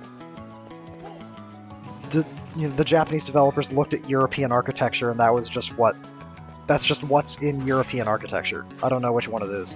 1,625 damage. That is not a number you're gonna see in any of the other Castlevania games. At least none of the other GBA ones. I don't know, maybe the DS ones go insane with like the numbers. See, if only I'm finally doing enough damage to make the Galamoth fight reasonable. Where's Galamoth when you need him? Galamoth is a boss in Symphony of the Night who had 12,000 health, but in Symphony of the Night you do not do 1,000 damage, you do like 100 damage to him at that point, if you're lucky. Probably less. If you use the Alucard sword, it's like 79, 80. So, it's a fucking slog. But now I'm talking about Galamoth. I can never escape. I'm gonna be in the fucking nursing home talking about Galamoth to nobody. No, it'll be a future nursing home. They'll probably have like AI, like chat, like androids for old people to talk to, because old people love fucking talking, because they don't really have anybody to talk to, because everybody they know is dead, or they're retired. They don't go to like work anymore. That's why they get scammed, because they just want to talk to people on the phone. Anyway, that's what I'm gonna be. I'm gonna be in the nursing home, talking to a robot about Castlevania, and I'll just be happy as a fucking clam. Isn't it bullshit how much health Galamoth had? It's so tedious to cut through all the 17 wristbands. Wow, I wonder how many wristbands Nathan Graves could fit on his arms? What I really need, if only I had like 17 belts, I could be like a Kingdom Hearts character. Oh, I'm adjusting my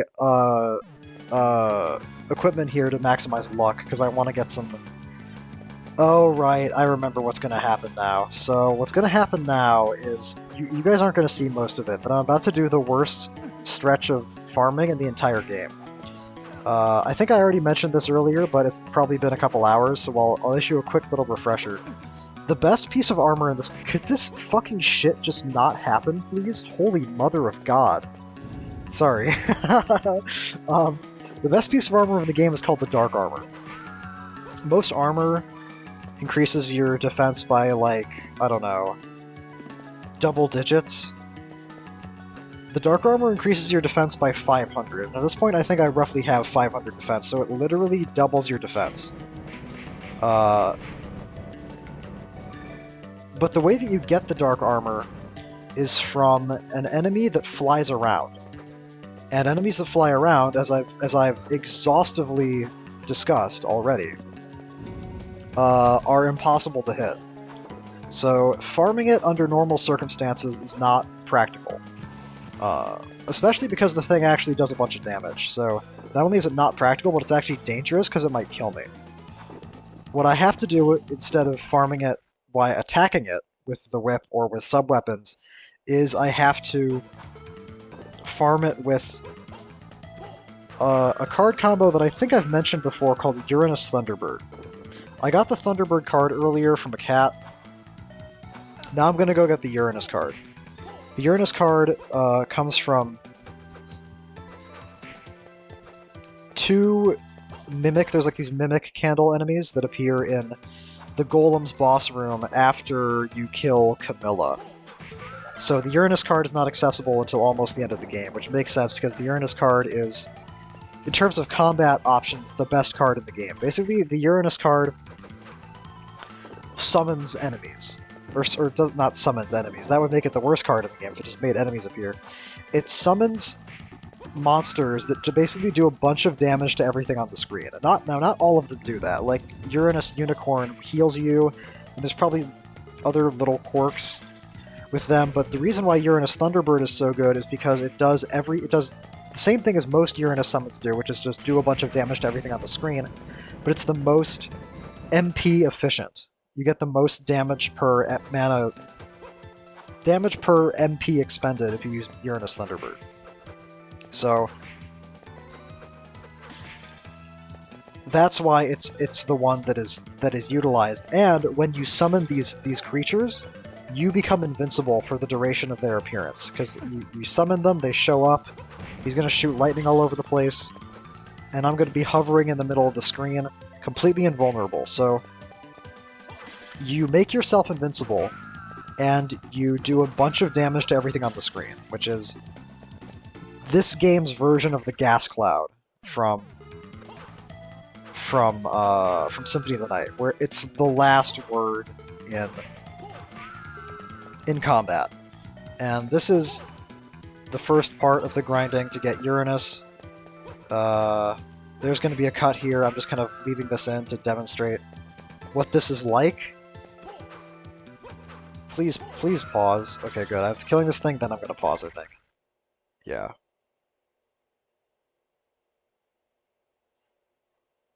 And we're back. And now I have the Uranus card. Excellent. I didn't see how much time that was, but I'm gonna pay attention to see how much time I spend farming the flying thing, because farming the flying thing takes way longer, because it takes like 2 or 3 Uranus Thunderbirds to kill it, and that's just for one shot at the Dark Armor. And the Dark Armor has a really low drop rate.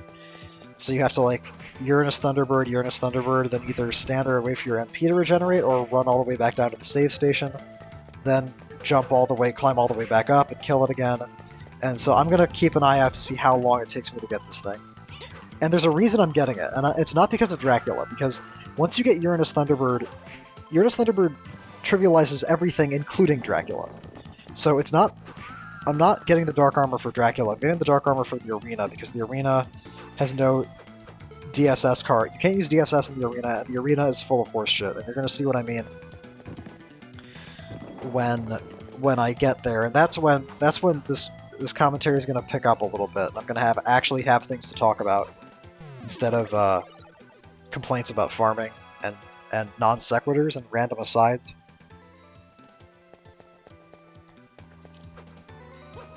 It's a beautiful day here in the place where I live. That right there, whatever. How many? I've already said it. I've already said it 100 times. I've said everything that needs to be said.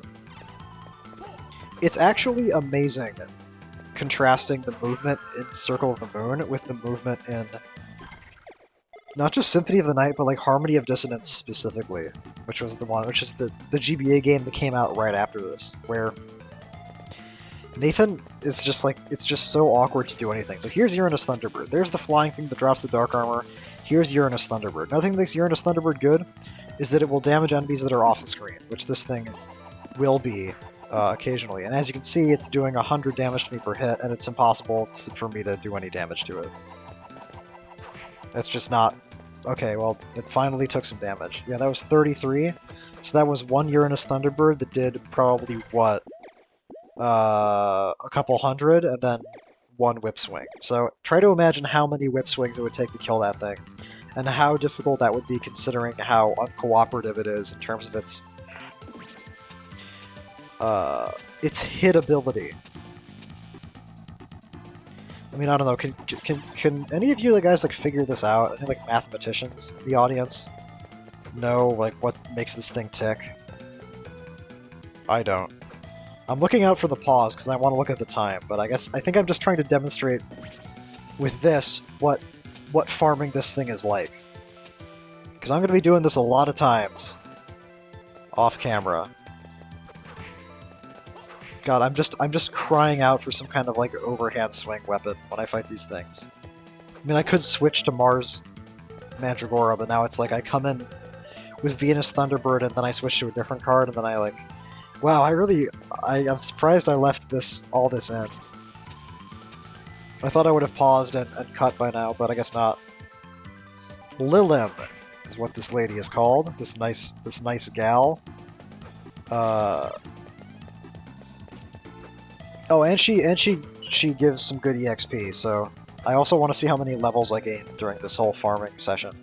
Just pause, Shovatar, you've made your point. God. Maybe I don't feel like the point has been made yet, because these have actually been some pretty smooth kills. I'm surprised I'm hitting it with my whip as often as I am. Usually when I jump and try to hit this thing with my whip, it just fucking flies away or flies into me and does 100 damage. And that's another element of farming this thing that you have to be careful about, is making sure that you're not in easy kill range when you get here. Maybe I think I'm just gonna leave. I think this footage stops when I run out of MP. Oh, so you'll notice that the MP bar is flashing up there.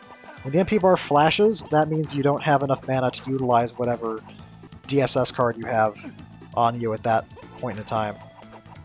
Wow, that was fucking close. I want to see how much health I have.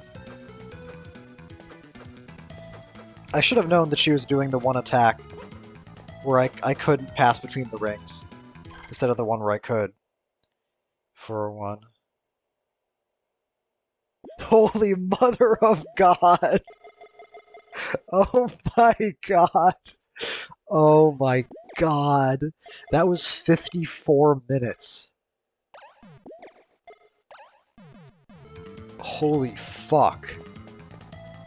Okay, this is what I mean when I say that the game is better without the arena. Because with the arena, you just get to skip all that shit.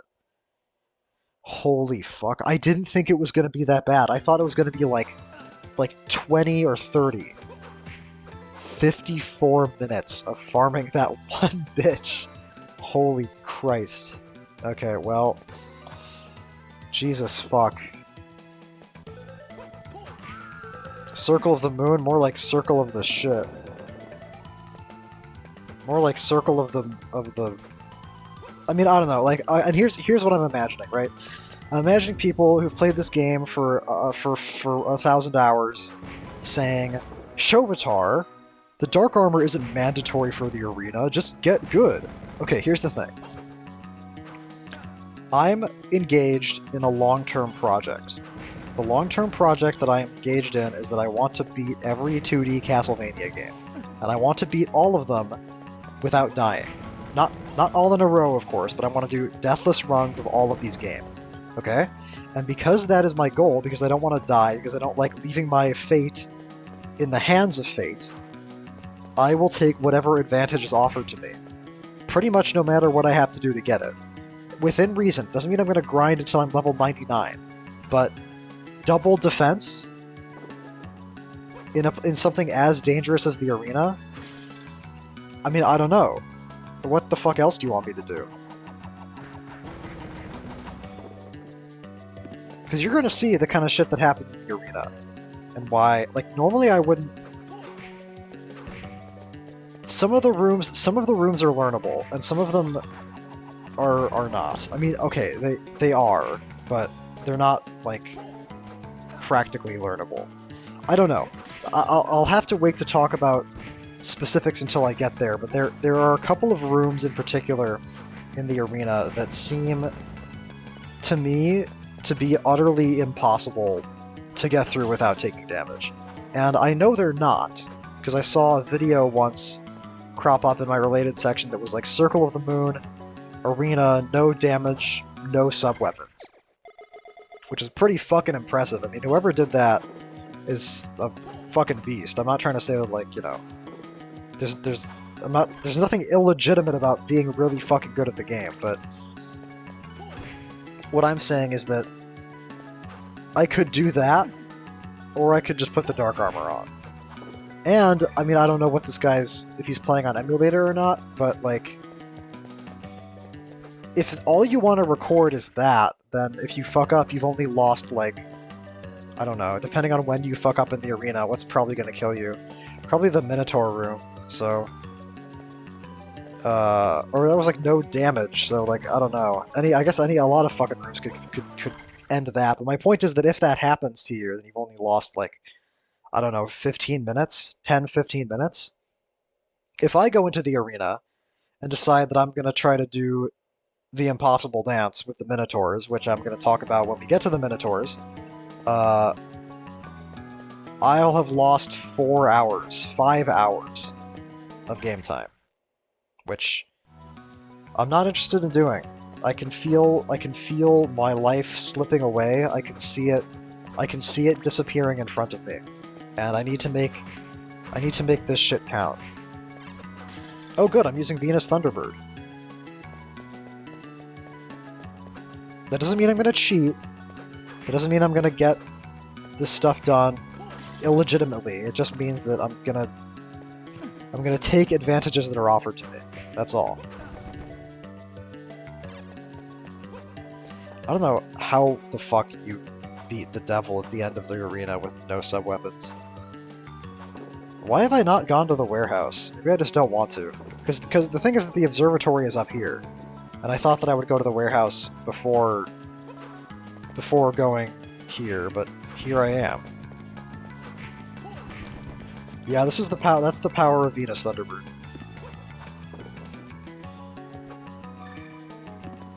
Late game, of course, because like I said, it buffs you based on percentage of map discovered. I don't know why I'm even still talking. Everybody already shut off the video. After my fucking 5 minutes of dead silence. The observation tower, that's what it's called, not the observatory. The observation tower. They couldn't use the clock tower because they did that already. These enemies are deceptively difficult to fight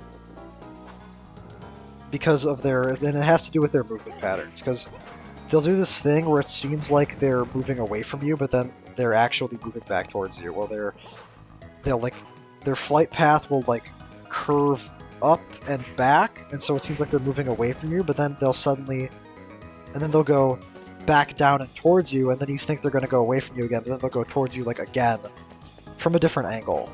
Hopefully I won't let any of them live long enough for you to see that, but I'm trying to explain why these giant slow-moving enemies are actually dangerous. Oh, and because if they hit you, they curse you. I don't even know if curse in Symphony of the Night, in Circle of the Moon, rather, is worse than curse in Symphony of the Night. For you, I mean. It's worse for you to get cursed. Because in Symphony of the Night, if you get cursed, all it means is that you can't use your normal attack. You can still use fucking Tetra Spirit. This is a Minotaur, and I want you to pay attention to how I'm fighting it here, because this is the correct way to fight a Minotaur enemy, okay? Just remember that. Keep a mental image of how I killed that Minotaur in your head, because it's going to come up again later.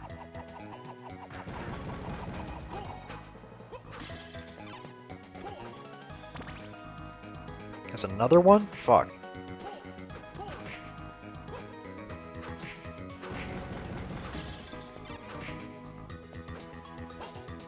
The evil pillars shoot projectiles that petrify you.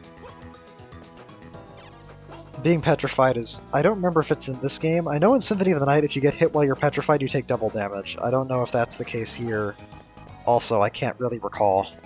It probably is, just because this game wants to just fuck you up. So, if they have an excuse to put in something that's really, really annoying and punishing, then they'll do it.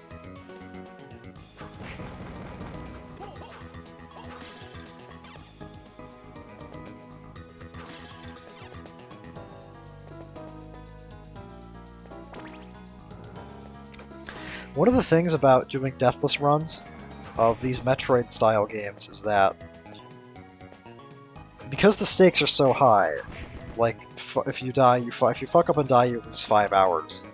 Then the temptation is very strong, not to cheat, but to just use super safe strats, which can make for not very interesting footage. Like if I really wanted to, I could be Jupiter Mandragoring in between every room to make sure that I'm going into every room with full health and waiting for my MP to fully regenerate. I'm not going that far because it's not necessary, but I think on the Hugh fight... Oh yeah, but Hugh, you fight Hugh, by the way. Hugh turns out to be evil. I guess, I don't know if that's a spoiler. I pretty much guessed that that would happen the second I saw him. Because why else would there be another character in a Castlevania game?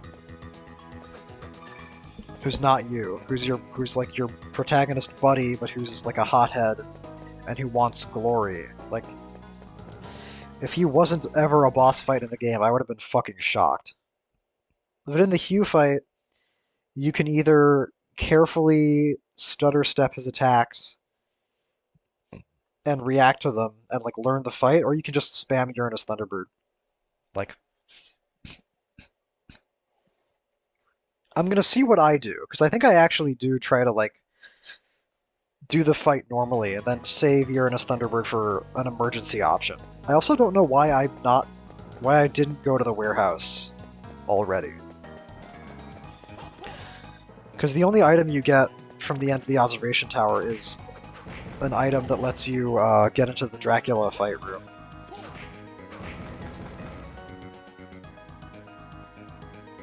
I will say this about Circle of the Moon, which is that Circle of the Moon successfully bucks the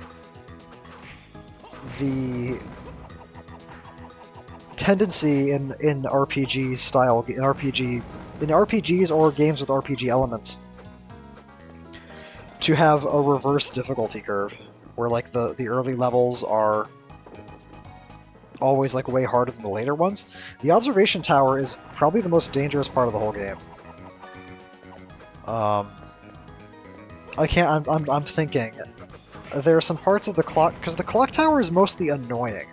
You're never, or you're very rarely in danger of actually dying in the clock tower. What's more likely to happen is you just get knocked around a bit and you have to go back to a save station to heal. But the shit in the observation tower is lethal. Like, the pillars that, like, petrify you, so you take double damage, and then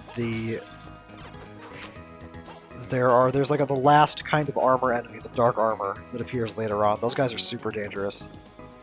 And they show up next to evil pillars, and even the Legion enemies are not necessarily dangerous on their own, but again, it's like status effects. You have the pillars trying to petrify you. You have petrifying pillars, you have Legion, you have the Legion demon cursing you. Which is why I get the dark armor before I come here, by the way. Even though I'm ultimately getting it because of the arena, because of the existence of the arena, I also figure I might as well get it before the tower, too.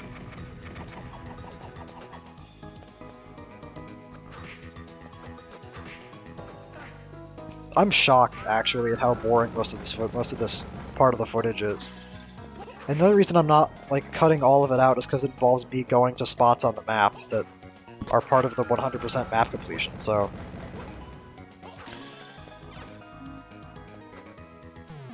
I feel like I can't just cut all of it out, because what if somebody wants to know where all the secrets are? Then this would serve as footage that conveys that.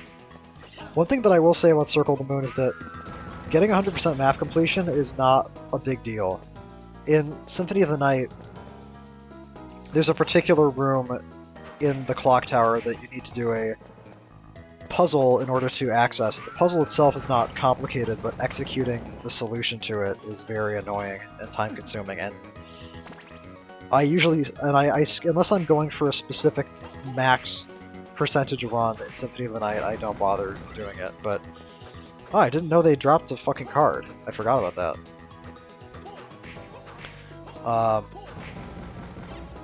There's something like that in Circle of the Moon. There's no part of the map that I think, wow, that's so dangerous. I shouldn't go there unless I absolutely have to.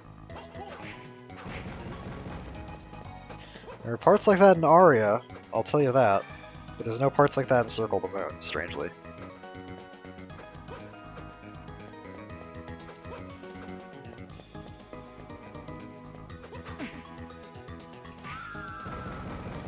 That's really, like... You know what's fascinating about what just happened to be there?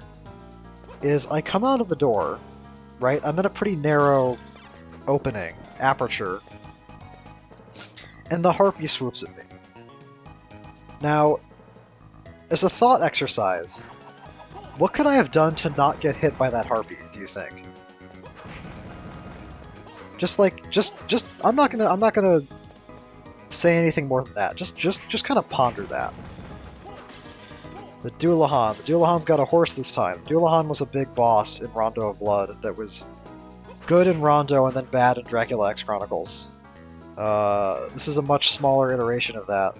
I've never understood this. I think this is some Japanese thing. Well, no, there's the Headless Horseman, I guess. In Europe, too. These guys don't look headless, though.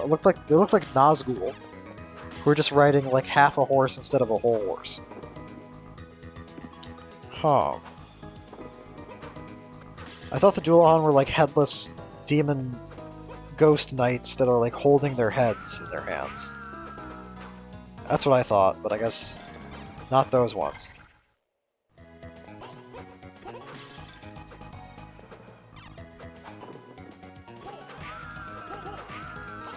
The observation tower reminds me of the chapel. Better music than the chapel. I haven't said anything about the music yet. The music in Circle of the Moon is mostly not good, or mostly unremarkable. I should clarify that, because there's a difference between music that's bad and music that's not... There's a difference between music that's not remarkable and music that's not good. I don't think any of the music in Circle of the Moon is bad, except for the music in the arena. You'll hear when we get to the arena. The music in the arena is pretty terrible. But other than that, nothing offends me. I think that the intro song in the Catacombs is really good. I think that the music here is pretty good. That's about it. Oh, and I think that the second boss music, the remix of the Dracula's Curse final boss theme, which is that's the theme that plays for the zombie dragon, for Death, for Camilla, and I think for Hugh. That one's pretty good. And then I think the Dracula Phase 1 music is okay, but the Dracula Phase 2 music is weird. It sounds like a waltz, which I'm sure is intentional, but it doesn't work for me. Most Dracula fight music is not. I'm just thinking. No, it's usually okay. The Phase 2 song's usually worse than the Phase 1 songs, which it should be the other way around.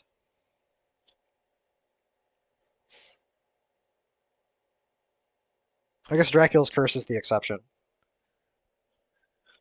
Just look at the map, Shovatar. Just take it in.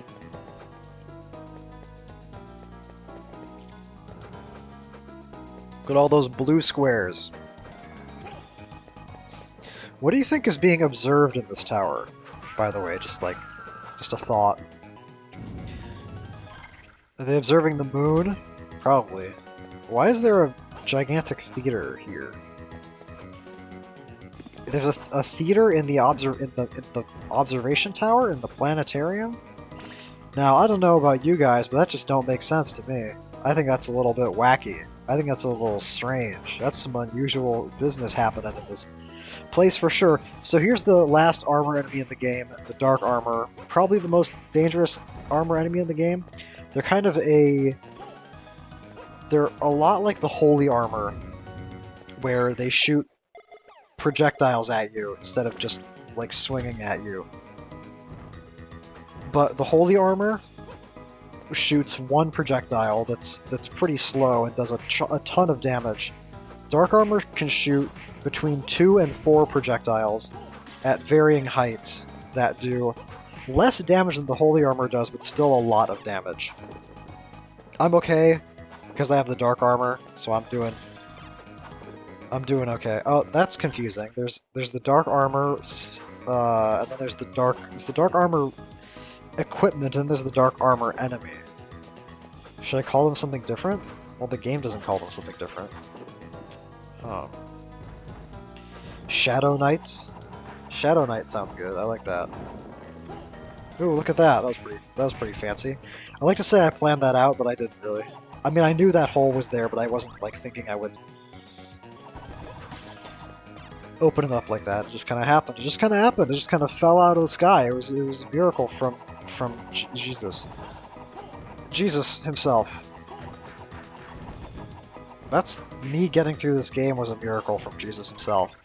And I didn't technically finish this game because I technically didn't do one of the alternate modes. Which I don't remember if I've already talked about this yet or not. But I think I already did. I talked about luck mode and how luck mode is like obnoxious and bad.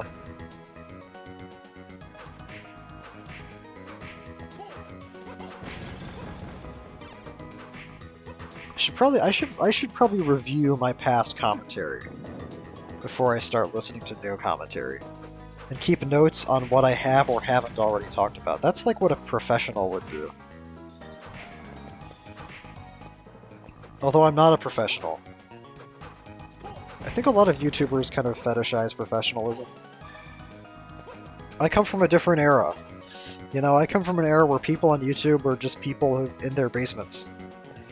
Making goofy little videos, and they weren't trying to be, you know, big shot stars.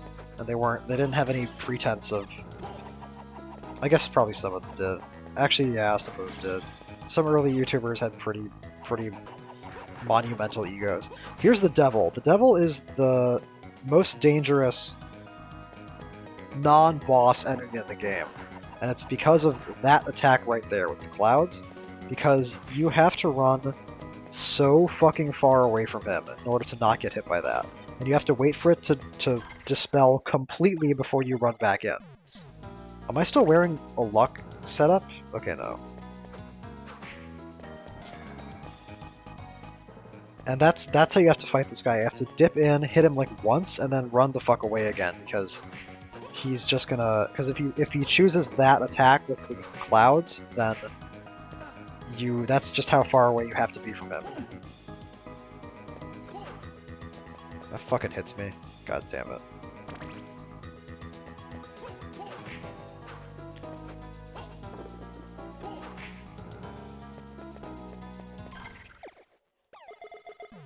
It's a cool death animation. That's good. Did I get... What the fuck level am I? Am I level 48? Did I read that right? I was paying attention to how much time I spent farming for the Dark Armor, but I didn't see how many levels I gained during all that.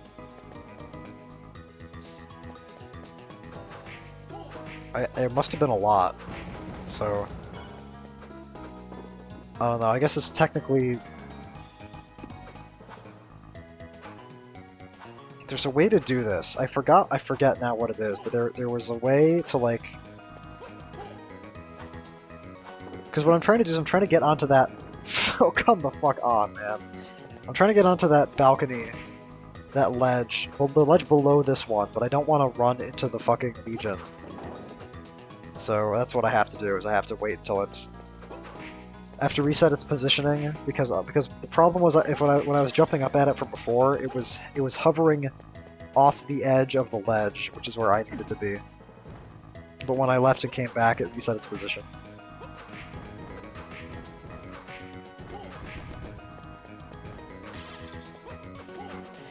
Which meant I could slip it right in. Right in to the business. Right on. Going to the observation tower. Going to do some observations. Going to do some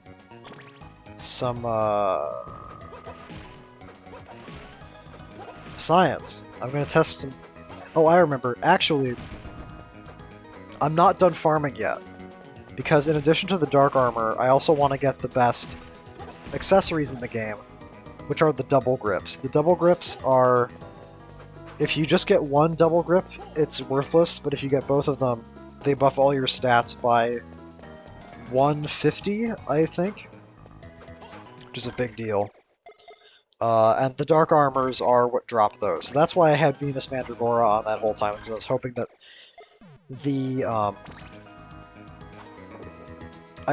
that the dark armors would drop it, but I wouldn't have to farm it. But I think I'm probably gonna have to farm it after the Hue fight.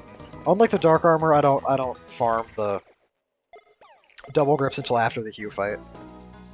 There's some reasons for that. See, I should just... Well, I guess that works too. I was gonna say I should just Uranus Thunderbird that Legion, but... Oh well. Doesn't matter. Avoiding it is even better. This is why dashing is so important, by the way. It's because of enemies like this motherfucker. Or if you just try to stroll away from him, he'll just fucking kill you. Look at that shit. The fucking stutter step.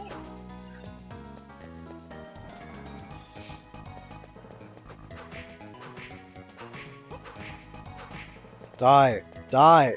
Jesus. I keep on expecting him to... Okay, there we go.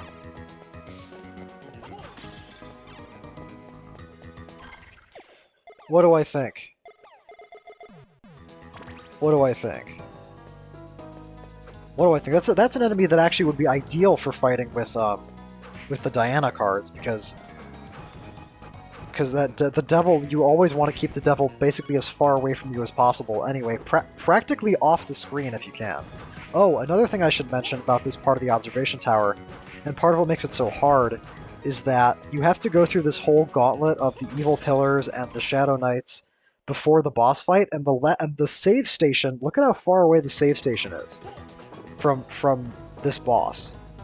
It's really far away, so if you didn't get Jupiter Mandragora prior to this point, you are going to have a real bad time with this part of the game. Because that would mean you'd have to go through all that shit and the Hue fight on the same health pool. Which reminds me of fucking, that's like Chronicles. In Castlevania Chronicles, how there's no save station for... Not save station. There aren't save stations in Castlevania Chronicles. There's no meat right before the Dracula fight the way that there usually is. So you have to go through... Actually, well, a couple of Castlevania games are like that. 3 was like that.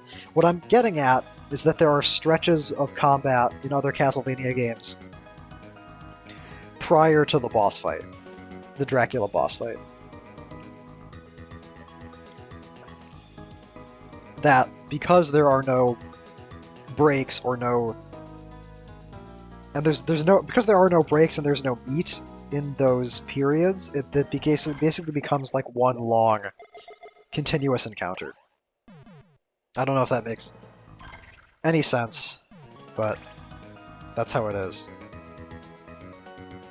Even though I have the dark armor, I still want to be full health for the Hue fight, because Hue can still be dangerous. He can kind of just get in your face, and he can corner you, and he can throw holy water, or unholy water, I guess, that thwarts the usual tactic, which I hope I showcase the usual tactic, because it's actually pretty funny. I hope I don't just Uranus Thunderbird him the whole time. I know that's what I do on Magician mode, but on Magician mode you kind of don't have a choice.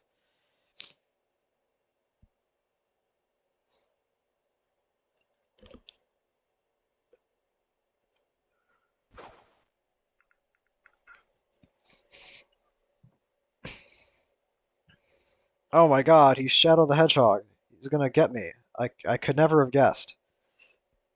Fun fact, actually, Hugh... What the fuck just happened? Did I just see some weird graphical shit? Maybe not. Maybe I'm going fucking crazy. So this is how you fight him, is you actually do want to stroll ambly away from him. Until he throws the holy water. That fucks up the strat. But this is how you fight him normally. Is you bait him into starting to winding up his swing, and then you walk away from him. And like I said, he fucks you up if he throws the holy water, because now you can't just walk away, but luckily I have the dark armor and I'm obscenely over-leveled, so the holy water really does any damage to me. When he powers himself up like this, he gets access to a few new abilities, but that's not relevant if he doesn't use them. If I can just keep him swinging at me, then the fact that he's in a different phase never comes into play. This is pretty funny, I think.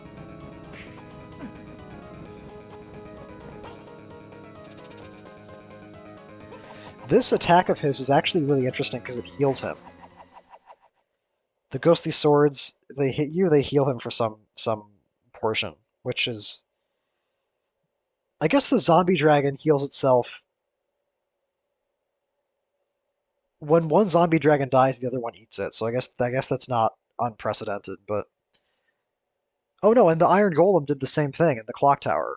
So I guess that was a thing they started doing with these bosses. Doesn't return in the other GBA games, as far as I'm aware. I don't exactly recall. So there's a throne room up here, and then there's a second throne room down in the center of the castle? No, no. This is the throne room. And then the place in the center of the castle where you fight Dracula is like some kind of ritual chamber. Just like in Symphony of the Night, where there's a throne room and there's a secret chamber in the middle of the castle, deep down in the basement. Hugh, I think I started saying this earlier. Hugh was actually originally intended to be a playable character. He's looking at me. You could play as either Nathan or Hugh at the start of the game, which would have been pretty neat. I think it's unfortunate that they scrapped that, because I usually like those alternate modes. Richter mode is okay, and then Maria mode in Saturn is pretty fun. I think it would have been fun to try to play this game with like a character that plays more like Alucard, like with a sword and with probably better movement than Nathan and less bullshit, probably. And he could, they could probably just give him the same inventory system too, because you don't have to worry about making new weapons, because there are no new weapons in this game. Although I don't know, maybe the plan for Hugh mode was just to make it like Richter mode, where they just erase all of the game's mechanics and it just becomes more of a straightforward Castlevania game. Or if they were intending to, you play as Hugh and you get DSS cards and everything. I don't know. I don't know, man. I don't know. I just don't know. I think there's going to be another cut coming up here shortly to signify the very last stretch of farming, when I farm the double grips, which I'm going to spare you guys, I think, all of here. Yep, that's what's happening. Good for me. And I'm back. Okay. So, double grips, dark armor, these are both things that are necessary if you want to clear the arena consistently, which you're going to see when I get there. Here's the thing, right? Like, I mean, you're going to have to just wait and see what the arena is like, because the arena is just full of fucking shit. I appreciate the... You know what it is?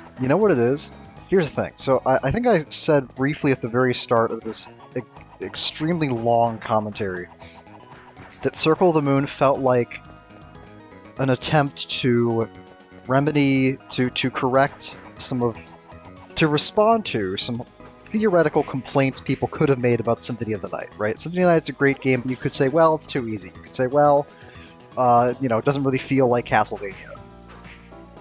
Here's the thing about Symphony of the Night that always struck me as odd. Symphony of the Night is an incredibly easy game, but it also has extremely overpowered rare drops. I'm thinking mostly about the Crusaegrim, right? But that's not the only one. There's plenty of other things like that. And the presence of extreme rare drops like the Crusaegrim in a game that's already as easy as Symphony of the Night is just so odd to me, because you're taking a nuke to an anthill, basically, when the Crusaegrim drops. So it's like with Circle of the Moon, they wanted to keep the extremely rare drops.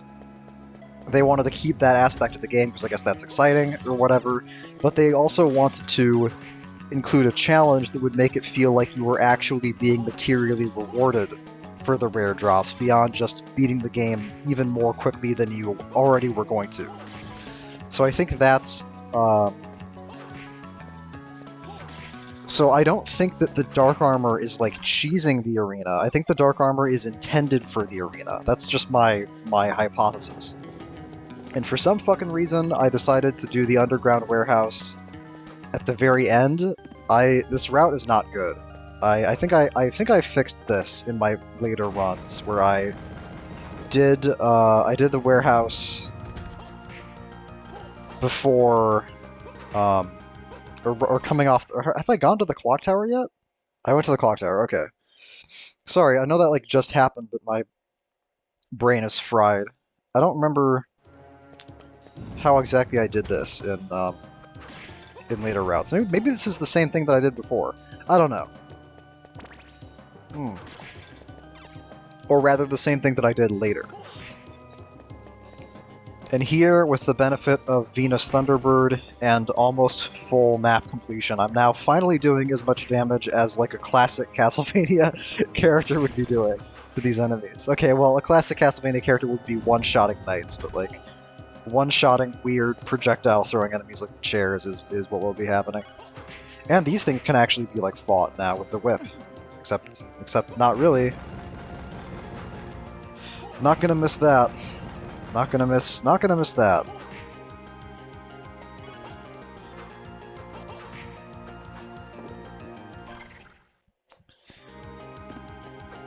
Another thing that I should note about the underground warehouse that I forgot to before is that, speaking of things that I wasn't gonna miss, I probably could have gone my whole life without hearing this music again, and I would have been happy. This is the same music that plays in Level 4 of Super Castlevania 4, which is a strong contender for the worst level in that entire game. Although there are lots of levels in Super Castlevania 4 that are fighting really fucking hard for that position, so I don't know. Circle of the Moon reminds me of Simon's Quest, and it kind of reminds me of Super Castlevania 4, where it reminds me of Simon's Quest because of how helpful outside knowledge is, and it reminds me of Super Castlevania 4 because of how hard I am on it, sort of to an extent that is disproportionate compared to how much time I actually spent playing it and how interesting I think the game actually is. Because, like, I mean, if I fucking hated this game, I would have just, like, I wouldn't have played through it fucking 4 times to get all the... Not all the alternate modes, but all the alternate modes that seemed like they were worth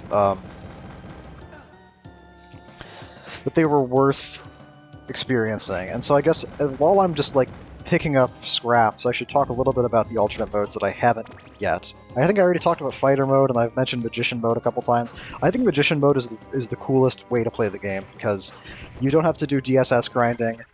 You have a million different options to solve any problem that the game puts in front of you, and you don't have to do the arena. Or, well, you don't have to do the arena anyway, but with Magician mode you have a good excuse not to do the arena. I would say fighter mode is not interesting, and shooter mode is also not really that interesting. Shooter mode does something neat, which is shooter mode gives you access to a new sub-weapon, which is the Homing Dagger. if you already have a dagger as your sub-weapon and you find um, a homing dagger. Oh, this is... Well, I'm gonna stop real quick. So this enemy here gives the largest amount of XP in the entire game. And I think I'm gonna... This is not necessary, but I think I'm gonna farm it for one more level right there, and then I'm just gonna leave.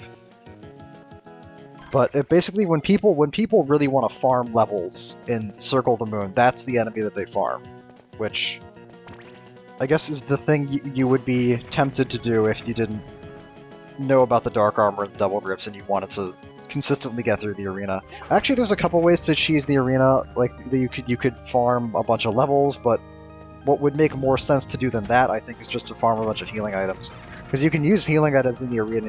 You don't have to go off of the same health pool. And I think I want to say I use some healing items when I go through the arena here, but I don't know if it actually makes a difference or not. I don't know. We'll see what happens.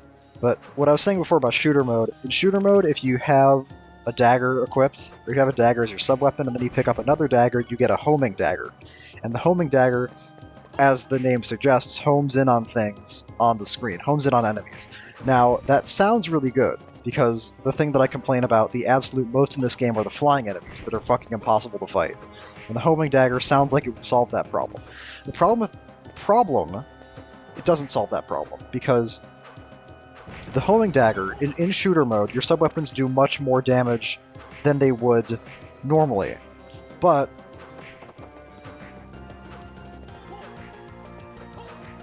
the homing dagger doesn't do enough damage, pretty much. It does more damage, way more damage than the dagger would do in Vampire Killer mode, which is the regular mode of the game, but it still just doesn't do enough. Like, by the time you've thrown, like, the 4 or 5 daggers you need to kill whatever you're trying to fight, like, it's just gonna fucking hit you.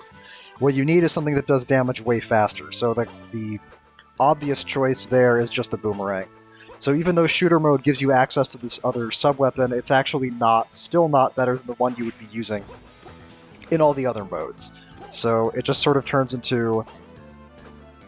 Shooter mode ends up basically feeling like Vampire Killer mode, but instead of using the whip to solve some of your problems, you use the boomerang to solve almost all of your problems, which is not that interesting. It's cool for the arena, actually, because you use the boomerang a lot in the arena. Oh, this is interesting. So there's an enemy you're going to see up here for a brief few moments, and I'm going to try to hit it, but I'm not going to. It's it's called the Skeleton Athlete. Yeah, if you see, I don't know how you get him. I think if I shot a Diana Griffin sooner, maybe I could have got him. I don't know. There's all sorts of like theories on how you kill that thing, or not theories, but methods to kill that thing. And the reason you would do that is because it drops a ring. What the fuck does it do? It drops something that like turns into something else that is like a goofy Easter egg. So it's not like important. It doesn't help you with any of the gameplay, but it's just a funny little touch that if I was super dedicated, I would have taken the trouble to include in this video, but oh well.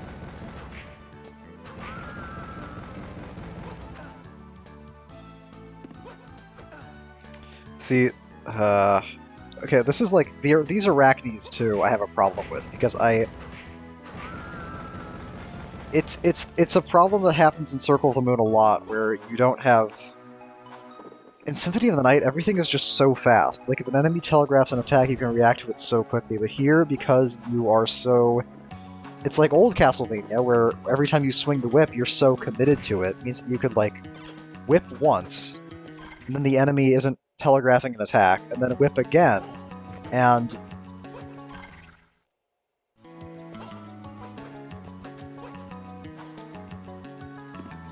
by the time you finish, while you're winding up the whip, it telegraphs the attack, and then before you finish whipping, it launches the attack again. So it's very frustrating for that reason.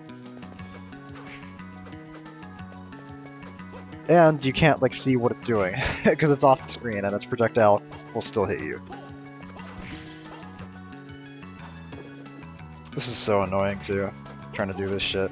See, this is where This is where Jupiter Unicorn would come in handy. But Unicorn and Black Dog are both cards that are only available in the arena. Okay, here I'm going back into the caverns to get the Rockwing section that I missed before, and I presume I'm also going to go back into the underground waterway to get the breakable wall that I missed before, because I did want to get 100% map completion. This is terrible. I should. This is like. This is so bad. Fuck. I really should not have. I really should have gone back and done this again. But I just. You know what it was? I think I just wanted to get this out of the way. I just wanted to get all this footage done fast and go on about my merry life. It's like fucking pulling teeth. Okay. I have to go through this fucking hall again too to get back there. This is like the worst hall in the entire game. Okay, when I first started playing this game, I like had the timing down on when to swing such that the bees were like triggered to fly into my attack, but I just totally lost the thread when the time came to actually collect any of this footage. Okay, there we go. I got it there.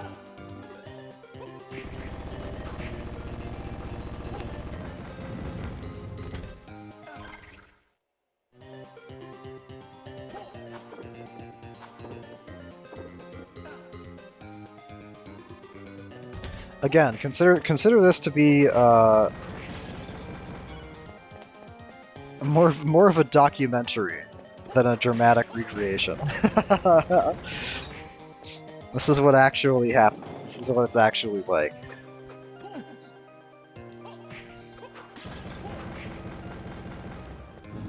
Because I wasn't as worried about Magician mode, and I wasn't as worried about Fighter mode. I was kind of worried about Shooter mode, but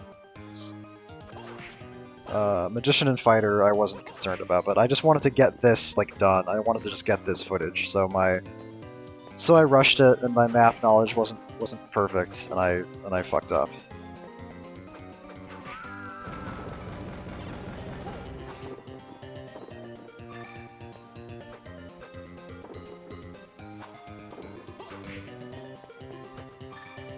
Look at that. See, that's what should happen every time. When I hit those lizard men, they should just fucking die.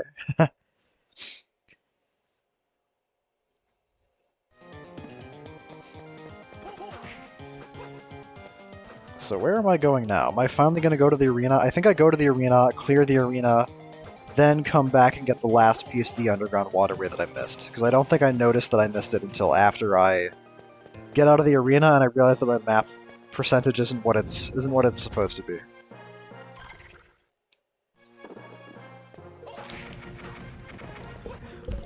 Something that they streamlined in the later games is that in Circle of the Moon, your map percentage is on your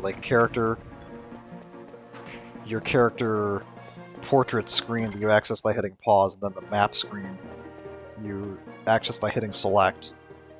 In Harmony of Dissonance, the map percentage is on the map screen, as is the case in Aria of Sorrow, I believe. So something to note here is that there's going to be an enemy coming up who is the only enemy in the game that drops the Saturn card. I don't even fucking remember. No, the Saturn card summons companions. But the thing is that... Okay, good. Thank you. Thank you for getting that, Shogatar. The Saturn card summons companions, but as I've already stated, there's no point in having getting the Saturn card once Uranus Thunderbird is available, because if you have DSS available to you, then the best solution for any problem is Uranus Thunderbird. Or like Venus Thunderbird, just fucking whip something and it dies.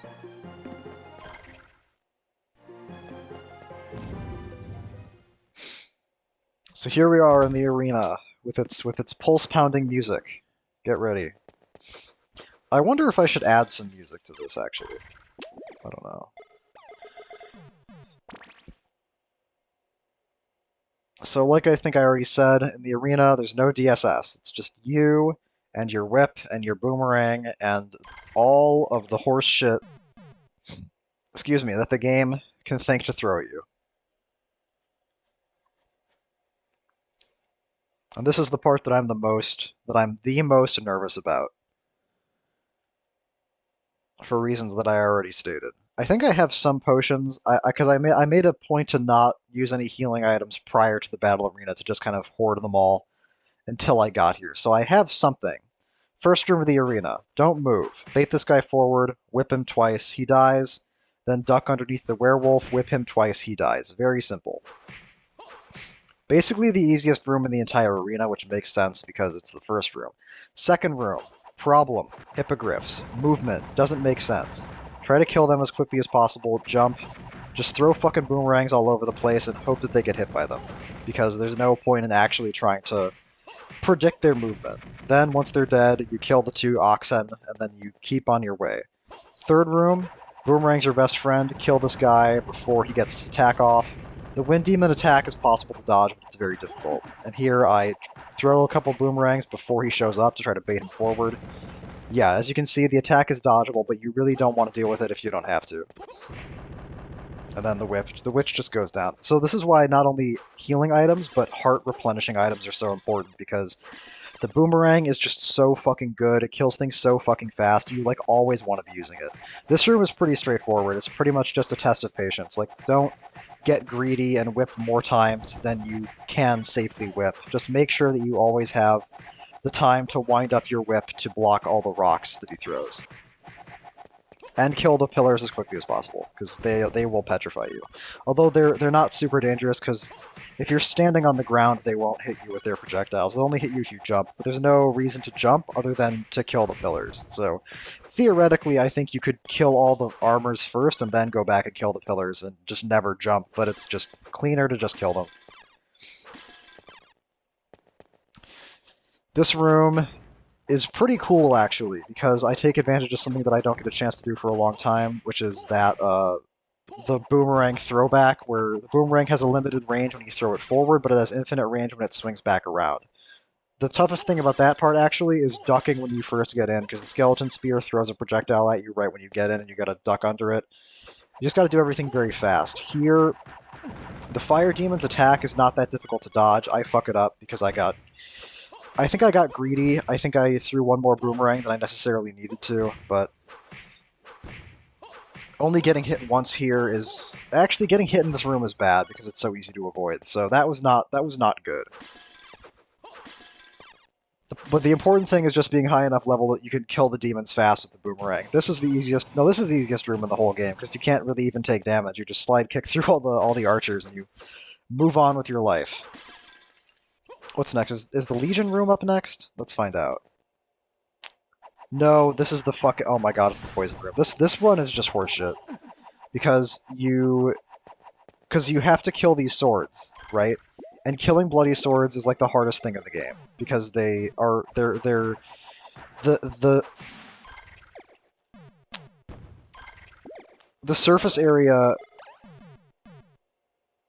that you can actually hit them with is just so fucking small. And now you have to fight poison armors, which are the most annoying enemy in the game to fight. Well, not the most annoying, because they don't fly, but they are a strong contender.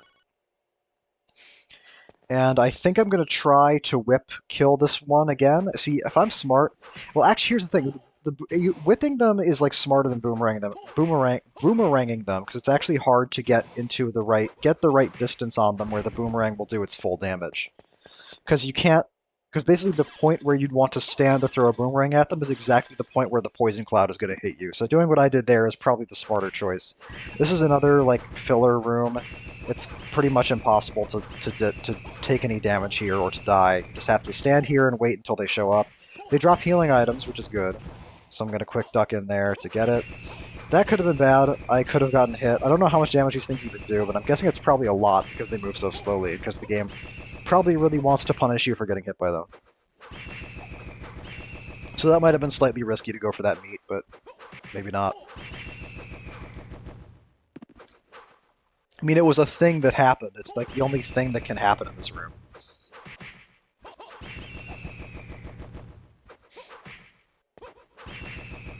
So I'm not exactly happy with how much health I have right now. I would like to have gotten through the fire demon room without taking damage. I would like to have gotten through the wind demon room without taking damage. Because there's a particular point that's coming up, not here, but next room, it's going to take a lot of my health off. This is the curse room. Don't get hit. throw boomerangs. I mean, you don't want to get too close to enemies in any case, but here the use of the boomerang is, I think, highly incentivized because it's hard to... The legions have a bad habit of swinging back towards you when you don't expect them to, so committing to a whip swing on them is risky once you get too close, and especially at the very start of the room, when you're up against a wall, you pretty much need to boomerang the dolls and the legion, because otherwise you'll just get cornered.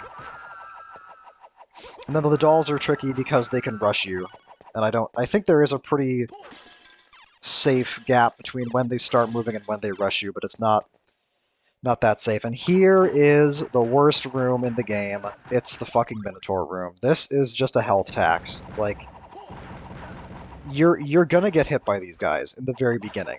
At this point, it's now no longer guaranteed that they will hit you. Now you can actually avoid their attacks. But at the very beginning, when you're up against a wall and there's fucking 5 of them, like 3 of them trying to hit you at the same time, it's just fucking impossible. Now, let me go back for a second and amend everything I just said, because it's not impossible. There is, allegedly, a way to avoid taking any damage in this room. And I read the strategy, but it just didn't make any sense to me. It has something to do with the way that the Minotaur attacks. There are 3 frames to his attack pattern, and if you can double jump over the first 2, and then land in front of him at like exactly the right point in time, you will land like inside his hitbox, and it'll look like you're landing inside him, but you won't actually be taking any damage from him. Like, it'll look like you're way too close for safety, but it's actually totally fine. But I couldn't figure it out. What happened to me every time was I just double jump over them, and then I land on top of their bodies because they're now directly under me. I don't know. It has something to do with, like, special timing on the high jump.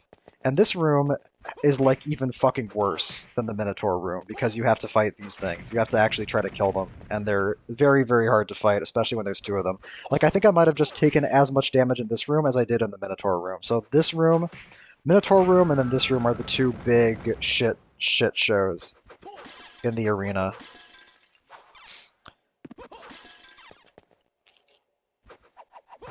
And here I fucked up. I misunderstood. There's a way to not take any damage in this first room, but I fucked it up because you're supposed to do this spot right here is a safe spot. But what I should have done was jump up there at the very beginning of the room, because the spot that I was on right there at the right edge of that higher platform is a safe spot for even the Demon Lord that's standing right on that platform. But for some reason I thought that I could kill the first Demon Lord before he got his first attack off, which is not true. So I knew what the strategy was to not take damage here, but I just fucked it up because I misunderstood it. But clearing out these platforms is very important. It's how you basically fight the Alraune with any kind of in any kind of reasonable time frame, because it lets you stay and commit to whipping it for longer and also get into safe spaces for longer. And here, that's so annoying. You just have to be super cautious with the second one. Trying to jump across that gap onto the new safe spot on that right ledge is really tricky. So it makes more sense to do is just to throw a boomerang at the guy up there and then book it across the room and try to just dodge the projectiles. It's not as clean as the strat for avoiding the first barrage, but it is less specific. I just fucked it up. It wasn't a miscommunication or a misunderstanding. It was just something that I failed to do properly. So what I'd like to try to do here, I wanted to try to clear the arena without using any healing items, but that's not going to happen, because I think at this point I forgot what the next room was. Oh, no, this room is fine. This room is pretty easy. You just have to keep track of who has shot and who hasn't shot. Wait until everybody on the screen is shot, then duck down, throw one boomerang, and let God take care of the rest. And there I fucked up because I accidentally walked off the edge of the platform. And I think this is where things go bad, because I forgot what the next room was. I knew there was a holy armor room. Yeah, I'm going to use an item. Or, no, I'm not going to use an item. Okay, now I'm going to use an item, because I think I forgot what this room was.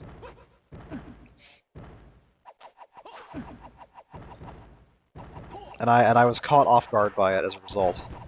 I knew there was a holy armor room, but I forgot about this room. And there's a couple ways to do this room. I'm basically doing the most cautious version of it that I possibly can, which is I don't move forward until every armor in front of me is dead.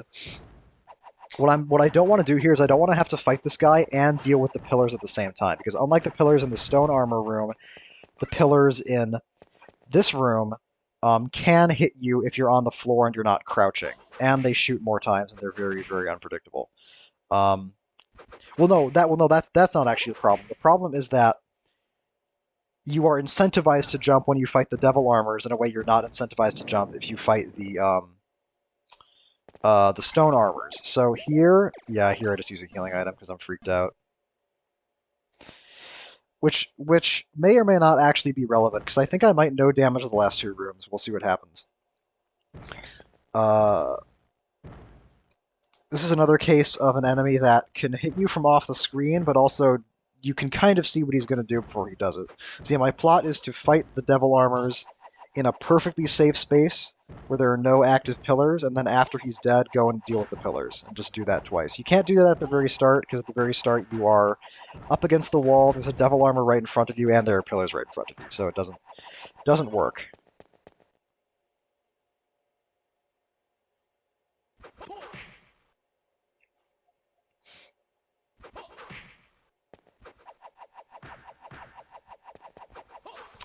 I guess I didn't clear this all with no items because I used a lot of heart ups, but I did want to try to clear it with no healing items, and we'll see if that matters.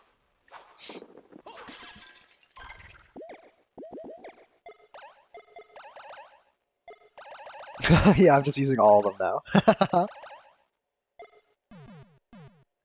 The reason I did that is because the holy armors that are coming up are super. They do a ton of damage if they hit you, and I just didn't want to risk it. But they might not hit me. We'll see. It would be nice if they didn't, because then it would be a technical no healing item clear, because I did use healing items, but they didn't end up making a difference.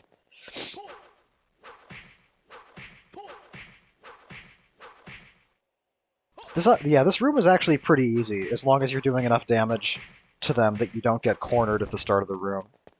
Once you've cleared out the first one and you have enough space to back up when you're dealing with the rest of them, then it's pretty easy.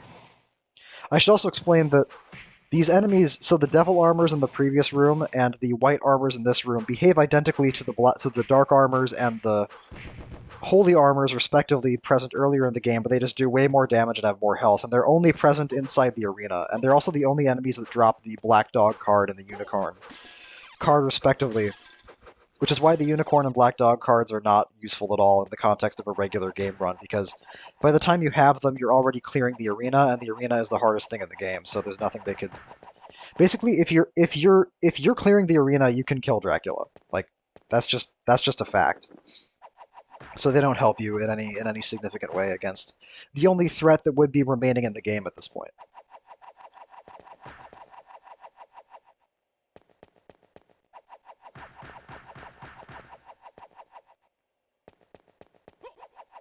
I'm hoping I don't get hit. Yeah, the devil is actually not like in terms of the other rooms in the arena, this last devil fight is not really that bad.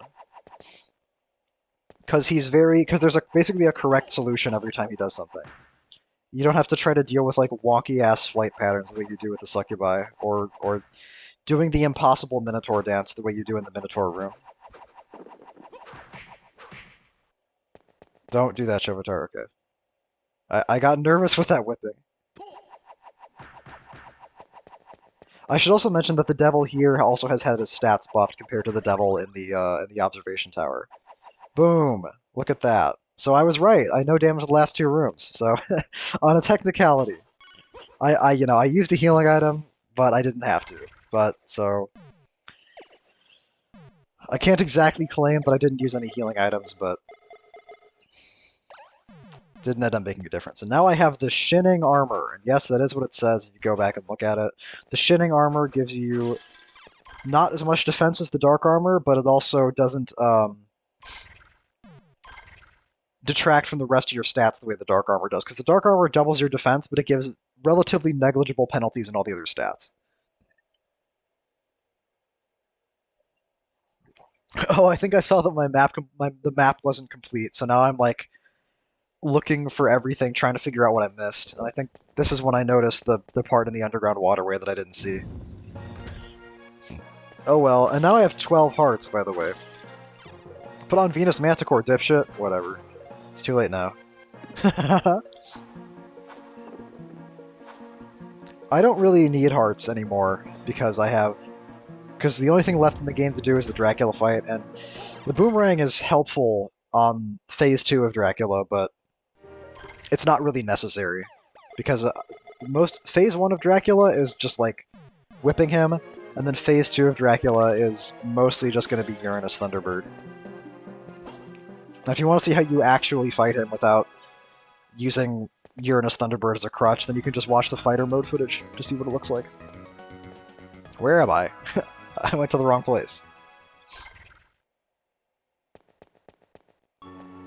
Okay.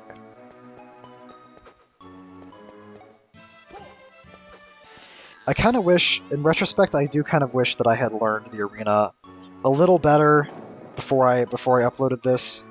Like, I could have watched. I should have watched some videos. Is really what I should have done. I should have watched some videos about. Um,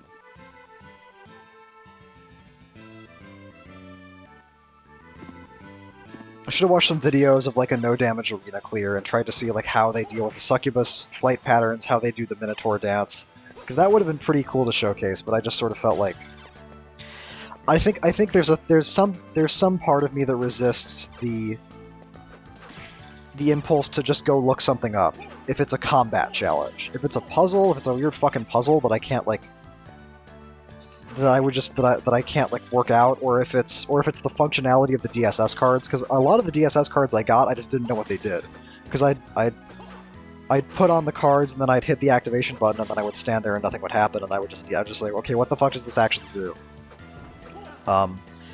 So that I don't feel bad about looking up. When it comes to combat challenges, I sort of feel like I should just be able to do it by myself.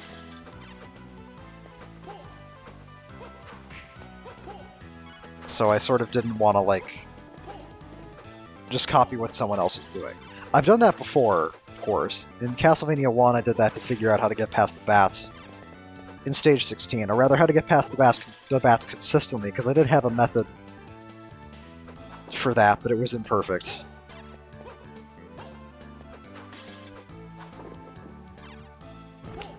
But generally speaking, I don't like doing that. And I just felt like I have so much health, like I have the dark armor, I have the double grips, like so fucking what if the Minotaurs do damage to me, you know what I mean? That should just force me to play better in the other rooms. That was kind of my mindset.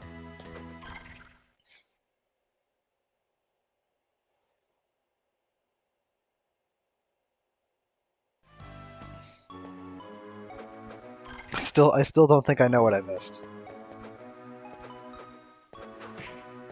Where the fuck am I going?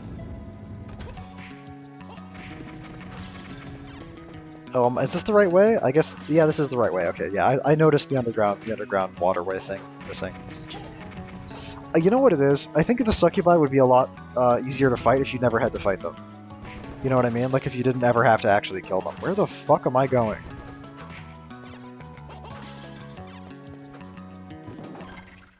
How fucking fast is this Dracula fight gonna be? I'm looking at the time left and I have like 10 minutes to finish the rest of the game. I guess this Dracula fight's gonna be pretty fast.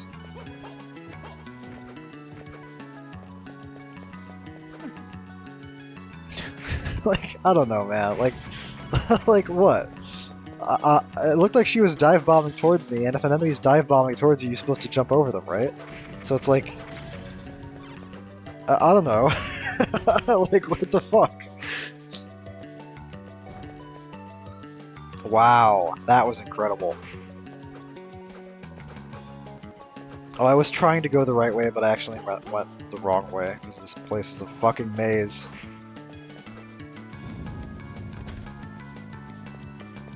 Yeah, it was something that's funny, is that when I looked up, I did actually look up some tips on how to fight the wind demons, and the shit that I looked up said something like, just run past them. Like, just don't fight them. Did I edit out myself going and getting the last... What was that? Oh, I think that was me editing out, um, because I needed to look up another map to see, like, what the fuck I missed, because I couldn't remember. So that was me all tapping to look up what room I missed.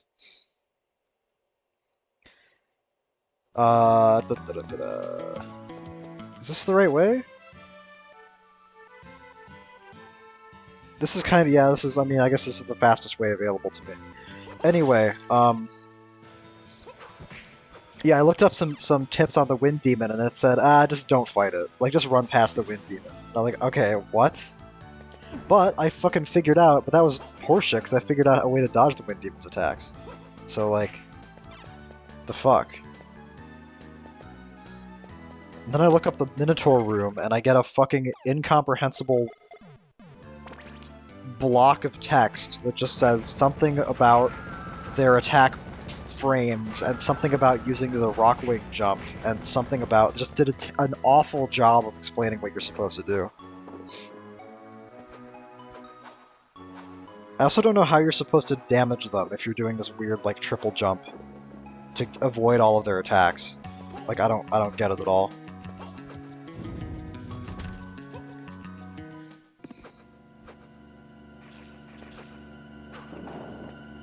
Boom. Yeah, that was what confused me. I thought that the breakable wall was slightly above that, but it turns out that the breakable wall was that breakable wall. What do you know? What do you know?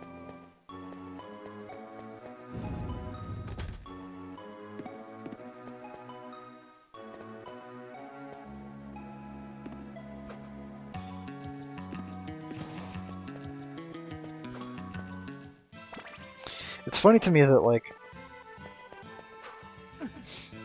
See, with Richter, Alucard had to, like, kill the shaft orb that was possessing Richter, but with Hugh, Nathan just had to beat the shit out of him. And, and he just became normal again. I wonder if that works in real life.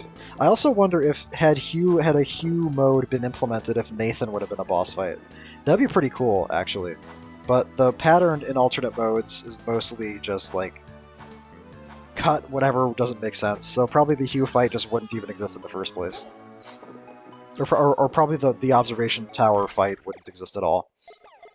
Which I kind of don't like. Like, I like the idea of multiple playable characters, but it's kind of weird when it's like one playable character has all these intricate mechanics, and then the other playable character is like, just do whatever the fuck you want and just go through the game. I know it's, I guess, like a classic Castlevania game, so I shouldn't be upset, but it just kind of feels like a lost potential.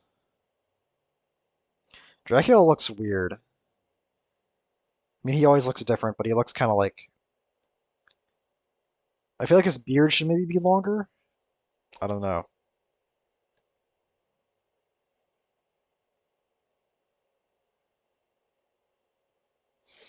I was shocked that the old guy didn't die.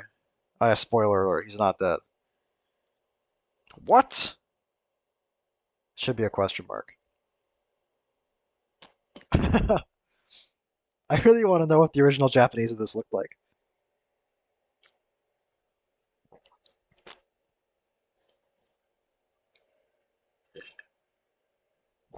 You despicable blight! I love it. I love it. I love, like, weird, like, what the fuck is this Jupiter Serpent shit? This is fucking weird. Why am I doing this? What the fuck is happening?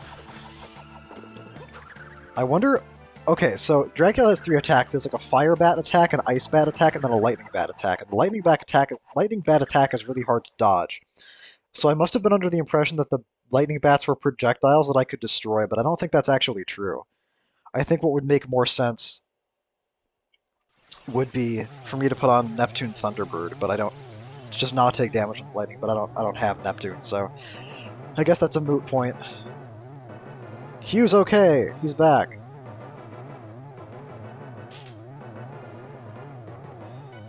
Morris Baldwin, not to be confused with John Morris from bloodline, son of Quincy Morris from Dracula.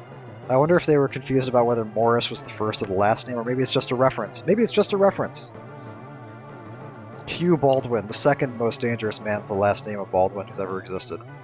Anyway, now I'm going on to Phase 2 of Dracula, which is actually has... There's actually two Phase 2s. There's Phase 2, Phase 1, and then Phase 2, Phase 2. Phase 2, Phase 1 is... more dangerous if you're playing conventionally. But... I would say both phases are equally dangerous if you're doing the Uranus Thunderbird strat, which just involves using Uranus Thunderbird whenever he's about to attack, which will make you basically invincible to whatever he's trying to do to you. And to be fair, some of Dracula's attacks in Phase 1 are really fucking hard to dodge. Like, trying to dodge that Comet attack, I don't know how the fuck you would do that. I did actually learn that the Comet attack does stone damage, so if you utilize Neptune Cockatrice, you could not get hit by that. And all his other attacks seem dodgeable consistently, so that would be the only one you'd need. So in Phase 2, Dracula does a supercharge either 2 to 4 times and then turns into an eyeball. He's not damageable when he's doing the charge, he's only damageable as the eyeball. And the eyeball is very hard to hit conventionally, so this is where Uranus Thunderbird actually gets really, really useful, is hitting that thing, and because, as I mentioned before, Uranus Thunderbird hits stuff off the screen. But you can't get too greedy, because if you Uranus Thunderbird multiple times, then you could come out of Uranus Thunderbird right before he charges and hits you, which is not what you want. So you should only do it once, and then just sit and wait for him to do his whole charge thing, and wait for the eyeball phase to start again, and then just do it again once. And you do kind of have to look out for the eyeball, because after your Uranus Thunderbird summon is over, because sometimes the bats can just, like, wander into you. The way you do this fight in fighter mode is the way you do this fight.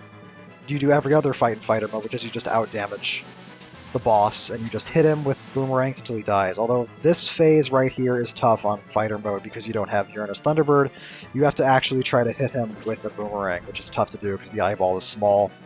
It flies around a lot. In Magician mode, this fight is super dangerous because you're so squishy. So you have Uranus Thunderbird. The thing about Magician mode is that because the damage of DSS cards isn't dependent on intelligence, it's dependent on strength. You have Uranus Thunderbird in Magician mode, you have way more MP, but it's going to take way more Thunderbird summons to actually kill him. So the fight is very, very dangerous and very harrowing, because A, it takes a long time for him to die, and B, if you fuck up, you take a bunch of damage. Shooter mode is basically like a combination of... Phase 1 of Shooter mode is, like, so easy, because your boomerangs do 1,000,000 damage and you die super fast, and you also have Uranus Thunderbird. But then in Phase 2, it's kind of the same as the Magician mode situation, where yes, you have Uranus Thunderbird, but you're not doing as much damage. So, the Dracula fight is one of the few instances where I think Vampire Killer is probably the mode best suited for it. Because fighter mode is like easy mode and everything, but it's hard to fucking hit that eyeball with boomerangs. Because it just kind of shows up whenever it wants to and kind of flies in whatever direction it wants to fly. Look at that, the castle goes down. Not Dracula's castle, a different castle, but it collapses nonetheless.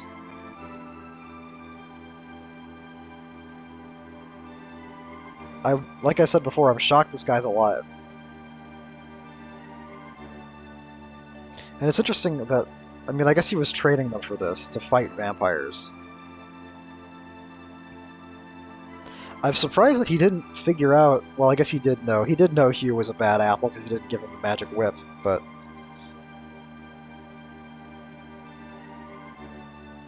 This is cool.